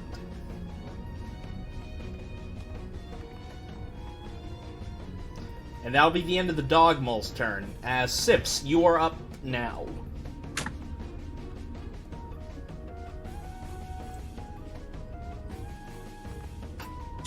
Clyde? You're muted.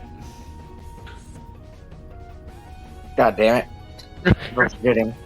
Alright, I'm going to move back up where this dog mole is. Trifecta, right? Trifecta, yep.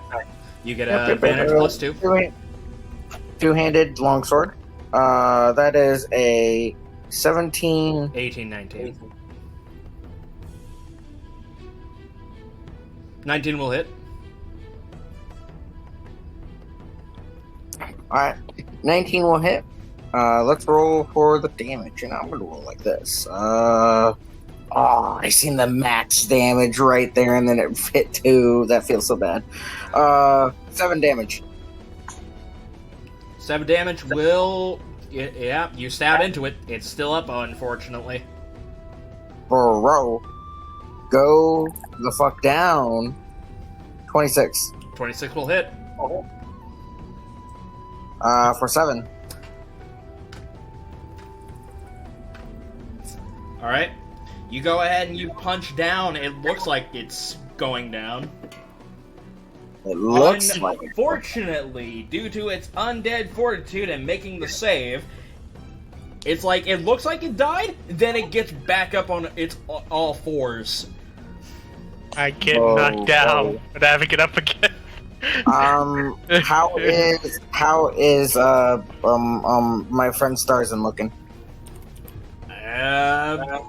He's looking alright. Cool. Mother of damage. Oh yeah, it rolled a critical hit on you, Gaines. And all my second level spell slots are out, so I couldn't do anything. Yeah, none of us were in a good position to really save you from that. That's alright. I mean, I could have misfortune, but I didn't expect that to happen. I'm going to move over here to try to help Gaines out. Alright. That will be my turn. Alright, Starzin, it is your turn. Okay, let's see if I can't put this dog bowl out of commission. Come on, baby. Give me something good. Man, it is evil. 13? 13 will unfortunately not hit. If Sips was still there in the trifecta, it would have hit, but unfortunately that is not what luck gave you.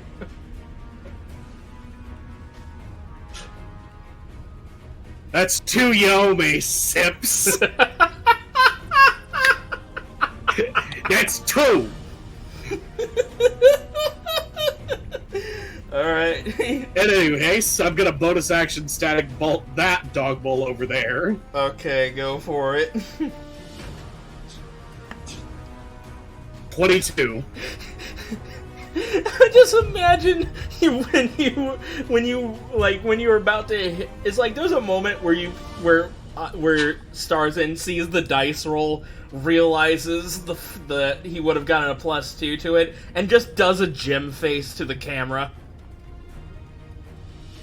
Pretty much.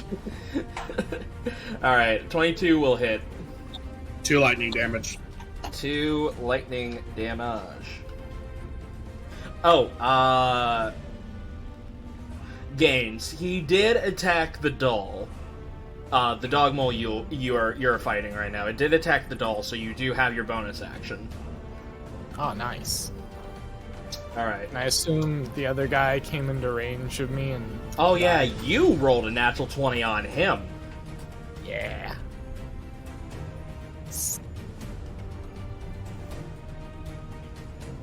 Actually, how much damage was that again?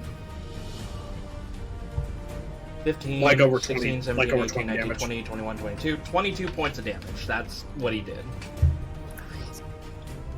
Alright, that's my turn. Alright. Up next is Akane. Your turn. Alright, I run over to Gaines because I've heard that he looks pretty wounded. Oh yeah, absolutely he does. And I use the healer's feat. Okay. Go ahead and roll. Gaines heal for 14. Whew. As he And comes, I yeah, as she 27. quickly comes up and patches you up. And then I proceed to run back over here, and I'll just use a swipe of my Warfan. Okay, go for it.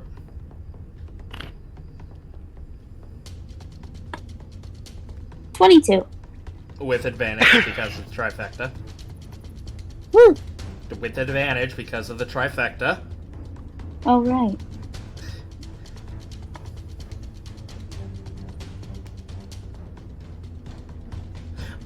Natural 20. There we go. Alright. Go for it. 5.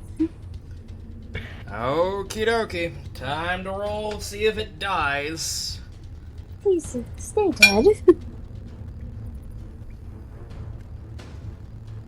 Not with a 3, it's not. Darn.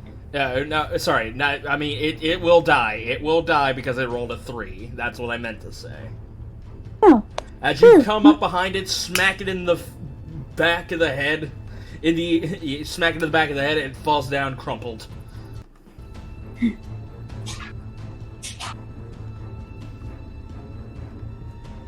It is now Gaines' turn as he menacingly walks to the dog bowl. Cheering in the crowd. I am the storm that is approaching.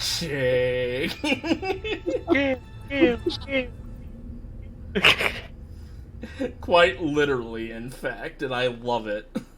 Yeah, pretty much. Alright. 1 kabonk. 2 kabonks. Tesla coil. Tesla McCoy. Smarked. Let's see here. 12, 13, 14, 15, 16, 17, 18, 19. 19 on the first attack. Damage-wise, 19 on the first attack. So 16, 17, 18, 19, 20, 21, 22, 22. Since that would be the final attack, it needs to roll. Nope. Okay. He comes in,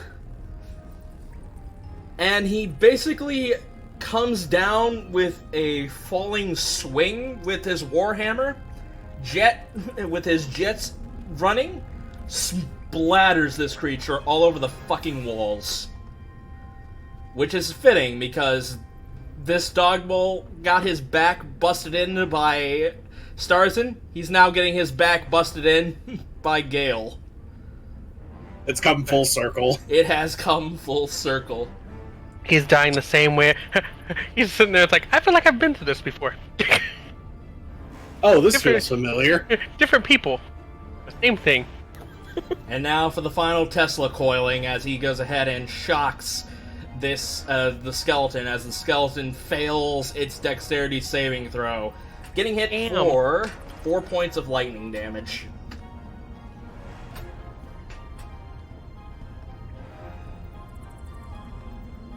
Alright, and as that happens, the doll will come up right next to it. Arcane Puppet.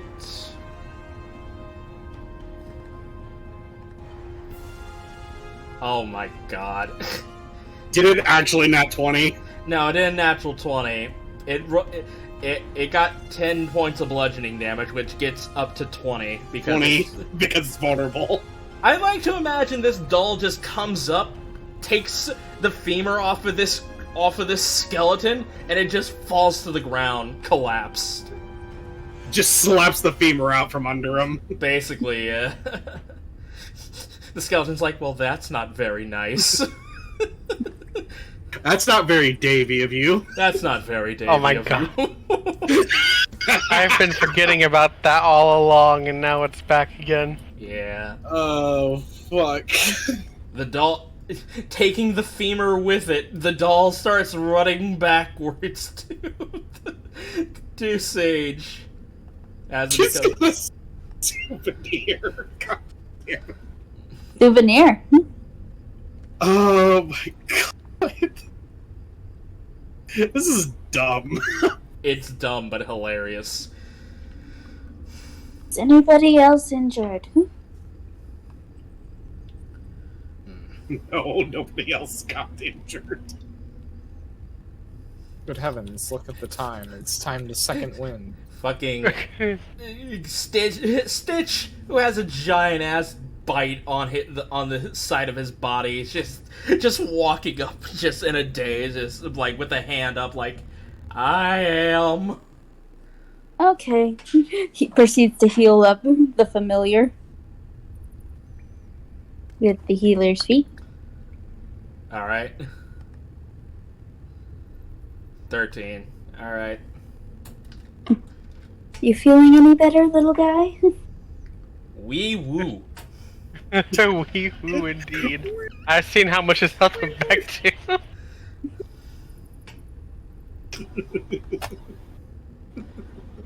All right.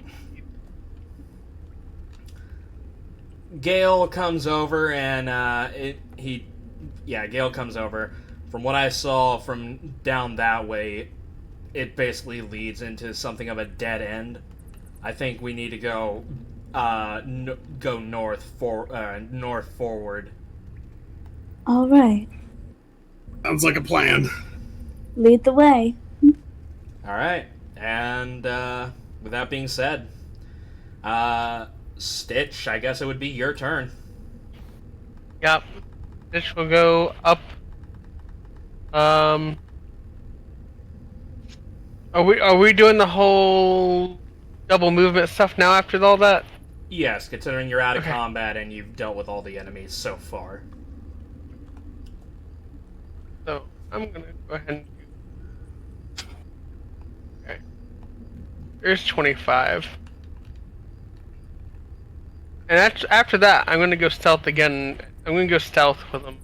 See, that's a 10. Oh well. He tries to stealth. Then that's the other 25. If he basically failed to stealth, can I just use his full movement? Yes, you can. Okay. Then I will move my sheep around. That was a 25. That was 25. That was 75. And I gotta keep in range of how far away he is from me. Correct. Is that 65? Yep, that is 65 feet away from you. Okay. As you make your way forward, almost like a gradient, basically, you see as the gray stone slowly begins to transform into white stone as you move forward, and you get the sense that Stitch is feeling a lot colder as you guys make it forward. As it makes its way forward. I'm gonna move it the last little bit right here, and that's it. As you go forward, you actually see patches of ice on the ground with, like, stalagmites of icicles sticking out of the ground. I will pass that along to everyone else. I'm gonna be like, it seems like there's it's icy and cold in here. Even Stitch is shivering. And up north, northwest from Stitch's position, you actually see a much larger ice stalagmite of ice.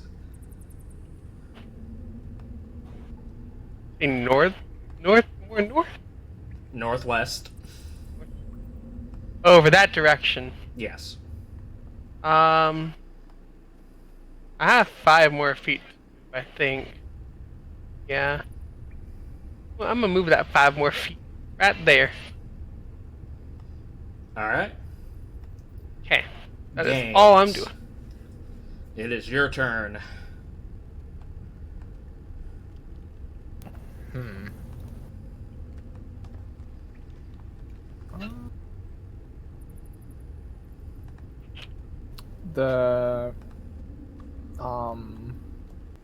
The familiar went to the north, right?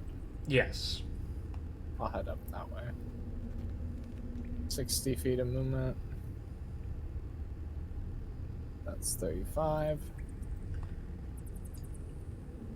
Yeah, as you make your way forward, you actually start seeing the stone begin to change colors from this regular gray color to a much brighter, to a much whiter white color. And based off of your observation, it's the exact same kind of stone that's used for the walls in Whitestone. Kind of waving my spear back and forth as I'm looking at all of it. Ah.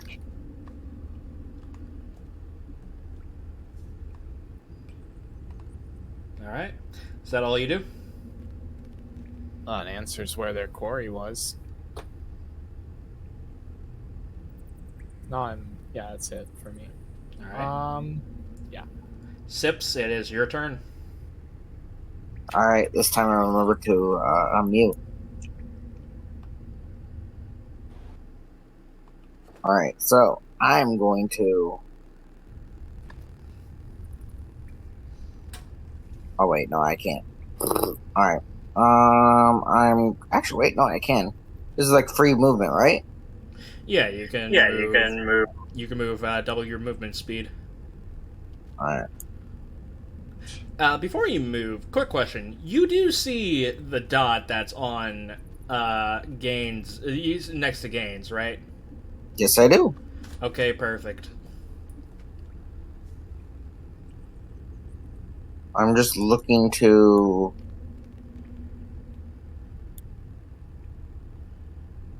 I'm looking. I might move right here? Right where? I might move right here, but I'm unsure. This is 45. I have 45 left. Right where? So, I'm thinking I move right here.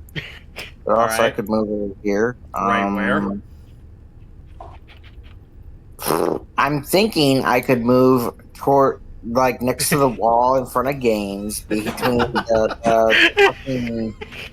the fucking closet look-alike in Gaines, alright, dude? But instead, I'm going to move towards the north wall.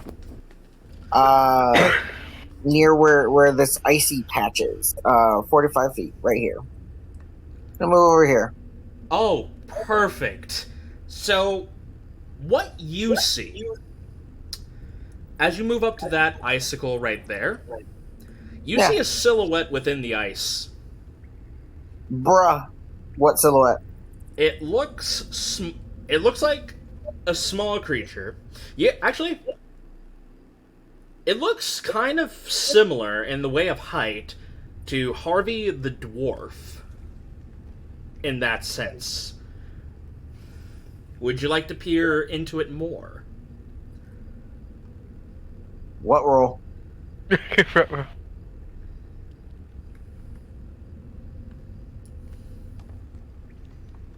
Yes, I'll peer into it more. What's the like? Give me the roll, or is it no roll? No roll. I'll let you see into this. Cool. Passive of 15's enough. Yeah, 15 will be enough.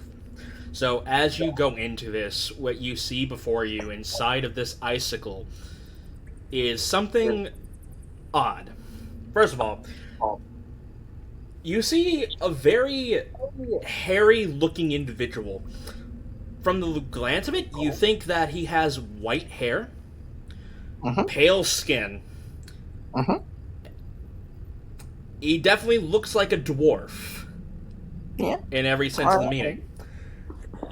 Like, he's wearing fur clothing as well, holding a giant club over his head, like he's about to smash something. And then you look down below, and you see a squirrel. My God. A squirrel. God. And It's my cousin. what? No. That's what I Everyone got so Everybody thrown turned their heads like, what?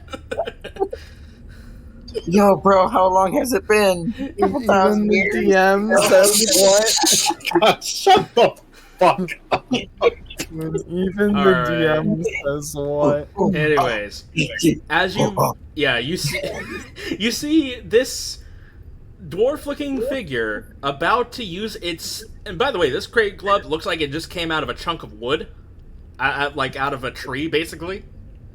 Looks like it's about wanting to smash the squirrel. But something that else catches your eye? Its eyes are moving.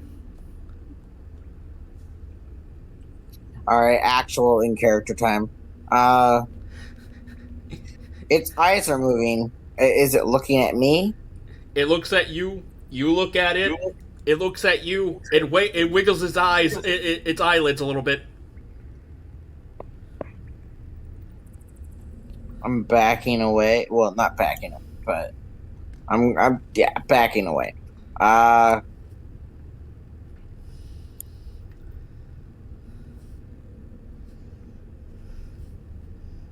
gonna stay quiet for right now.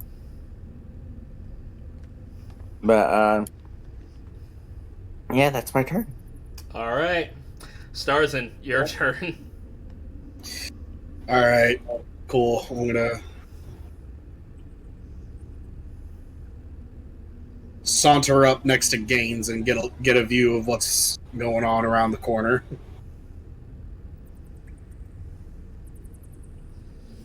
All right, you saunter up, and what you see is what you see. I guess. All right, cool. That's my turn then.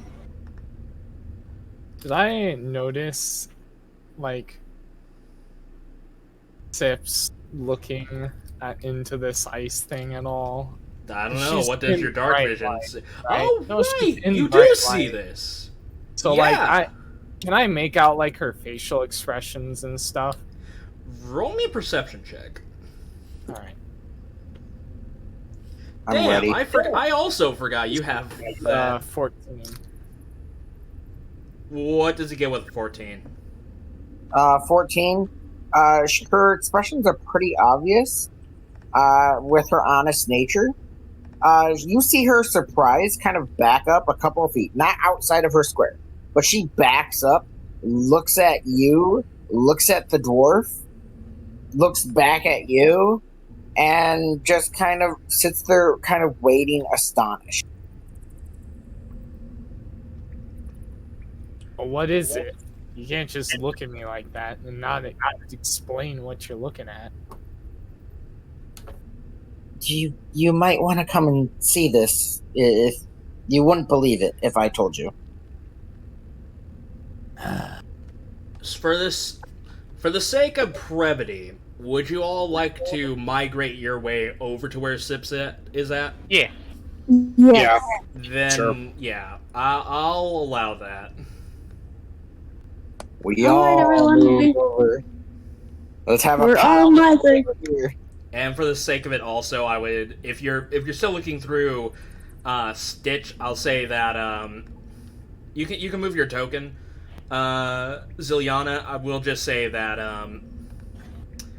Sage is carrying you over. Alright. I'll peek through. All right. Yeah, you all see the exact same thing.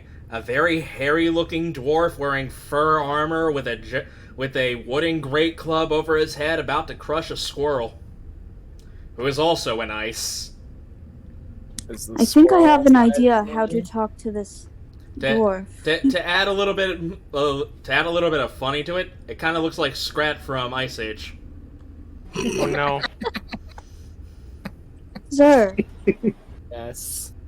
can you hear us? Blink once for yes, blink twice for no. He blinks. He blinks again. He blinks a third time. He blinks a fourth time. He's just blinking. Okay, this is okay. I'm just gonna say this. After hearing Akane say that, I feel like Stars is just gonna give that slow head turn that Stewie gives to Brian. Just so turns. it's a no. So it's a no. Brilliant. Yep.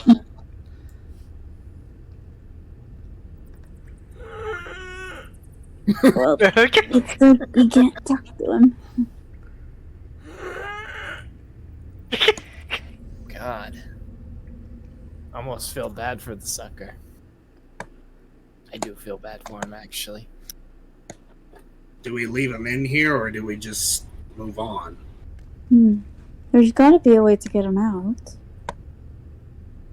DM, I'll hold my spear with the fire point up against the ice at my feet. Right here. Alright.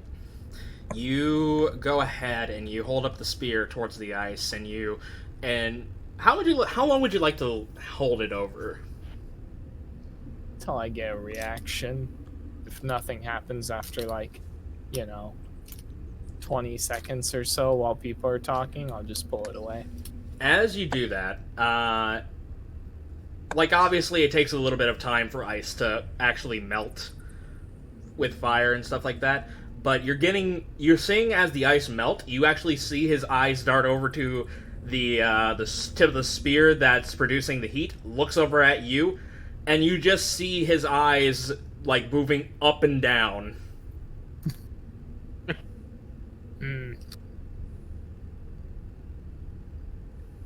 Yeah, I think he really wants us to break him out. Well, anybody got any bright ideas? Gale holds up his hammer. How about we try something that won't hurt him? Sage looks over at you. Can't you just bend the ice like how you bend the water? I mean, I can try, but usually when ice freezes solid, it's no longer water. Yeah. That is... Liz. It's still water. Alright, I'll give it a shot. Ice is just water in solid form. I like to imagine every single one of us slowly put our hands to our foreheads when she said that.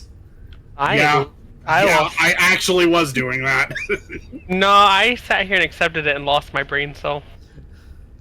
Alright. I actually did the slow Matt Mercer just grippy, just covering the eyes. That's what I did. Nice. Oh god.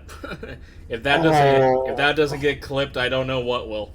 But yes. Akane, you go ahead and you start bending the ice into water. And slowly but surely, you go ahead and you make an opening. As the ice melts, first thing that pops out is the squirrel that comes out with the fucking acorn. It's like there's a moment of its happiness, seeing you guys, it runs off. Goodbye, little friend. And as that happens, out of the ice falls this little buddy right here. I have a question. Which way did the squirrel run? Deeper into the cave or the way he came? The way you guys came out. Okay. Yeah, cool. He's running the right way. I He won't get turned into a zombie. This is where I'm gonna go ahead and show you your last optional crewmate for this island. Oh boy. The man in the ice. Hello. Are you okay, sir? Oh no! Fucking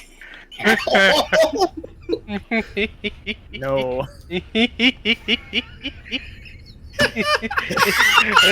I can't get it.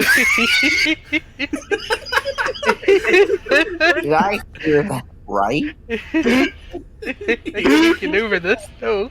This is.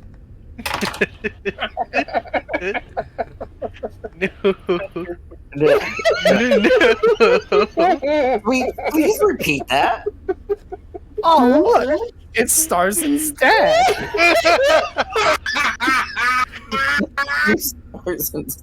Where's the milk? I'm confused. Starzin, father, is that you? Son, it's been a long time. This is putting a whole new meaning to Unga Bunga. What you see before you is a dwarf caveman. As it looks up as you speak to it, it literally all you hear it say is go. Oh no! Wait.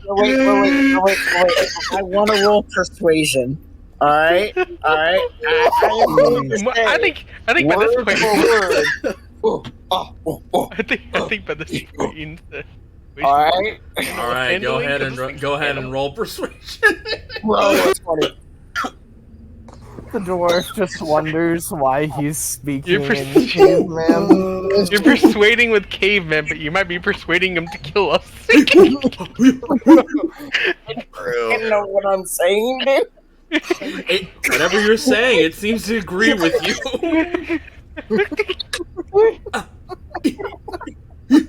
As I do this, I'm gonna point to Starzin and be like, "You, Starzin."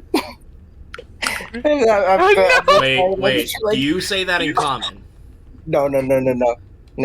I did the as I point to him, Starzin, and I'm just like hug, like I hug myself.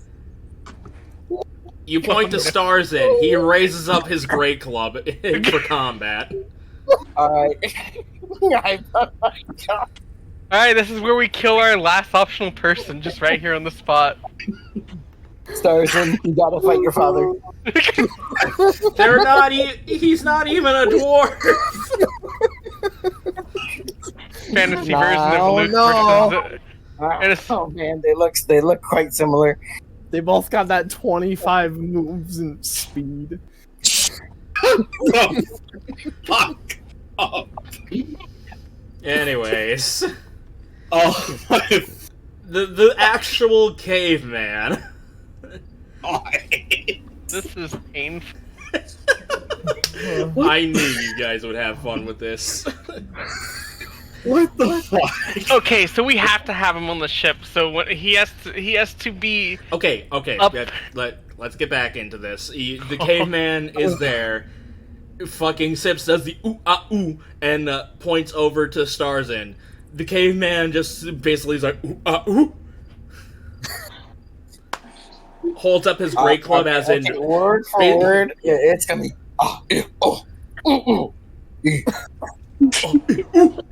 holds up great club. Oh Yeah, I'm gonna raise up my hands and like no, and I'm gonna say oh. This isn't going anywhere. Yeah. If anything, if I had to guess, this is about to go with him trying to smack me. One thing, just a joking idea real fast, and I'll be done. Here's the thing. Before you go on to your joke. Yeah. Sips, when you go like no with your hands, he seems to understand that. Found a way to communicate. Finally. So I can imagine he knows common the entire time, and he's just fucking with us, and eventually he's about to hit stars, and it's like, nah, I'm just fucking with you all. He probably knows common the entire time, and it's just he's speaking Dwarvish, and I don't know what the fuck he's saying. He just comes up at the Great Club and starts speaking proper English, like I'd say. Pulls out a top hat and monocle. Anyways, back on track. Pulls out a cigar out of fucking nowhere, out of his fucking beard. He pulls out a cigar, lights it. All right. Well, actually, no, he asked us for a light. Back on track, please. All right. All right. Gaines is gonna kind of look around and be like, "Anyone here speak Dwarvish?" Sadly, no. I'm about to blow his mind. I'm gonna put out my hand. I'm gonna tuck it back away. I'm gonna pull it out again. Candy. You offer him candy? Yes, but I'm gonna do it like a magic trick where I pull out my hand empty, pull it back, do a weird thing, and put it back out there with a piece of candy in it. Ironically, I actually do speak Dwarvish. Except I'm actually gonna use my real magic and not just like sleight of hand shit. I'm gonna just. Yo, it's proof. It's proof. All right. Starzin's all right. Dwarvish. He has to be his ancestor. Anyways, so you go ahead and you do the magic trick, and he just go ahead and roll me a persuasion check. Okay. Wait. Wow, I am really I am doing bad tonight. Ooh! Just swipes your candy, throws it to the ground, and starts bashing it. And he looks up as he like one simple smack. He looks up at you. Ooh. I can't be serious in this. I'm going to do the X no thing again. No. And I'm gonna walk over, like pick up candy, and I'm going to like motion, like put it in my mouth, and I'm gonna hand it to him. He does the exact same motion. He puts it into his mouth. He starts chewing, and there's a moment where he's like, "Oh, ooh." It's like he's enjoying this piece of gummy candy. I turn to the party and I'm like, "Steve, I know how to speak Neanderthal." Not gonna do it, but I could be a real dick and see if it was like an inside sour candy. I mean, you can if you want to. No, I don't. By the way, Gale does look over. Is like, okay, so does no one speak Dwarvish? Starzin just says, "I do. I can try communicating." Well, it's better than just making noises. He seems to have some understanding. Otherwise, he wouldn't. Otherwise, he has some sort of understanding with sips. So, with her movement of hands, maybe we can try and communicate. We can communicate through ninjutsu signs. All right. Let me see if the dwarven tongue is something he understands. And I'm going to say in Dwarvish, "Do you understand me?" You hear back in Dwarvish, "Understand me."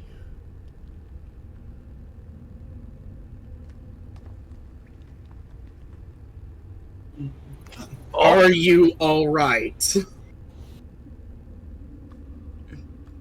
You all... Wait, me all right.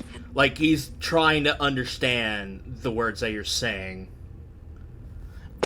But based off your understanding so far, he can speak Dwarvish, albeit broken, but he understands the words that are coming out of your mouth.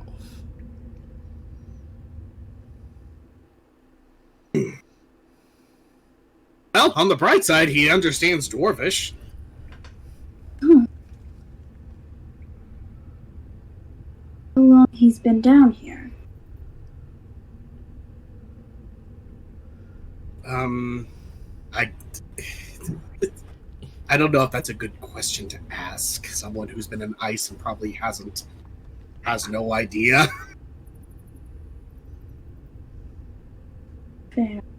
Maybe Maybe ask what's their name, says Sage. What is your name? I say in Dwarvish. Name. And then he looks up, like, questioning that. With what is your can you go ahead and roll me a insight? Yeah, I'll roll an insight. 11? He's not a hard book to read, honestly. You get the sense that he doesn't. You get the sense that he probably doesn't have a name, or if he does not know it.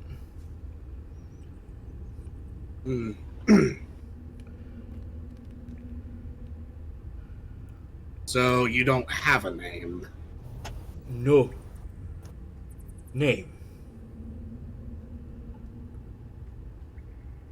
He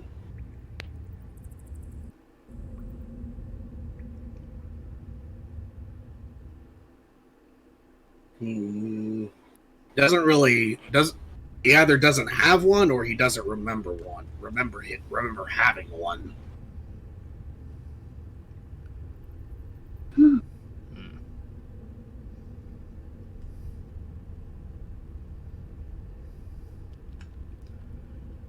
Me.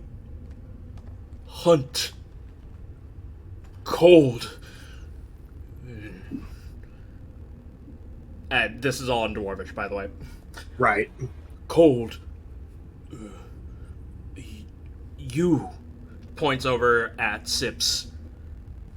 You. Points over at Gaines, and then basically points over at everybody else. Hot stick. Free. Hot stick free. Hot stick. Points over to Sips' spear. Not Sips' spear. Gaines' spear. Free. Gaines, can you bring the spear a little closer to him? Sure. He's a little cold. Kind of hold out the spear to him. Not with the tip pointing at him, but more so like... Out of character, I was saying, because Gaines was using his spear to thaw out the ice a little bit, it was helping him free himself. And then, yeah, that's basically what I was getting at with that one. And then... Right. Yeah. And as you put the spear closer, he's just putting his... Like, at first, he puts his hand on the tip of the spear, and he reaches back in pain. But then he puts his hand closer, not touching it, feeling the warmth. And you just see you see a warm smile across his face. I say in Dwarvish, be careful, no touch. No touch. Hot.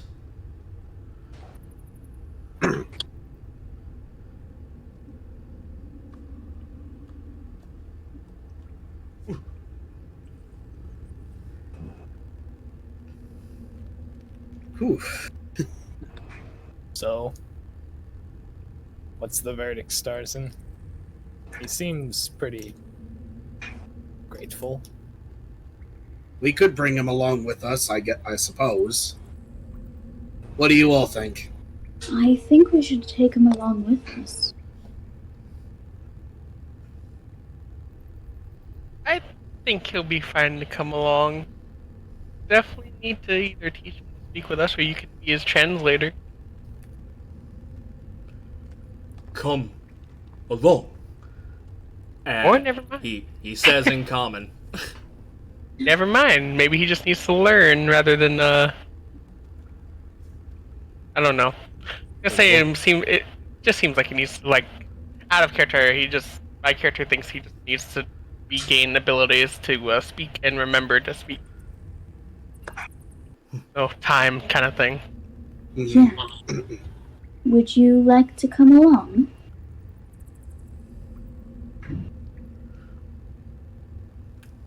I like to imagine that you extend a hand to him. Yes. All right. As you extend a hand, you see as he goes ahead and puts his hand on yours, and he looks at you with a sign of recognition of like, yes. As that happens, you actually hear the sound of ice cracking from south of your location. And as you guys turn over to look, you see it's like you see a whole bunch of ice cracking simultaneously as once. But for those who are close to this one, you see a skeletal man, you see another skeletal man just covered in icicles coming out of these stalagmites of ice. And you hear more and more of the sounds of basically ice breaking and shattering as you hear the sounds of the clicking of bones. And on top of that, you actually see something else peculiar. Along with these frozen skeletal men that come out of the ice and make their way forward, you also see... Well, I think you also see a little skeletal dragon appear as well.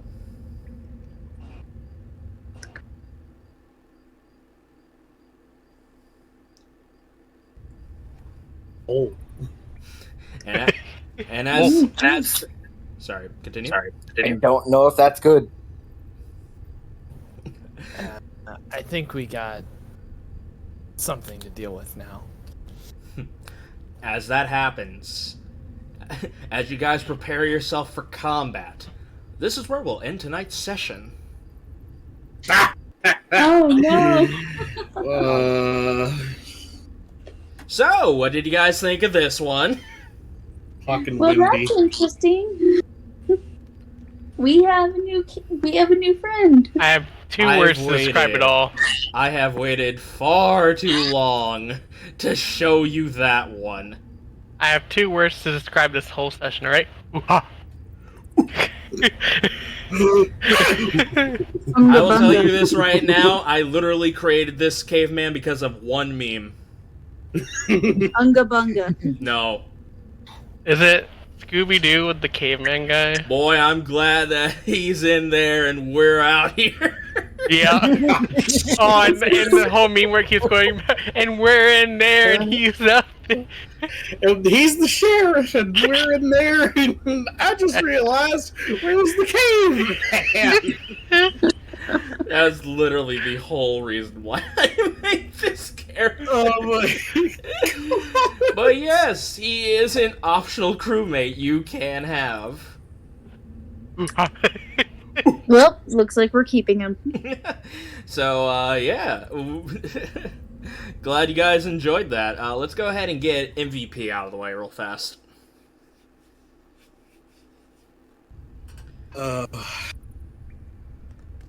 I'll go first. I vote Starzin because Falcon Punch. Okay. Starzin because of Falcon Punch, alright. Sips. Alright,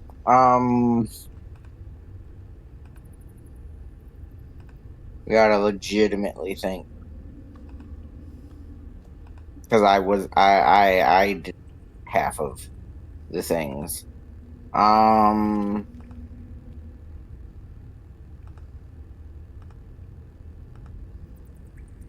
think we all did pretty well this session.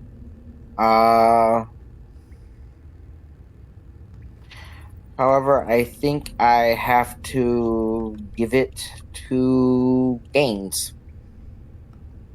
Do you want my reason? Yes. Well played, like taking the lead in exploring the dungeon, doing his job of protecting the back line really, really well. I I also think that I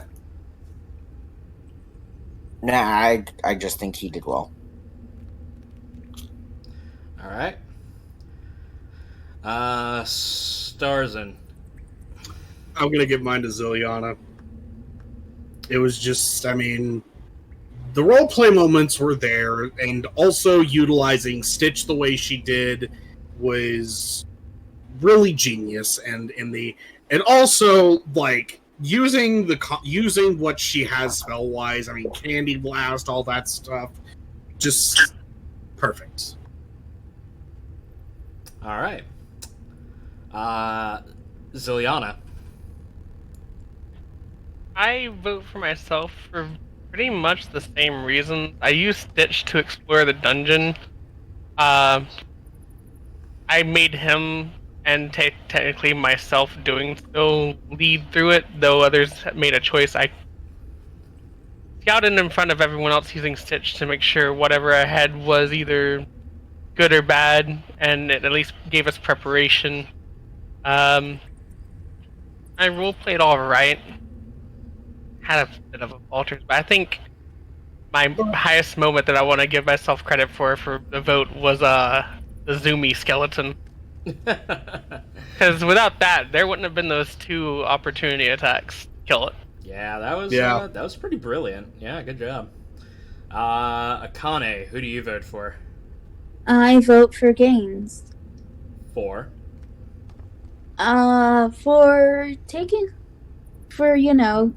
going on ahead, along with Stitch, and protecting the back line, and also some RP. All right. So with that being said, it is a tie between Zilyana and Gaines, so it's ultimately my choice. Honestly, I think I'm going to give it to Zilyana because, one, the use of intrusive thoughts was coming in pretty clutch. The Candy Blast was fucking amazing, along with you using your Candy Blast to have a little bit of a role-playing moment with Sage. That was kind of cute. Yeah, I'm just gonna... Yeah, my vote would be Zilyana.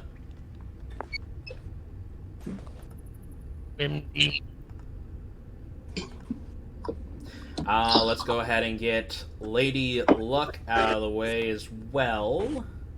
Who is going to be her partner for tonight? 1, 2, 3. No, Gaines, you've already had it 3 times now. There. What can I say? I'm a ladies' man. There, Akane, you get the luck roll this time. Oh. I honestly say, what the hell? Just give it to him. No, fuck it. He got it 3 times, man. He gets a mulligan. He gets a fucking mulligan. Well, anyways, guys, hope you guys enjoyed the latest episode of Primordial's Bounty. Hope you guys enjoyed. If you did, please do subscribe, leave a like or a comment, and we'll talk to you guys later. Say goodbye, everybody. Bye. Bye. Bye, guys. Yeah, bye.